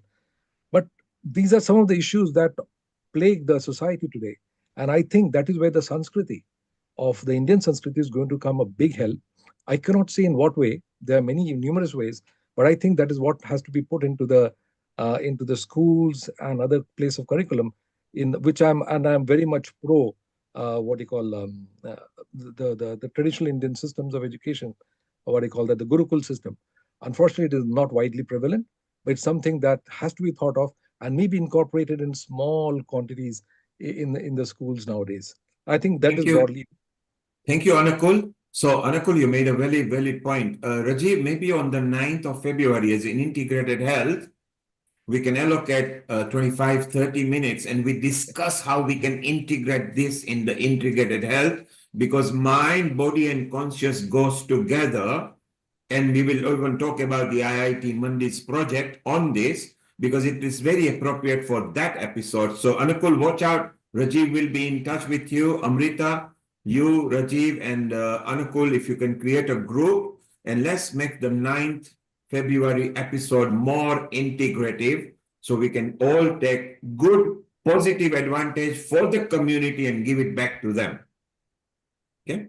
So what we'll now do, Rajiv will come back to you shortly. Let's go to America and let's welcome our Sharon Rose, who has got very good affinity. She has been dancing. She has been narrating there. She might have a video or two. And Hitendra. So let's say global namaste, Sharon, to you, and global namaste to Hitendra in North Carolina Global and Sharon namaste. in Colorado. Global namaste.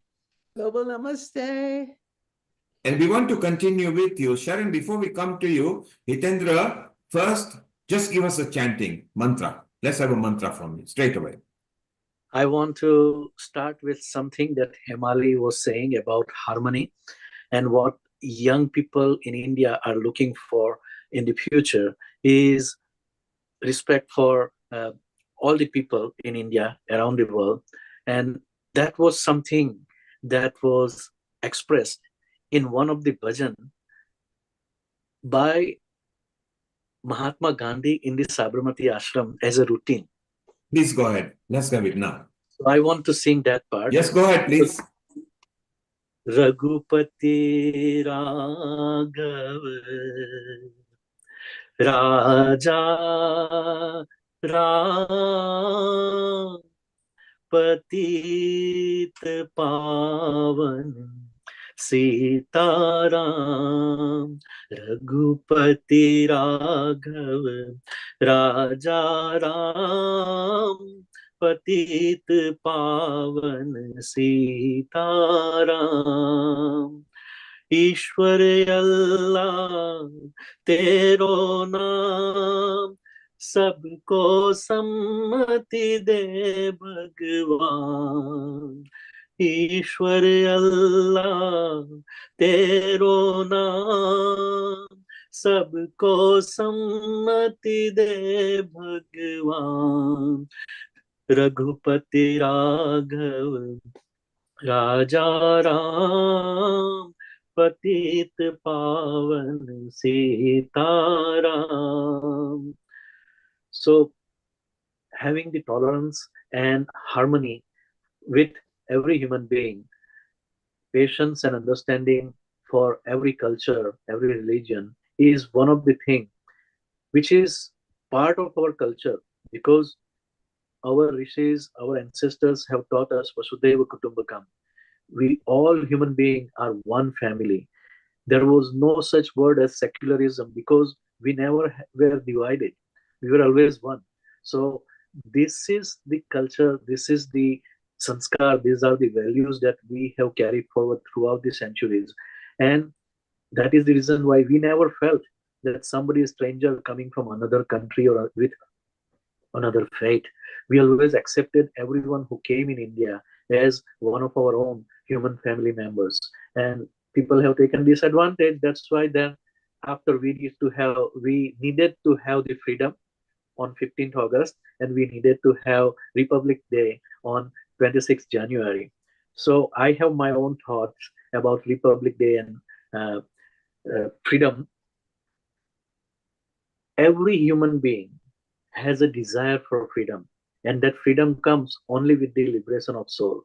Okay, so it is a deeper thing that we have to look for, and that is what has been discussed from beginning of today's session, that somewhere somehow consciousness was touched, somewhere somehow Vedas and Upanishad were touched, somewhere somehow we thought about bhakti and everything. So moksha or liberation is the ultimate freedom. And what is Prajasattak Din, Republic Day? When we are born, we don't know how to deal with the world, but we need some discipline. We need some rules and regulation and guidelines. So at the age of 18, one is declared more like an adult. The adulthood comes when you are ready to take control of yourself. That is the Republic in our life. We become ready to control our own life.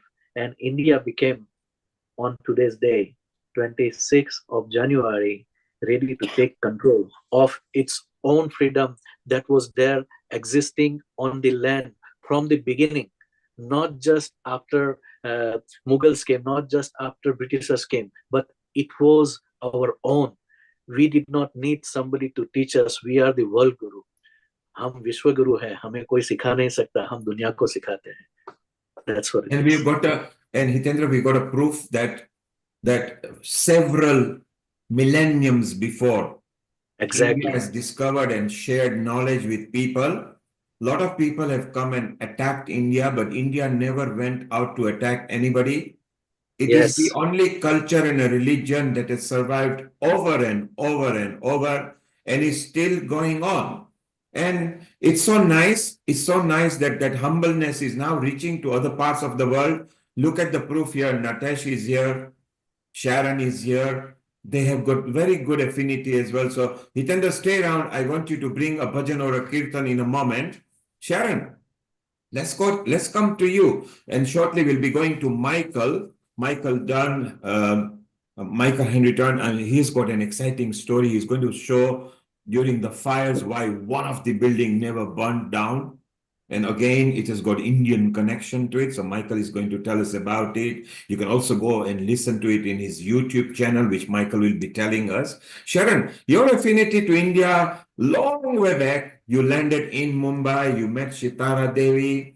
From there on, you got so much affinity and you brought so much knowledge back into America. What goes on in your mind? What does India mean to you? Well, I have from my book, I wrote about it when I got to India. So you were asking, what did you feel for us Westerners? So I'm going to read it to you. Bombay, 1983. As I stepped outside the crowded airport with my 3-year-old son, Ari, by my side, it was as if I had entered a bizarre, almost nightmarish landscape. 24 hours ago, we had left our home in Boston to travel through New York and London, finally arriving at our destination. As I disembarked from the plane, my nostrils were assaulted by the smells of Indian life, the pungent odors of curry and incense, and most of all, human sweat.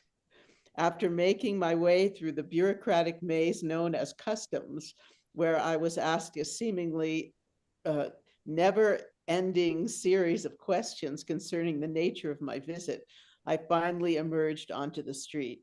Taking Ari's small hand in mine, I looked down to see his big blue eyes fill with wonder.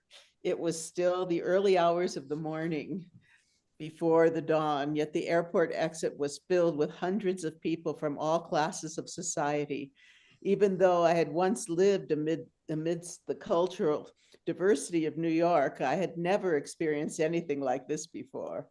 Wealthy women with golden bracelets adorning their wrists and colorful flowing saris draped around them ran up to greet their returning relatives. Men, some in Western-style business suits and others in more traditional dhotis and lungis, hurried by me to greet their families, speaking words that were totally foreign to my ears.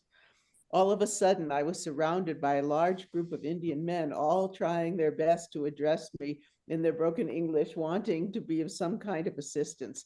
Some tried to take hold of my luggage. Others approached me crying out, "Taxi, Mem Sahib, taxi." I was exhausted and overwhelmed, just trying to hold on to both Ari and my luggage. Out of the mass of humanity, a thin 20-year-old Indian man with a photo of me in his hand suddenly appeared, a welcoming smile on his face. "Sharon, are you Sharon?" he said. "I am Ravi, and I have been sent here by my aunt, Chhatralia Devi, to find you. Come, she is waiting to greet you." Ravi kneeled down to greet Ari face to face, saying, "And you must be Ari. I'm going to call you Ari Krishna, because you look so much like our Lord Krishna when he was a little boy." After Ravi deftly scooped up Ari with one hand and directed the baggage handlers to place our belongings on their motorized rickshaws, we stepped up into the lead rickshaw. In a flash, we were off into the Bombay night.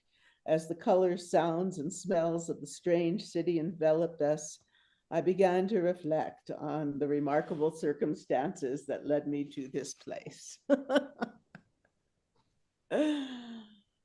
Wow. That's so sweet, Sharon. That's so sweet. Like, It's tremendously sweet. None other than could have explained so beautifully the welcome of India for a foreign lady, And which is undoubtedly, yeah, Amrita, you can see that came straight from the heart, from her exactly. perception.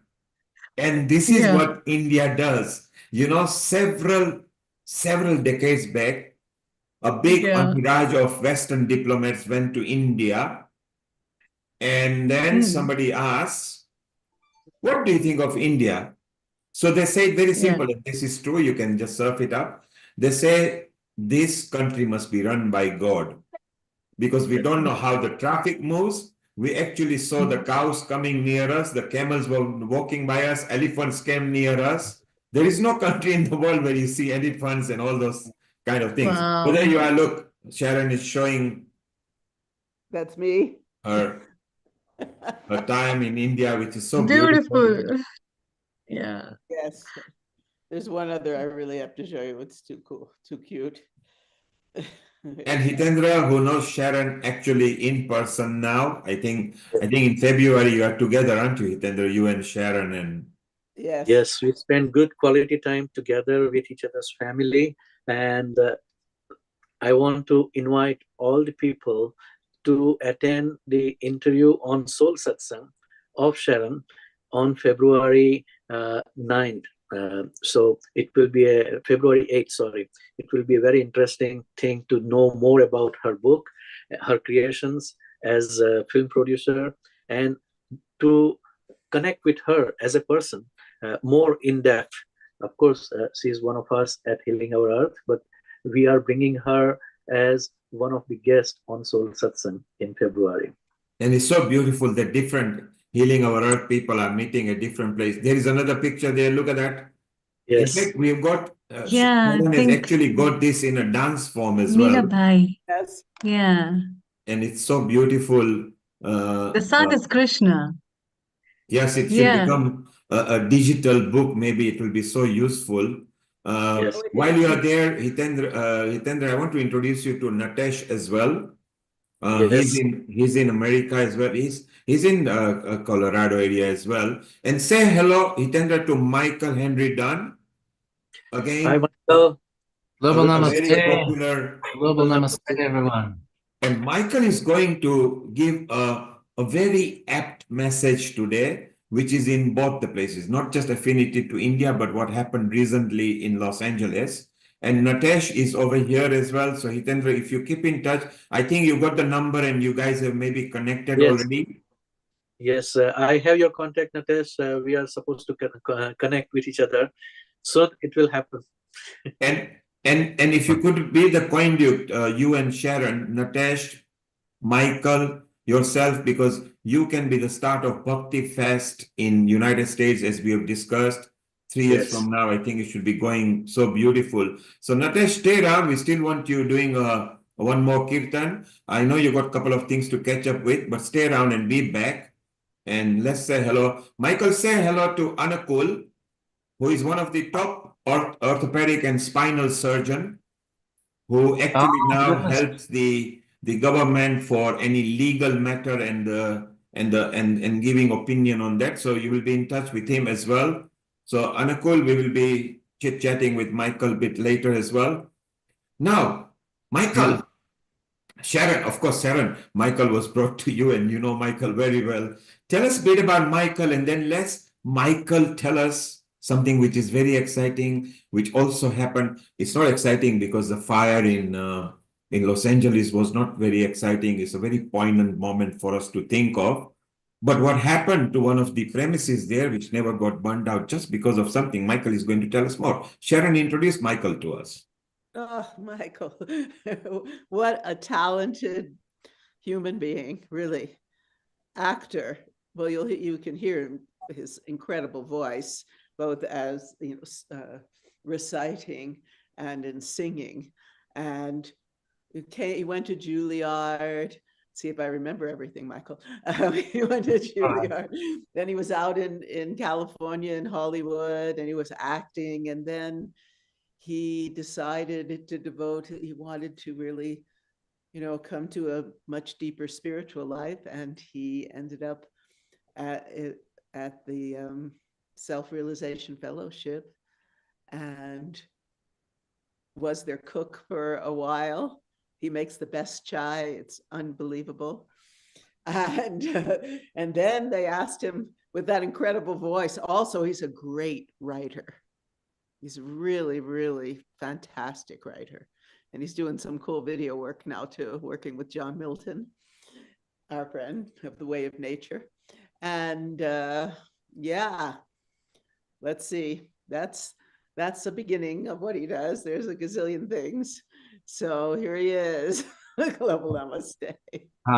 Thank you, Sharon. That's very sweet, very kind. It's funny to hear one's life sort of thumbnailed so effectively. It's like, oh yeah, I did those things.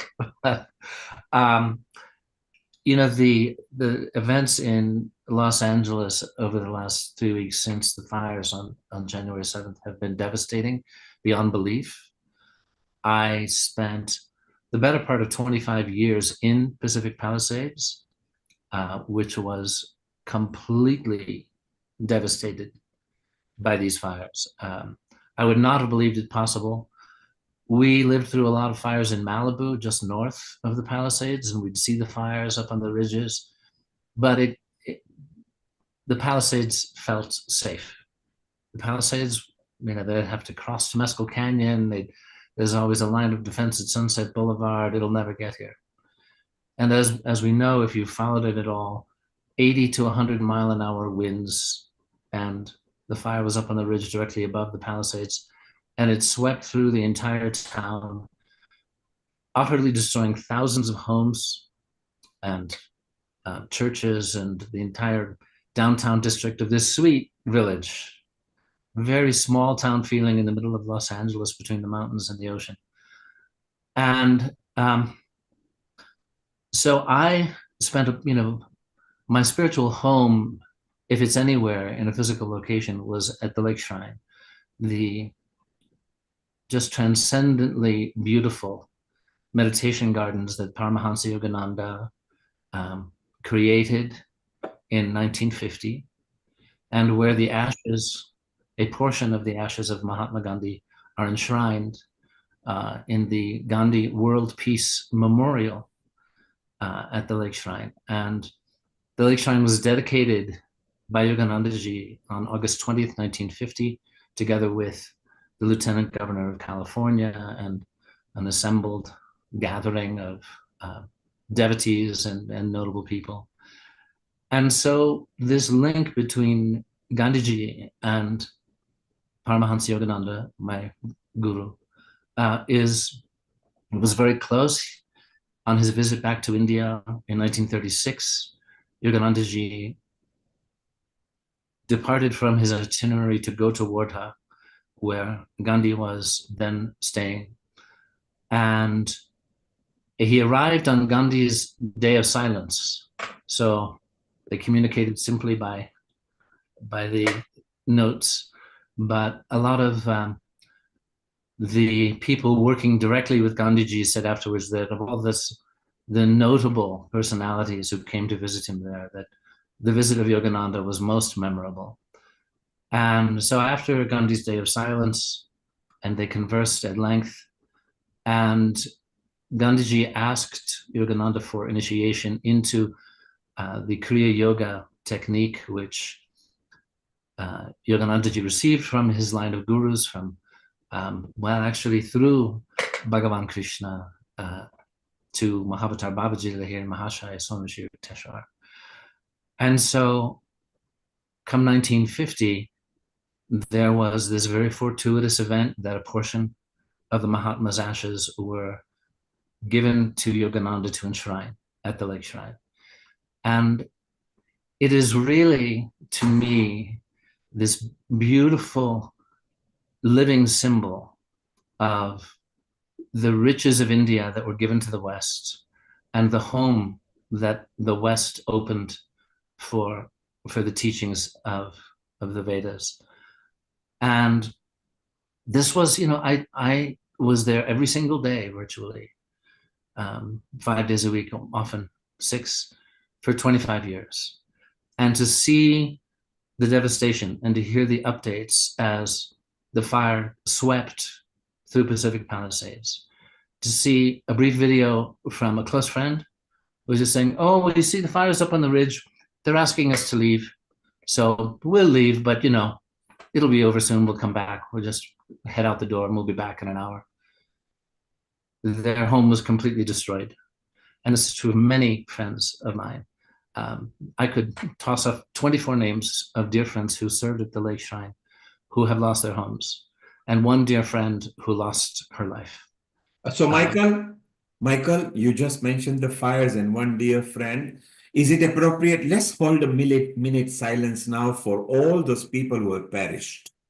Yes, please do. And for my dear friend, Elizabeth Morgan, if we could take a moment of silence for all the souls who perished, as well as the suffering of the many thousands of homeless. Let us Thank take you. a minute. Let the silence begin now. No.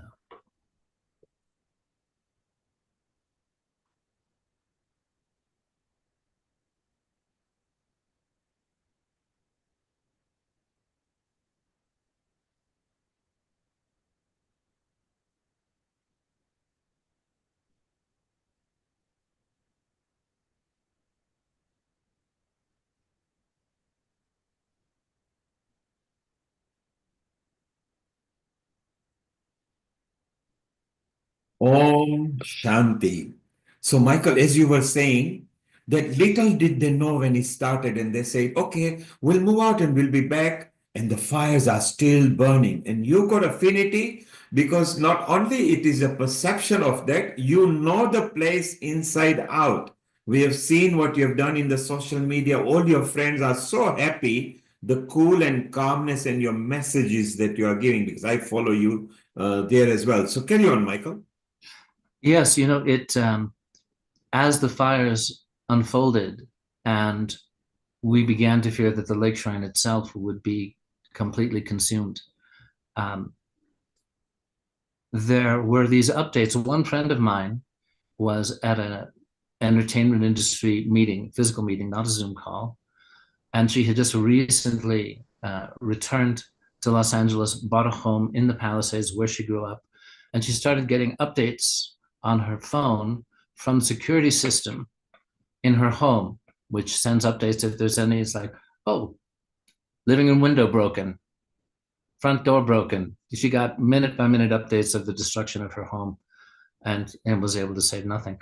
But for the lake shrine, the thought of the loss of this haven, because here's a central point I would like to make. The lake shrine is an interfaith Mecca. There are, there's the court of religions with a shrine to each of the major religious traditions, to Hinduism, Buddhism, Islam, Judaism, Christianity, and people from all over the world, of all different faiths, come to the lake shrine for the last 75 years and to commune with God in the beauty of nature. Yoganandaji emphasized this many times, that God is so omnipresent and present to us personally in nature if we commune with Divine Mother in that way. So the thought that the lake shrine might actually be devastated. Thousands of people poured in their prayers and reached out to each other. And so this, immensely powerful wave, you might call it, of prayer went into appeals to the divine for the protection of the lake shrine. Now, there are many other, beautiful churches and synagogues. Some survived, some did not. There's a close relationship between Self-Realization Fellowship at the Lake Shrine and these spiritual communities. Every year on Thanksgiving, there's an interfaith service. And so we don't, Brother Chidananda, who is the president of Self-Realization Fellowship, emphasized the survival of the Lake Shrine is miraculous, and yet we should not assume any hint of some kind of spiritual superiority because our shrine survived, whereas some did not. These are our brothers and sisters in God, And this was Yoganandaji's emphasis when he brought the teachings of India to the West, that at the heart of original Christianity and the heart of original yoga as taught by Bhagavan Krishna, that there is this scientific approach to direct communion with God, science and devotion. And so what unfolded, nearly all the buildings directly around the lake shrine were burned to the ground. One building on the grounds, the washrooms, was burned to the ground. And at a certain point, they had to evacuate. And they had taken a hose from the waters of the lake to douse the windmill. And when prayer goes up powerfully like this, God works through whatever instruments are to hand. You could say the elementals and devas, combined to stop the wind. That could certainly be part of it. There was a remarkable family, a father, son, and daughter, who were members of the lake shrine, who were also firefighters. And they remained after the mandatory evacuation and were putting out spot fires. 100-mile-an-hour winds, embers. It's like it's raining fire, literally raining fire. And so God worked through this remarkable family and their courage. And I felt in the wake of the fires, this urge to share an inspirational video, which I created and is now available on YouTube. It's called Hope Amidst the Ashes. And it's been viewed by more than 110,000 people so far. So if you want to look it up, it's Hope Amidst the Ashes, a miracle in the Palisades fire. And I would like to just conclude by reading, sharing with you what is, to me, that just a perfect expression on Republic Day. And this is a poem by Paramahansa Yogananda, which was actually the last words he ever spoke in this life. At a banquet at a hotel in downtown Los Angeles for the Indian ambassador on March 7th, 1952, he rose to give a speech. And at the conclusion of the speech and this was, when India was newly reborn, he spoke of his love for India in this poem, which is called My India. And these are literally the last words he ever spoke, because as he concluded with a pranam, his Mahasamadhi took place and he left his body. So here, My India by Paramahansa Yogananda. Not where the musk of happiness blows, not where darkness and fears never tread, not in the homes of perpetual smiles, nor in the heaven of a land of prosperity would I be born, if I must put on mortal garb once more. Dread famine may prowl and tear my flesh, yet would I love to be again in my Hindustan. A million thieves of disease may try to steal the body's fleeting health, and clouds of fate may shower scalding drops of searing sorrow, yet would I there in India love to reappear. Is this love of mine blind sentiment that sees not the pathways of reason? Ah, no, I love India. For there I learned first to love God and all things beautiful. Some teach to seize the fickle dewdrop life sliding down the lotus leaf of time. Stubborn hopes are built around the gilded, brittle body bubble. But India taught me to love the soul of deathless beauty in the dewdrop and the bubble, not their fragile frames. Her sages taught me to find myself buried beneath the ash heaps of incarnations of ignorance. Though many a land of power, plenty, and science, my soul, garbed sometimes as an Oriental, sometimes as an Occidental, traveled far and wide, seeking itself, at last in India to find itself. Though mortal fires raze all her homes and golden paddy fields, yet to sleep on her ashes and dream immortality, O India, I will be there. The guns of science and matter have boomed on her shores, yet she is unconquered. Her soul is free evermore. Her soldier saints are away to rout with realization's ray the bandits of hate, prejudice, and patriotic selfishness, and to burn the walls of separation dark between children of the one Father. The Western brothers by matter's might have conquered my land. Blow, blow aloud her conch shells all. India now invades with love to conquer their souls. Better than heaven or Arcadia, I love thee, O my India. And thy love I shall give to every brother nation that lives. God made the earth, man made confining countries and their fancy frozen boundaries. But with newfound boundless love, I behold the borderland of my India expanding into the world. Hail, mother of religions, lotus, scenic beauty, and sages, thy wide doors are open, welcoming God's true sons through all ages. Where Ganges, woods, Himalayan caves, and men dream God, I am hallowed. My body touched that sod.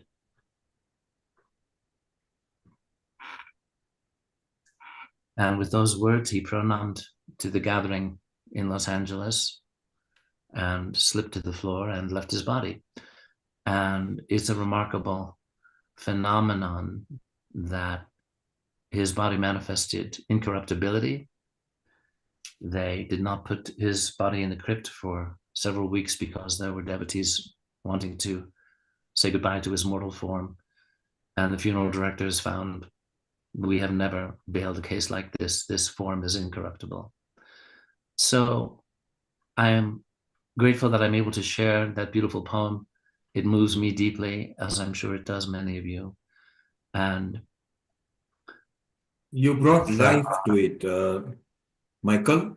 You could see that you got us into it as well as you were speaking. So nice way of saying it, and you actually felt it, so we felt it too. Because we relived it through you.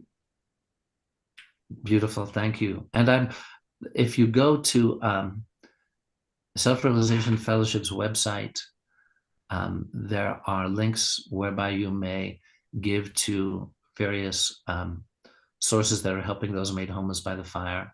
There are many GoFundMes for a lot of the Lake Shrine friends who also lost their homes. So I feel just particularly moved that I had the privilege of sharing this with you on Republic Day. I was in India on Republic Day in 2001, which happened to be the date of the Gujarat earthquake. And it was my visit to the Taj Mahal that day. So it's a great privilege, and I thank you from my heart for being able to share this with you. So again, if you wish to the video, it's called Hope Amidst the Ashes on Michael Henry Dunn YouTube.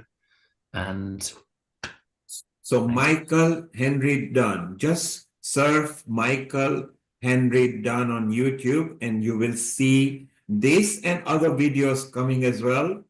Yes, many bhajans and chants as well. Michael Henry Dunn. Just go on to YouTube and you'll be able to see that. And you'll see some more beautiful chanting and mantras that Michael has done. Michael, we're not going to let you go. You don't need a music. Maybe any mantra or any chanting that you like. Let's just close our eyes and listen to you for a minute. Yes, I would like to chant with you Brahmanandam. Go ahead. Which we always conclude our meditations at the Lake Shrine.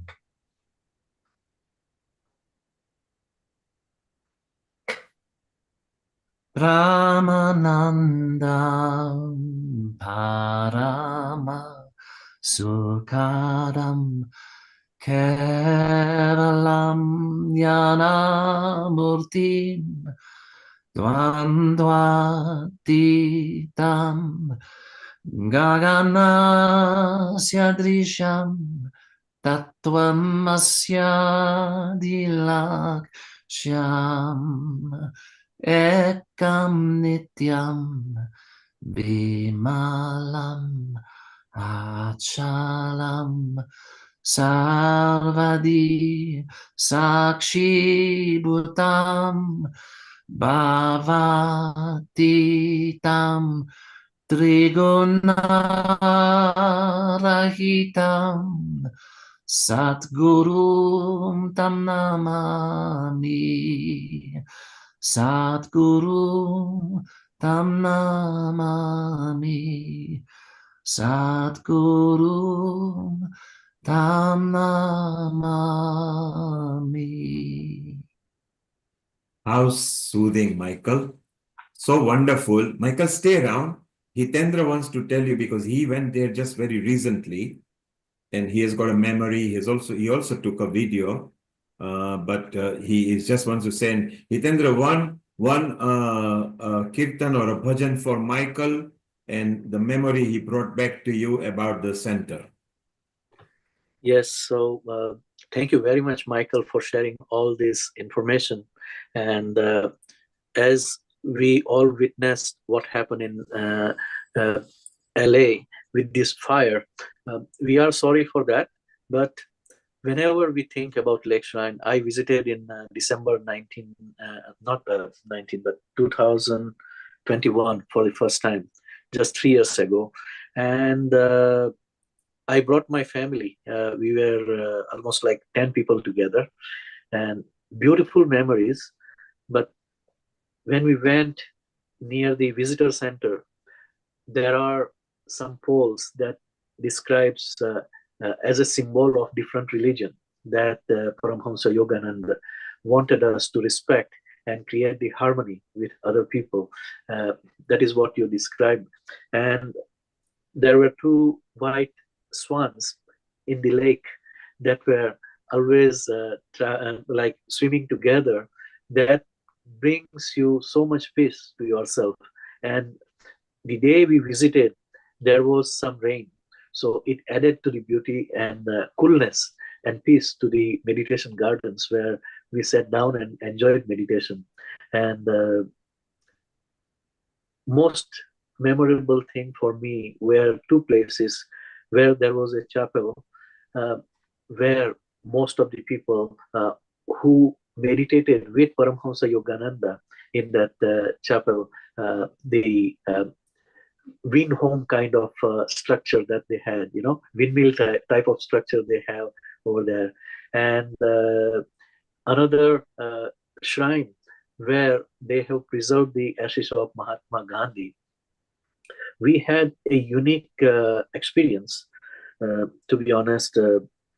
One of the person who was with us traveling, he literally experienced the energy of Paramhamsa Yogananda and his disciple over there. And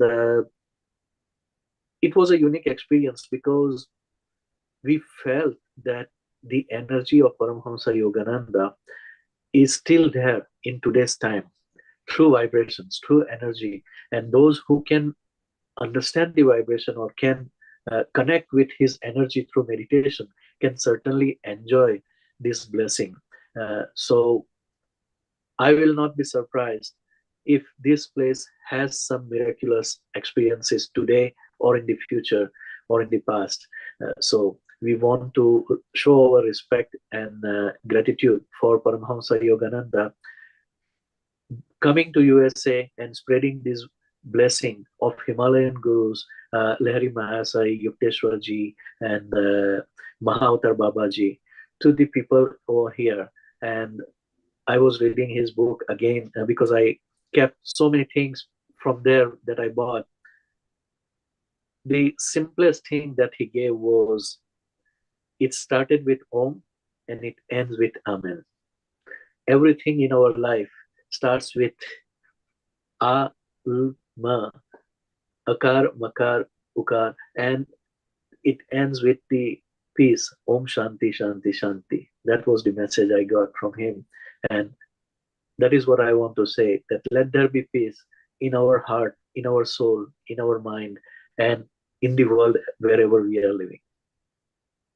Yes, that's the fact that the leg shrine survives as a haven for healing here on Healing Our Earth for people of all religions, particularly those in the Palisades and the surrounding area who lost their homes. That yes, many other beautiful temples did not survive, but the fact that this is a home for all religions to come feel the healing and the peace that the soul of Gandhiji and Yoganandaji just put there in that place. When people come to the lake shrine for the first time, many, many stories of people saying, what is this place? Exactly. And Michael, we'll just show a little video when Hitendra was there. But before that, Michael, for some people wants to know if you got a website. Yes, you do. And here it comes. If you want to see what Michael is all about, then this is what Michael is about. He's here. Uh-oh. And this is the ever young Michael who is there. He's a musician. He's oh a my singer. goodness. He's also an artist. And there's so much thing about Michael you can see. And from here, you'll be able to go to his social media as well. And there is much more to Michael than what you have heard now. Sharon, isn't that true? Yes, totally. And here you can go to his Facebook, Always learning new YouTube, things about Twitter. Michael.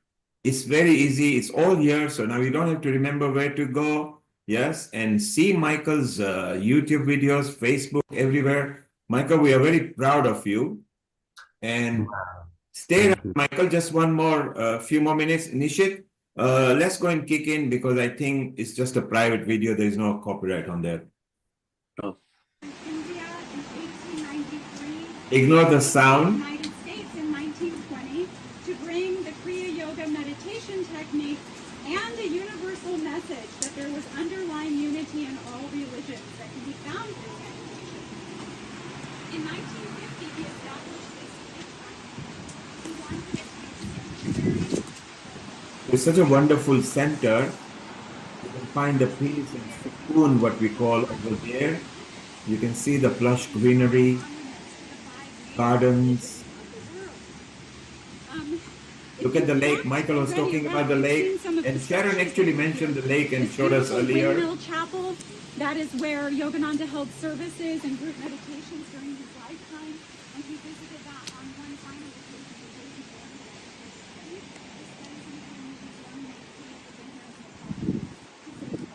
So if you go into that later today, you'll see at the back of it is the organ that Yogananda played on that occasion, and there's a photograph of him playing that. You'll also Thank you, see a Nishit. brass So beautiful. Last Supper on the wall Hitendra was there. Yeah, he's that's showing there still. to symbolize that last meal that Paramahansaji shared with his disciples on that occasion. Across the lake here, please don't film me, thank you so much. No problem. This golden lotus archway, Yogananda dedicated that on August 20th. He called it a wall-less temple with the sky as the ceiling. And Michael, this was the exact spot and the exact lake that you were thinking of to showing us. Sharon, you also know this place quite well. Sorry about a bit of great scales there and everything. We needed to buffer the video, but we did our best. Nishit, thank you. So Hitendra, what an affinity. So you know why earlier you were introduced you to Michael, which Sharon will tell you more about. Yes. So between you, Natesh, Sharon, Michael, team, Dhanada, there are many more in USA that we have got. We must get the Project Bhakti Fest going very nicely. Yes. 3 to 5 years, you can take your time to set up. Michael can play a key role. Maybe we can launch at this venue because it looks so beautiful. I've never been there. Yes. Sharon, you've been there? Me, I actually was just at the Yogananda Meditation Garden in Encinitas just last week, which is and you shared the video with us, didn't you? Beautiful. You sent a video to us as well. Yeah, from there, yes. Yes, and if I may mention, speaking of Encinitas, I've been invited to a Kirtan in Encinitas next Friday, January 31st, on the beach called Moonlight Beach. That is a benefit for those made homeless by the fires. So if anyone in the San Diego area or Los Angeles area would like to come join us, information will be shared about how to donate to the people made homeless by the fires, and it'll be right there on the beach with the moonlight and the waves and a gathering of sacred chanting. So Michael, why don't we get, if the flyer or the link, let's put out in the social media as well, in the WhatsApp group and Telegram groups, okay? Right, I will give you the link. There's a Facebook post that I can Yes, give if you could just send it to Sharon or Amrita, that's good enough. It will automatically get to the groups because Sharon is in the group as well, as is Amrita, as is Hitendra as well now. So it will be yes. So I am planning to come to San Diego next weekend. I don't know if I'll be able to make that thing, but I am planning to go on Saturday evening to the meditation garden in Encinitas. And I am planning to go to India to record sacred chant as soon as I'm able to, but my focus right now is being in California and sharing with my friends. If I can, I will certainly try to attend that event. Okay, Michael. Wonderful. So it's so beautiful, and this is what we love doing at Healing Our Earth. We are one big family. Doesn't matter what gender you are, what caste or creed you are, what religion you are. It's just love, unity, harmony, peace, and liberty station, Healing Our Earth. Take a deep dive into it, feel good. Natesh, maybe it's a time for you to do a bit of mantra or a kirtan for all of us. And do keep in touch with Michael, Sharon, and Hitendra, okay? Well, someone could certainly coordinate that has all of our contact information. Perhaps Sharon would be the best for that. Yes. Sharon will, Hitendra will. We just connect. We will add each other in the WhatsApp group to connect with all of us. Wonderful. And unfortunately, I have to leave. I have a Sunday commitment. So again, heartfelt thanks. Such a privilege and a joy to be with you all. Global namaste, and I look forward to our next beautiful connection. Global namaste, Michael, and may Earth bless you forever and ever ad infinitum. Yes, Natesh. So Hitendra has got your contact. He will be in touch, as will Sharon. Hitendra and Sharon will be in person in February very shortly. And maybe if you are free, you can. Hitendra will tell you more about it. Let's get our family growing, and Dhanata will also be in touch with all of you. So let's have a bit of chanting, Natesh, now. Before we close, we again extended because we had too many people. Over to you, Natesh. Hare Krishna, Krishna Krishna, Hare Hare, Hare Rama, Rama Rama, Hare Hare, Hare Krishna, Krishna Krishna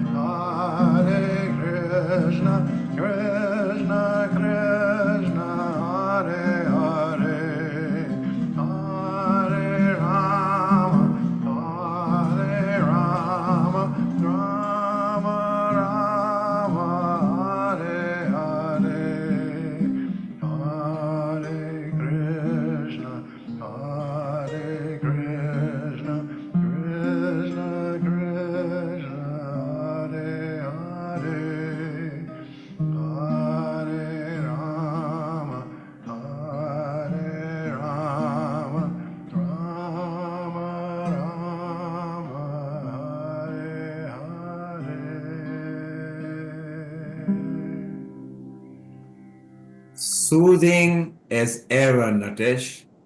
Soothing as ever. You brought 3 different types of kirtans, which is your speciality. You support Mohanji Foundation. You got affinity to India. Just stay around. We are going to shortly close now. So we'll go around quickly. Let's go 1 minute message from each one of you who are here on the screen. Okay. And then we need one more nice chanting kirtan from you, Hitendra. So if you keep it ready, I'll be with you in a moment. Lata, let's go to Lata. Unmute yourself. Mita, 1 minute message from you and wishing Republic Day to everybody. Over to you, Mita, first.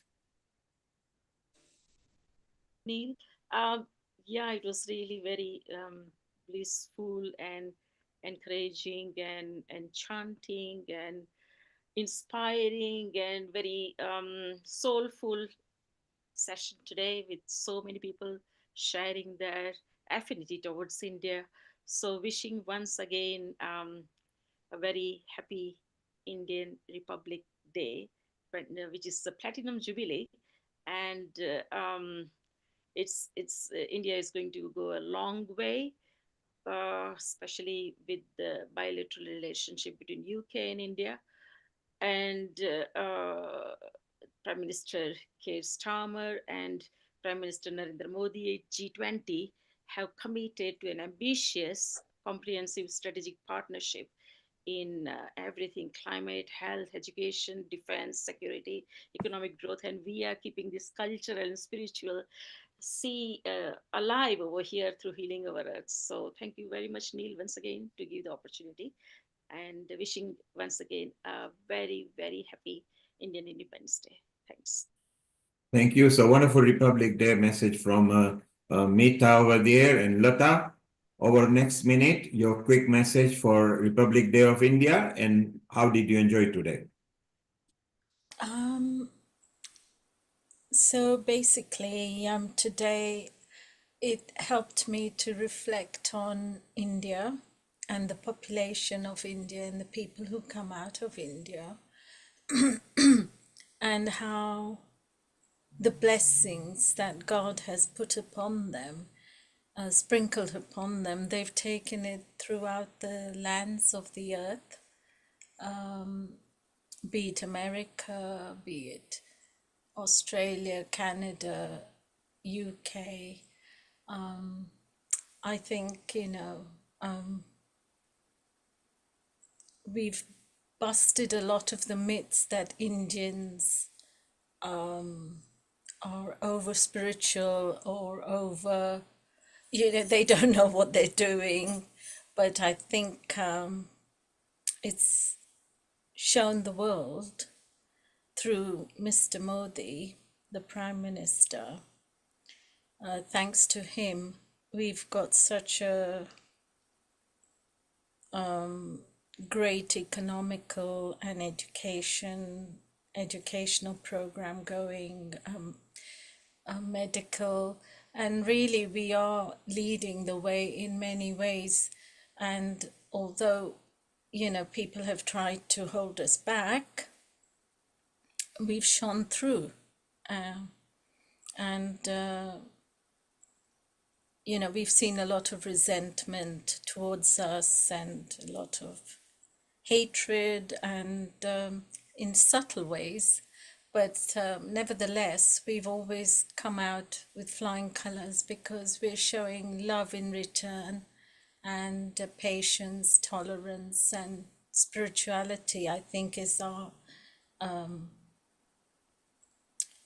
our bedrock. Where Thank you, Lata. So there you are. She says we are shining fine. We've come through, and not just spiritual, but we are loving and we are giving over there. So that's wonderful as well.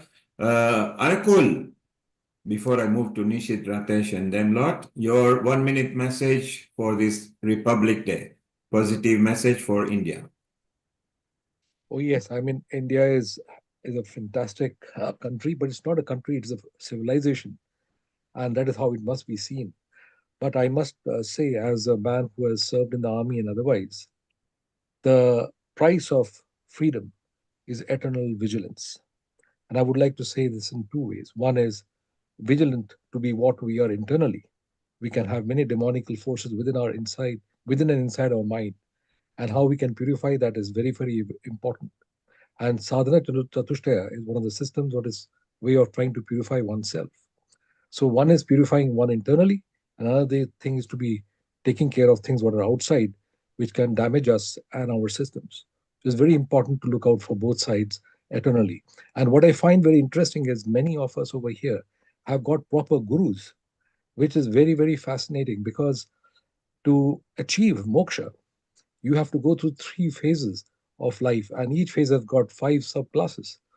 And you only in the second phase, which is Vividha, what do you call sannyasa, you tend to get guru, and it happens automatically. It's not something that you seek. So, in other words, to get into the concept of getting eternal freedom, you will get a guru. And it's amazing because I've been searching for a guru forever, but I can't get one. So it obviously means how much of impurity there is already there in my mind, and I've got to work towards it. And that's very, very fascinating. So I must say that we must look out for our dangers within ourselves and as well as outside to give us the freedom. Thank you, Anakul. Wonderful. There is Anakul, a top spinal surgeon. If ever you need any advice or guidance, he does give free guidance to Healing Our members, okay? So just connect to any one of us. Nishit, you've been there from a start. Yes. Beginning, you came with so many stats and everything. And how did you enjoy the day and the kind of contributors? We had so many people today and we fitted all of them. So that is what really made me feel so proud, is the diversity of the people who've come on today. Of course, the depth and the breadth of their contributions. Everybody's got a little snippet that's personal to them. And, whether it is related to the fires or whether it's somebody who is outside the country but still connecting to India, or it's somebody who's not Indian but still connected to India. It's really fascinating to see everybody's perspective. But the one thing that really, when it came to the stats, one thing really blew my mind away. And that I think that the contribution to the recent success, when I say recent, maybe 20, 30 years of India, is the unshackling the women from the kitchens and into the boardrooms. Yes. Women's empowerment is the one single biggest factor that contributes to India's growth. And I think you can see a shining example in one way. We've got Draupadi Murmu as a female president. Now, she's not the first female president, but check out this. She is the first female president from a tribal region. And that's not the only first. She also happens to be the youngest president ever yet, the first president born after independence, and she's also like I said, yes, those are the three things basically. She's the first tribal female president, and in fact, first tribal president actually, and that she's the youngest to ever hold the office, and that she's the first one born after independence. So amazing to see how women are taking charge in India and moving it forward, not only in the workforce, but whether it is sports, politics, economics, wherever else, you'll find them now thriving, not just surviving. Yes, and not just that the women are out from the kitchen into the community, but they are out into the community in a big way. Because as you said, Nishit, empowering women is empowering humanity. After all, it is the women who gives birth to humanity. So it's so beautiful the way that India is changing. And Nishit, more important, the younger population, India is one of the world's most populous country, but has got the youngest crowd. So it just has to enjoy its life for the next 50 years. It will have lots and lots of entrepreneurs, unicorns, leaders coming from there naturally. Doesn't even have to work very hard. So if they just keep their head down, they are going to bring so much love, unity, peace, and harmony on the earth naturally, which will be very beautiful. Thank you, Nishit. You are wonderful. You are our technical director. I call you a 360 director now because there are so many facets that you get involved with. We are very proud of you, Nishit. And just to tell the world, Nishit has been there from ground zero right up to here now. Thank you, Nishit. Well, so finally, because it's a USA leg, and just before we go, Natesh, have you enjoyed yourself and you feel good with the community as usual? This is always wonderful to participate. I'm so honored to be invited to participate in the Healing Our Earth programs, and this being such a special day, even more so.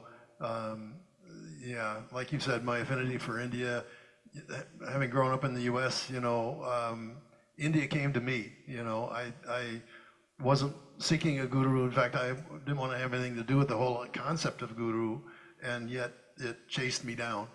And fortunately, I paid attention, and you know, life has been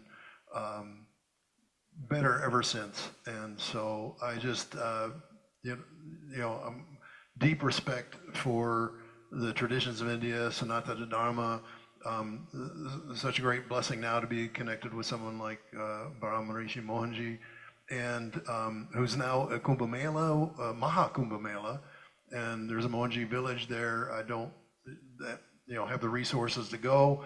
Fortunately, I was there in 2019, same place at Prayagraj, and amazing, just amazing, the different, you know, experiences that I've had there. So just to you know, close and keep it short, I just wish and want to say to India, keep shining. And Natesh, you are amazing too. I know you ever since from pandemic, ever since Devi Mohan brought you up on Healing Our Earth. You are not just humble, you are very swift, very fast. Whenever you are available, it's straight away, yes, I'm there, I want to do this. So we love you, and build the family in person with Sharon, Danada, Hitendra, Michael, team. Sharon knows all of them, Hitendra knows all of them. Just build our family and let's grow. Like the Indian philosophy is, we are one big family. Thank you, Neil. Appreciate So let's become even bigger family over there. Thank you very much, Natesh there. Well, it leads to our last two USA contributors who have been here for quite a while. So Hitendra, is your choice. You can do the last mantra, or Sharon, is your choice. You can give a message and a mantra, and then Hitendra closes. I leave it to both of you. Between you two, do you decide, and please go ahead. Sharon goes first. You know, what's very exciting is how people of India origin are now coming into the government. And so I'm very pleased on the health level, on so many levels, and that Usha Vance is gorgeous. What she was wearing for the inauguration and also for the inaugural ball was so beautiful. And I feel that she really represents the beauty of Indian women. And I'm really happy to see that, you know, come to this country, because, you know, when I look at Indian films, there's always beauty. How can you be India without beauty? Even in the midst of poverty, there's just beauty. And yes. I'm just, you know, praying that more of that influence and the deep, deep spiritual influence can pervade the United States. Very beautiful. Wonderful, Sharon. And of course, you've got a lot of affinity to India. I love the pictures you've got at the back over there already. So nice. that you bring the Sanatan and the Vedic ethos back into the society. You love India as well, and we'll see you next week in the yoga episode where you and Tanada have got the last half hour to bring whoever you like, and then the following week is integrated health. So Hitendra, it comes to you. What mesmerizing kirtan or a bhajan you will have, and so we can close and move on to our next. I'm going to share something from Goswami Tulsidas today. It is a chopai that says, Mag makar gat ravi jab hoye, tirath pati hi aave sab koye. Dev danuj kinnar nar shreni, sadar majjahi sakal triveni. Meaning, right now there is a mention of Mahakumbh Mela by Natesh. And most of us know it is going on from 13th of January till 26th of February, almost one full month. And it started mainly with the big snan on Makar Sankranti, the day when the sun moves from Sagittarius to Capricorn sign. Mag, Makar. It is in the month of Maksar. It moves in the Makar Rashi. So at that time, everybody goes to Prayagraj, Tirathapati, Aave Sab Koi. So everybody goes to Prayagraj for the divine bathing or snan. So Dev Danuj Kinnar Narashani. Here you will find in those Nagabhavas and all the sadhus and yogis that come from Himalayas and Girnar and other places of meditation. These people, some are in the physical form, some are in the subtle form. That's why you will find some kinnar also over there, meaning that angels and spirits who are also there, who are present in this place. And everybody is taking respectfully their shower, their bath in this river, in the Prayagraj, where Ganga, Yamuna, Saraswati, all three rivers are meeting, merging, and going into the ocean. So that is the thing that I wanted to share. But being the Republic Day, I want to end today's session with Jana Gana Mana, our national anthem, if you allow me to sing that. Please go ahead.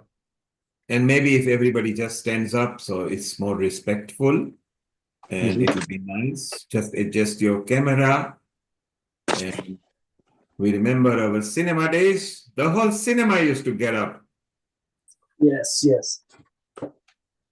So this is going to be a fun thing. I don't have the track with me, but I'm going to sing as we always used to sing in our old days. Yes, without lyrics. Yeah. We can just sing and bring the rhythm.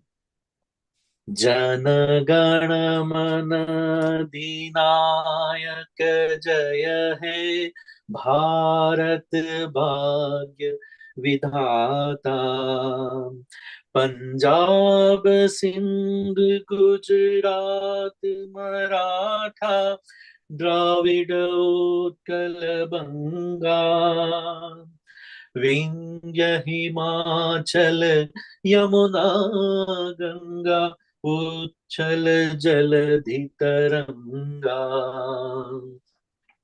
Tav Shubh Naame Jage Tav Shubh Ashis Mange Gahe Tav Jay Gatha Jan Gan Mangal Dayak Jaya Hai Bharat Bhagya Vidata Jaya Hai Jaya Hai Jaya Hai Jaya Jaya Jaya Jaya Hai Jaya